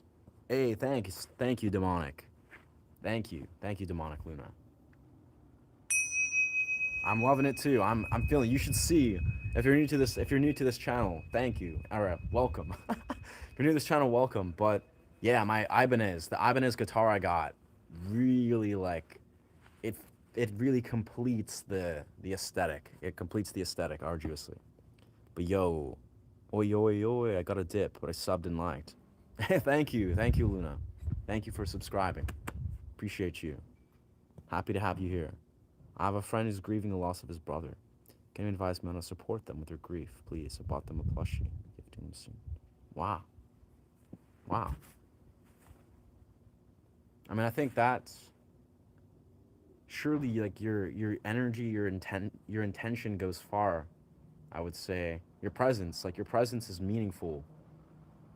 And I'm sure if a person's grieving the loss of a loved one, they themselves, some kind words that are really from the heart means the world, I'm sure. And they themselves, I'm a strong believer in grieving, the loss of loved ones. I think a lot of it has to do with honor, with honoring them. Like for me, when I lose loved ones, and I've only lost a few really, like friends, family, I just, I immediately, when not even thinking about it, I find ways to honor the grief, to feel into that grief, to immortalize it with something. Basically, I write music a lot about. I'll write music about loved ones that have passed or friends that have passed. Almost always, I write, full compositions or just sing my heart out to honor them. Just even doesn't have to be like extravagant, I think. But yeah, I don't know. I think your presence is enough, brother. Truthfully, like your presence is enough, and a gift with intention and your presence means a lot. And I think you maybe even sharing space and yeah, letting them, feel through what they need to do to honor the grief that they're feeling, to honor their loved ones. That's truly goes far. Yeah. Demonic, peace to you. Enjoy the rest of your day. Magic, violin and cello try to mimic these same octaves. As a fluted maker's belief in the mimic promotes a bigger effect on the audience to sing as well. Wow. The violin and cello also mimic these same octaves as the flute makers. Yeah. Yeah, the violin and cello. I want to get a cello. I want to get an electric cello so badly. I also realized the other day. I don't know if you guys are familiar. There's an artist called Alexander Misko. I mean, you're probably familiar. He's one of the artists that I advocate. He's one of my influences. He has a guitar that has detuners. So he has an acoustic guitar that has detuners on the tuning pegs. So he can basically, he plays, hits a harmonic, and he can go. So he basically turns down the tuning peg and goes back. And he has a special guitar that allows him to do that. And I want to get one of those. That's kind of like on my list. I realized recently, I was like, oh, that's the top of my list, actually. If I could get a guitar tomorrow, I would get a new acoustic guitar that has detuners on it. That's the move, I feel. So that's detuners. Yeah. Exactly. It really, presence, brother. Yeah, presence is so much. Like your presence is so valuable, surely.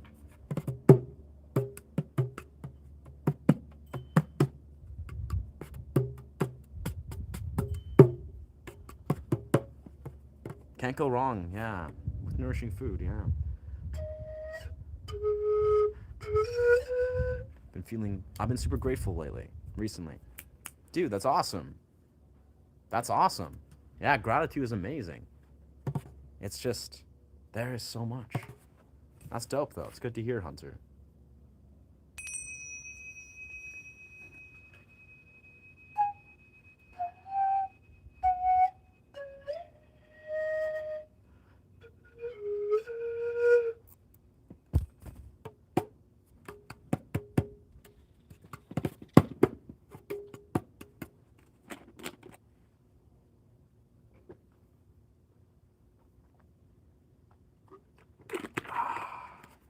Legendary hydration.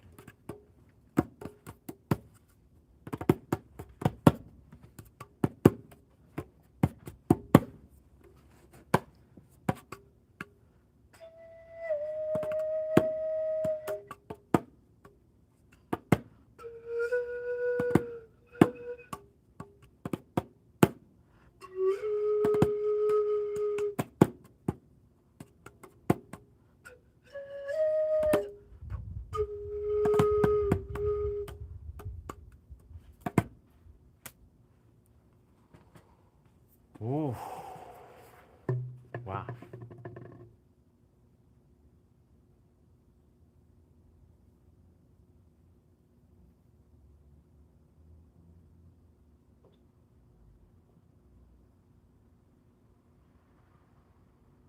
Hmm. Hmm.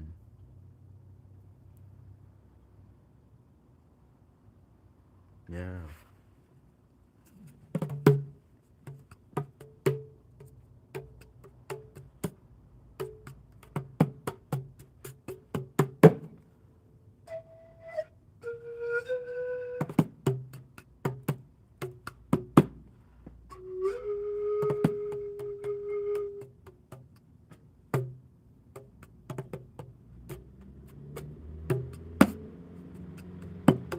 What time is it?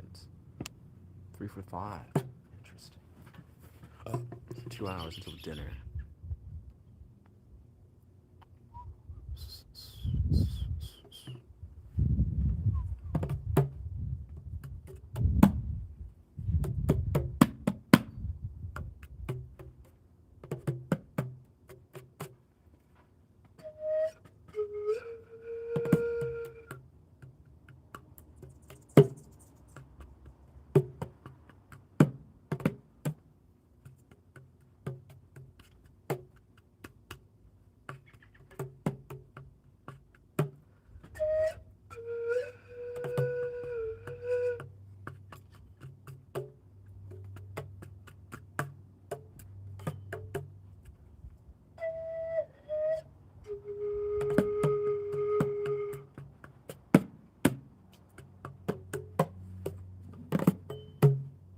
Yeah.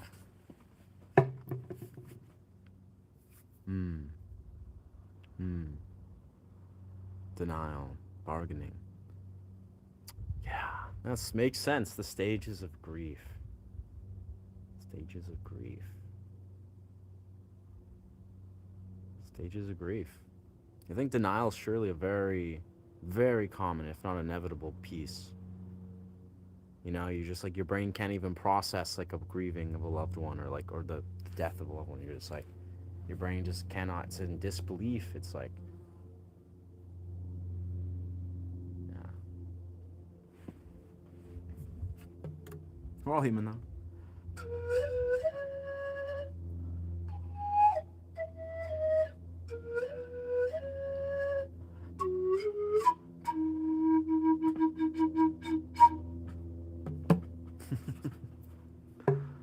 Ah, this bee. There's this bee that's just been like, he's just been just going, just like wildly scrounging for flowers. Gotta respect that hustle of the bumblebee. Whew. Hmm. Hmm. I like to snap by grieving the snap of the melancholy by saying, if Frank Mary was here now, to say. Yeah. Yeah. That's a powerful piece.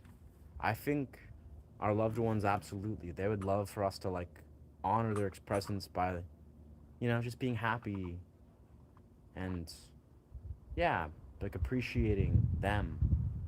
Yeah, it's always, from my mind, it always comes down to the same thing. Like, I've had a few friends, like friends I've known for a long time that have passed, that have been like very difficult to accept that they've passed, but I think I've always like invariably just come to just appreciate and honor their presence. Like, accept that they're past, but like eventually, but just like really honor it. Like, take time to like express and create something that is honoring them. It's just like, inevitably, for me, that makes me feel way better. I mean, we don't have all the ability to maybe do that, or at least not in specific ways, but I don't know. It helps me process death very, very rapidly.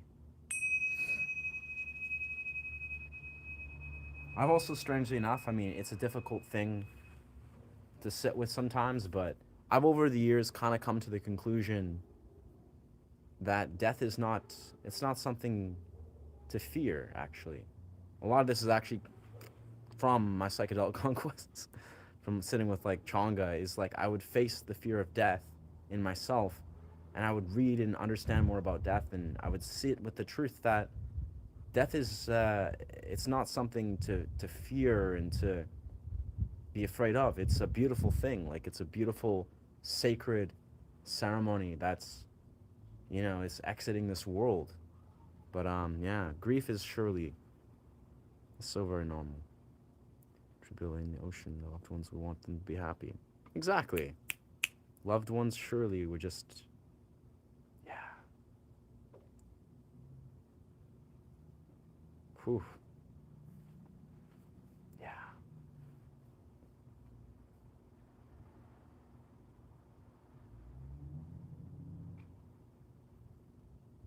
Hmm. Yeah.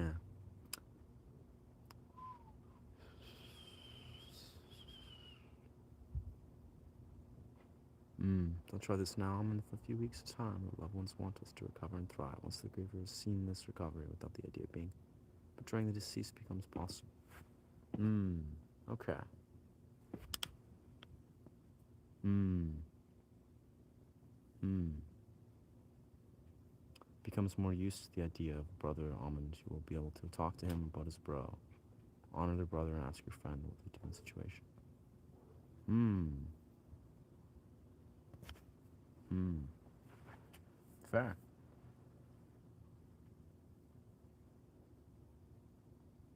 Nice. Cool.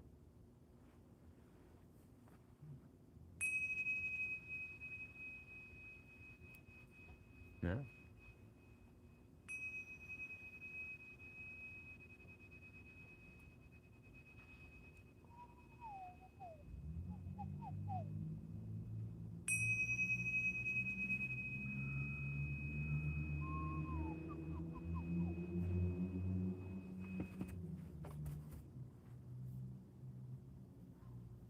Seem to be upset when I tell them about my YouTube.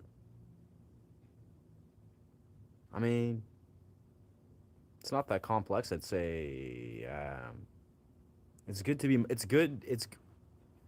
It's good if you're finding motivation that. But again, like I spoke of yesterday, and I went off on a long little tangent, beautiful tangent about.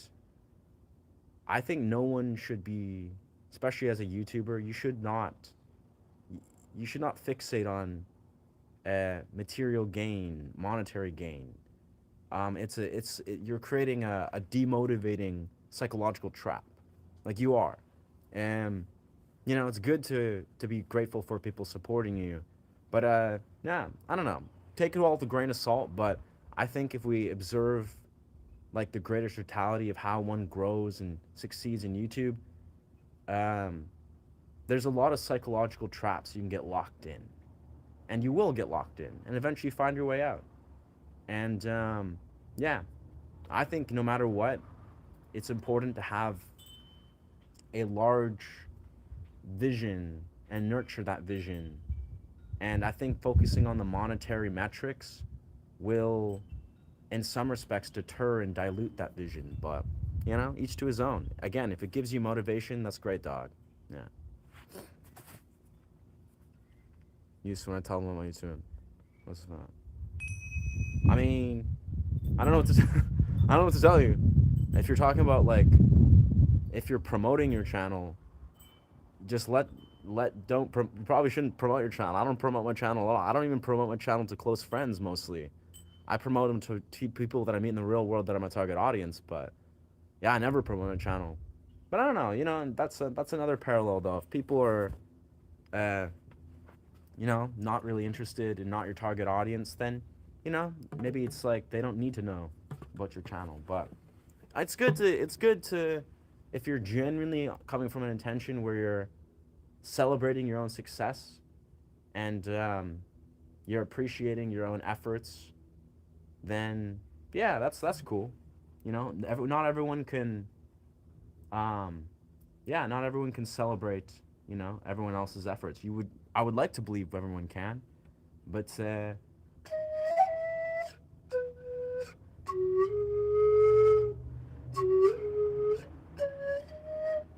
that's just the way it is.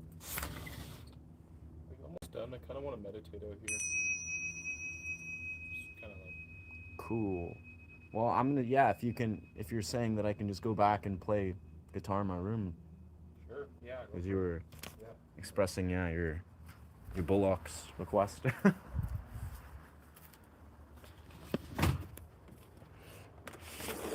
Hmm. Ooh.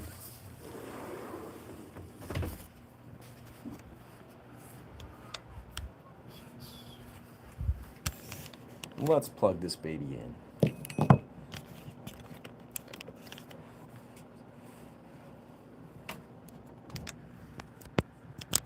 Hey, it's the guy.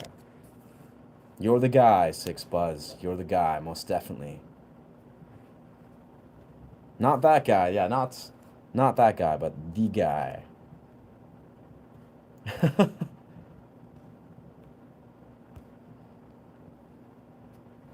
Double fun.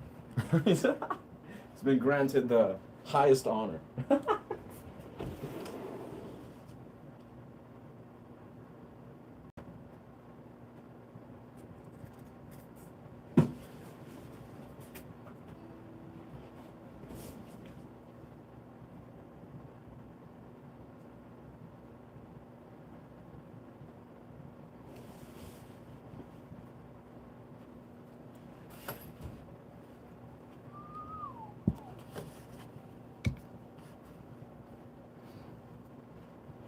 Oh, what's this fly? Oh, whoa.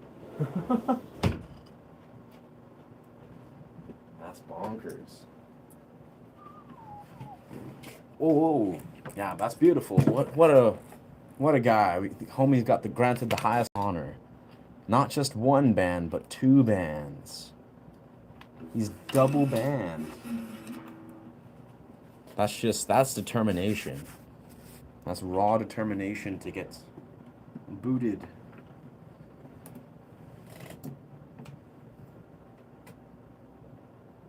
Alright, let's pop this stuff here. How about if money drives your content, it won't be good? Hmm. No, that's not what I'm saying. I mean, yeah. Boy, thank you, Almond. Thank you, brother. How about if money drives your content? How about if money drives your content, it won't be good? Money. No, I mean YouTube's a business, Floyd. You know that. We know this. Um, but I'm saying if you're a new content creator, you know, you're new, I'm new, and you're like basically getting dopamine releases and you're motivating yourself on some level. Like if you keep it in perspective, which I think you may have the ability to do so, right? You keep it in perspective. You're like, yeah, I'm glad people are supporting my channel with monetary offerings, you know, to whatever reason. That's great. That is supporting you. But the greater reality is you're not that's gonna decline to some degree. It's gonna decline. It'll fluctuate. Not even decline, it'll incline, it'll fluctuate, right? You'll get, you know, donations, you won't, and this and that. And I don't know. I think it's a psychological trap. Like if you try to associate your motivation and your dopamine release with these metrics and these fluctuations that are greatly out of your control, you're kind of eventually going to set yourself up for disappointment. But I don't know. Again, take it with a grain of salt. You know, it's your journey, brother. I just know for a fact, you know, I've made it evidently clear is I'm not even once I unlock 4K watch hours in about 4 weeks from now, maybe 4.5, and yeah, you know, I'm monetized and got to those things opened up. You know, I'll receive income and do whatever I will with that, and I'll grow my channel to the degree I want to. But even then, I think I know that, you know, there's certain hoops I want to jump through. Like, you know, maybe when I'm at 10K subscribers and receiving sponsorships and cashing checks, who knows? Like, I'll have I don't know. Maybe I'll have to practice self-awareness and, you know, try to give back, I guess, more so.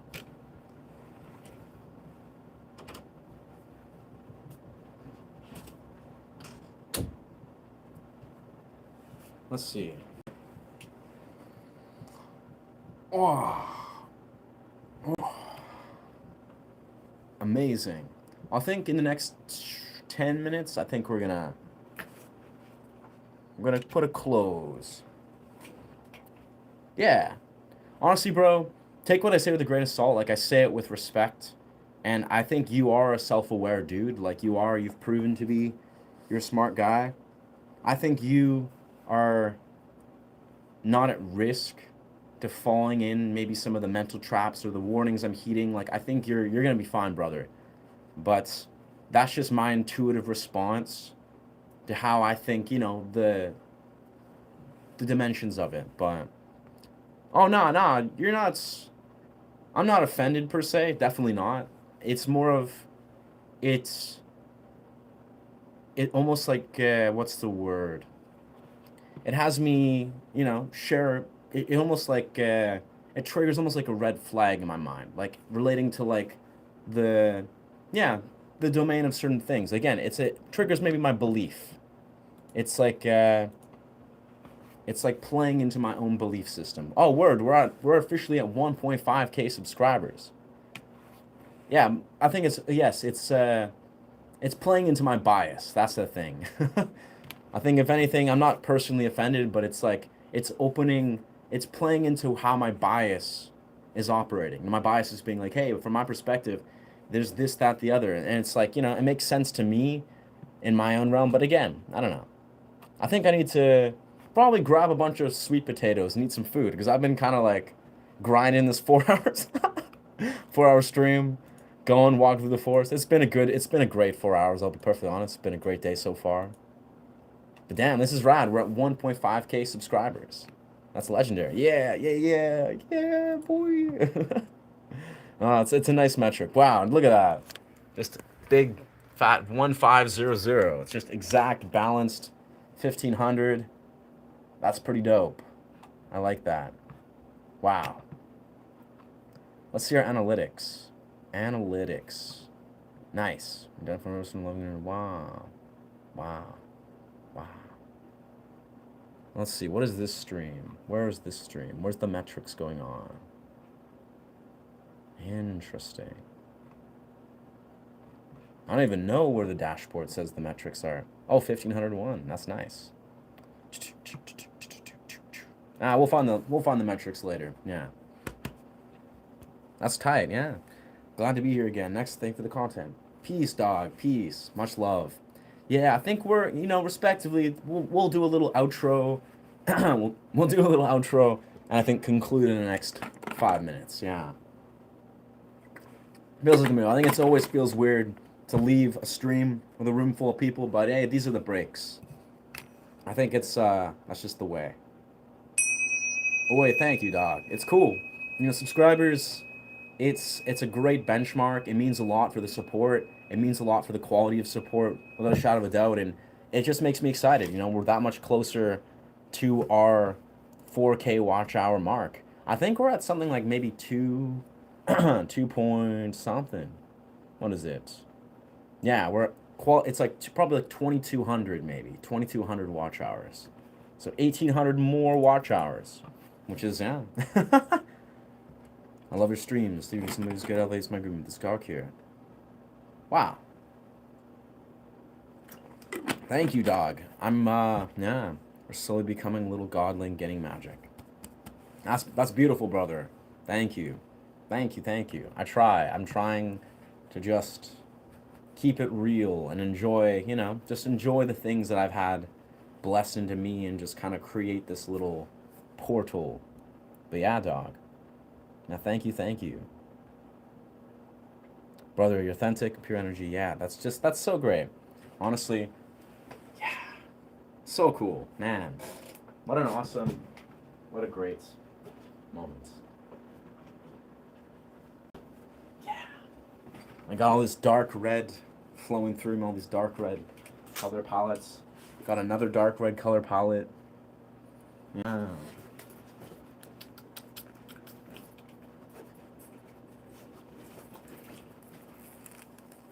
I think we're going to close off the stream with a little bit of, I don't know, guitar shredding, I suppose. Peace, brother. Yeah, thank you, Alessar. Hope you're doing well, brother. I hope you enjoy the rest of this day. I'm not even, it's 4 o'clock here. So I'll probably do another stream in the later hours. I'm going to, this dinner at my brother's. And who knows, probably at like 7, 8 o'clock. Do another late night stream. I don't know. It just feels like the move. We're grinding these hours. And it's a very good pursuit. It's an arduous pursuit. All right, where's this pick of mine? I think the pick is outside.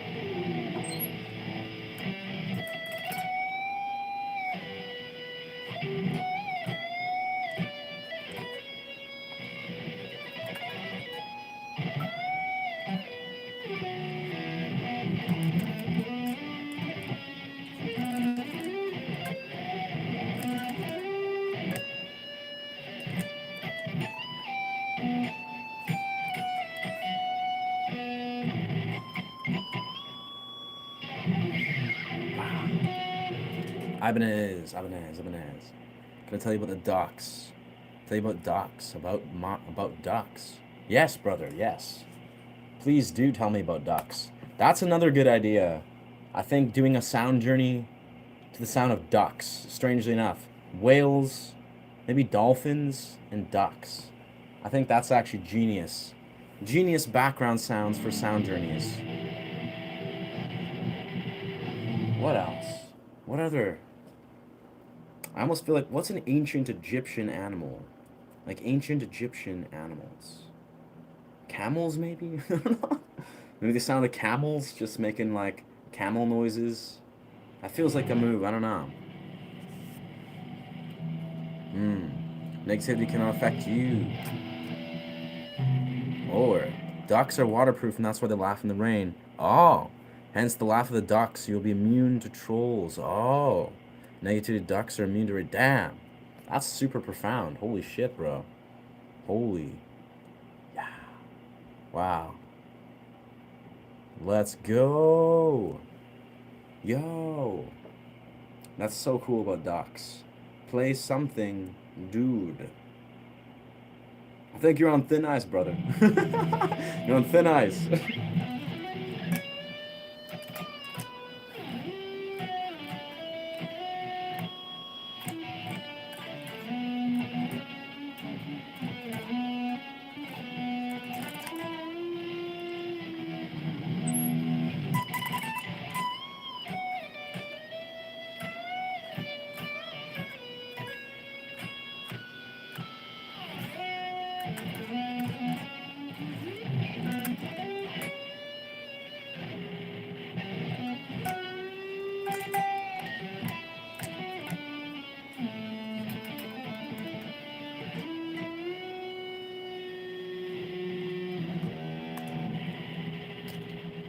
Yeah. That back sound. I've been calling in here and all for a week and I still haven't seen you playing, dude. Nice. Well, that's your prerogative, brother. Check out my streams. I literally have spent many streams where there's multiple hours of footage of just live improv. Yeah. Cold hard facts. But I mean, if you're obsessed, fixated on hearing good guitar, again, check out the music I've posted. Check out the guitar. Yeah.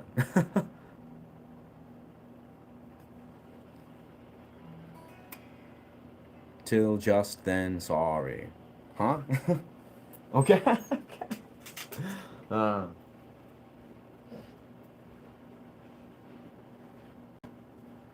I mean, it's all good. Like, I get it. It's all good if y'all want to hear guitar. You know, you're here to get your fix of live music, but keep it in perspective. Like, yeah, that's cool, brother. I love Australia. So thank you.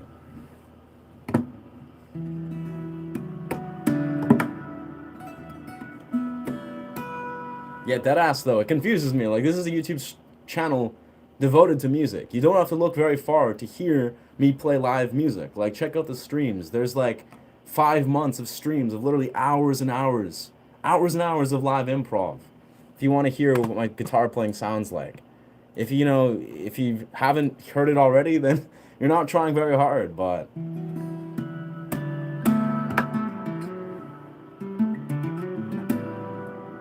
sounds a little something like that. But I'll be honest, if a person's fixating on just hearing guitar and wants to hear again, like I like to jest, like a mute box, a mute jukebox, like a person that's just mute, that doesn't just, engage in just to be a human being, then I don't know, this might not be the channel for you, friend. Like, dead ass.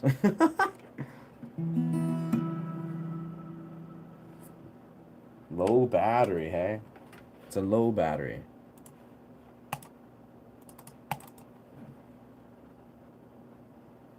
That's cool, bro. It's all good. It's all good.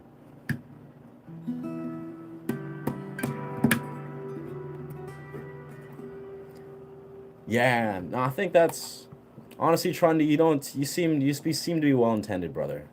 Yeah. Yeah. The gland in your neck can constantly apply the soil, so we can't get through the outer layer. Yeah. No, it's good, brother. To Trundy, it's not you. I just know there's a wave of random people that sometimes come in.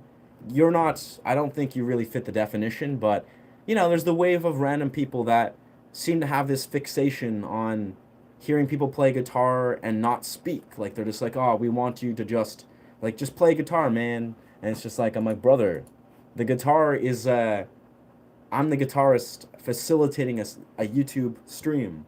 I'm going to play guitar at my own leisure. But again, I appreciate you being here, brother. And honestly, yeah, brother, I'd be happy to play a little bit. I mean, you've caught me at the very end of the stream, so we're gonna probably head on our way, brother. Snakes and cats were well known. Yeah, that's tight.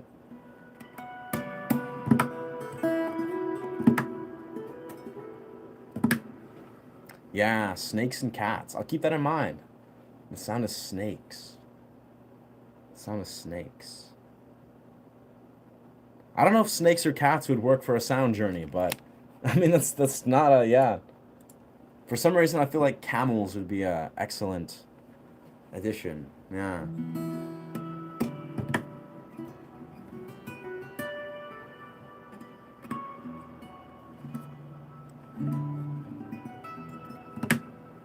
Hmm. To jest that yeah, maybe it's like maybe I'm just a dude holding a guitar. I like to jest that yeah, maybe I'm just a dude holding a guitar and I'm just like playing. That's just a joke I like to make. Is I don't know how to play guitar and I'm just here to hold the guitar and talk. uh.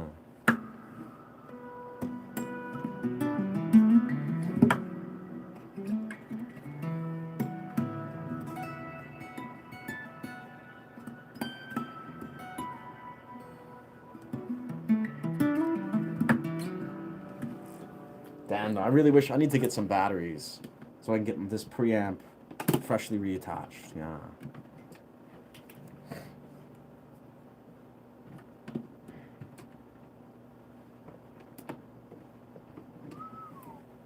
Hmm.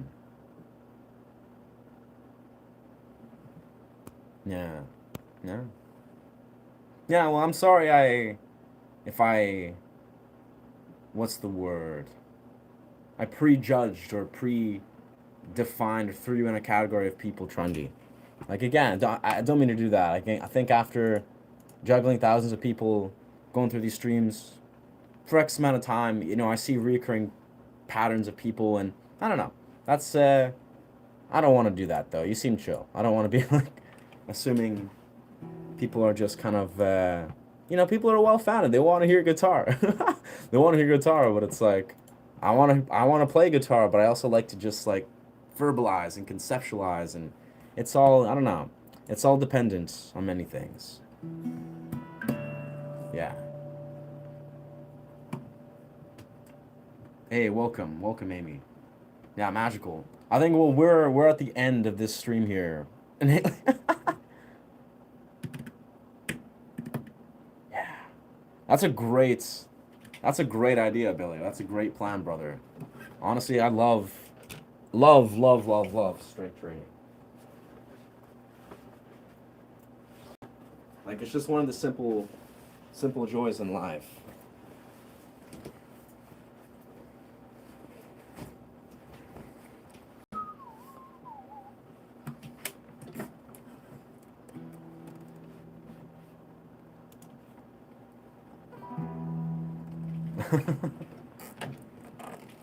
I appreciate you, Amy. I deeply appreciate you. I know, man. I feel again. I low key feel bad. I mean, this is obviously it's a stream is a stream is a stream, but I'm like, I love seeing you here, and I know this happened. I think the other day. You're here for like a period, but yeah, we're approaching 4.5. I don't know what I don't know what's. Yeah, no, it's okay. No, honestly, Amy, there's never any pressure. Honestly, I just love your presence here. It's cool. There's no pressure. You're allowed to be MIA. No pressure expectations by any means. It's just the nature of it. Yeah, time difference doesn't help. I thought as much. Yeah, there is probably definitely a time difference. I had a feeling. So don't have to work. My work involves heavy lifting. All right. Yeah. That's fair, dog. That's fair. Yeah.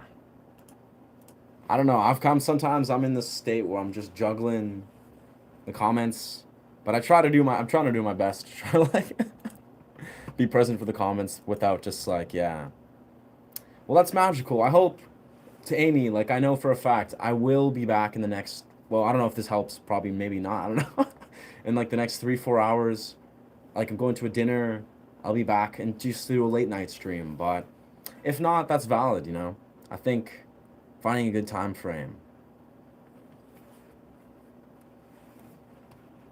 Finding a good time frame, I'm sure. Yeah, I don't know. I stream a lot lately. I think it's like I'm just on that grind, but the times will align. Just push-ups, trying to do the boil. Yeah, man. I appreciate you, Billy. You've got a great perspective, dog.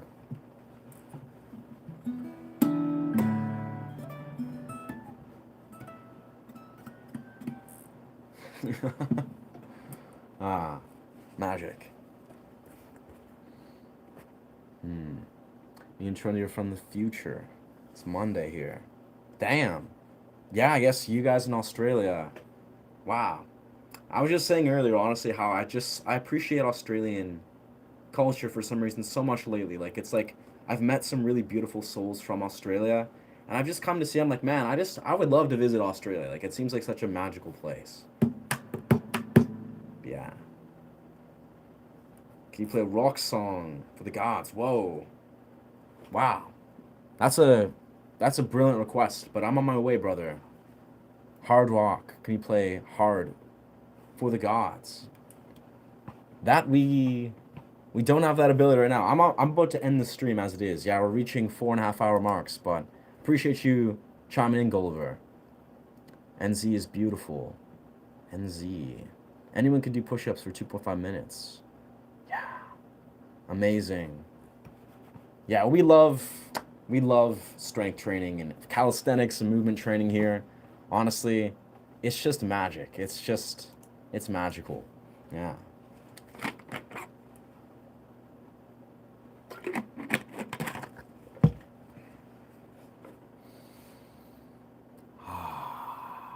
Man, so grateful. So grateful.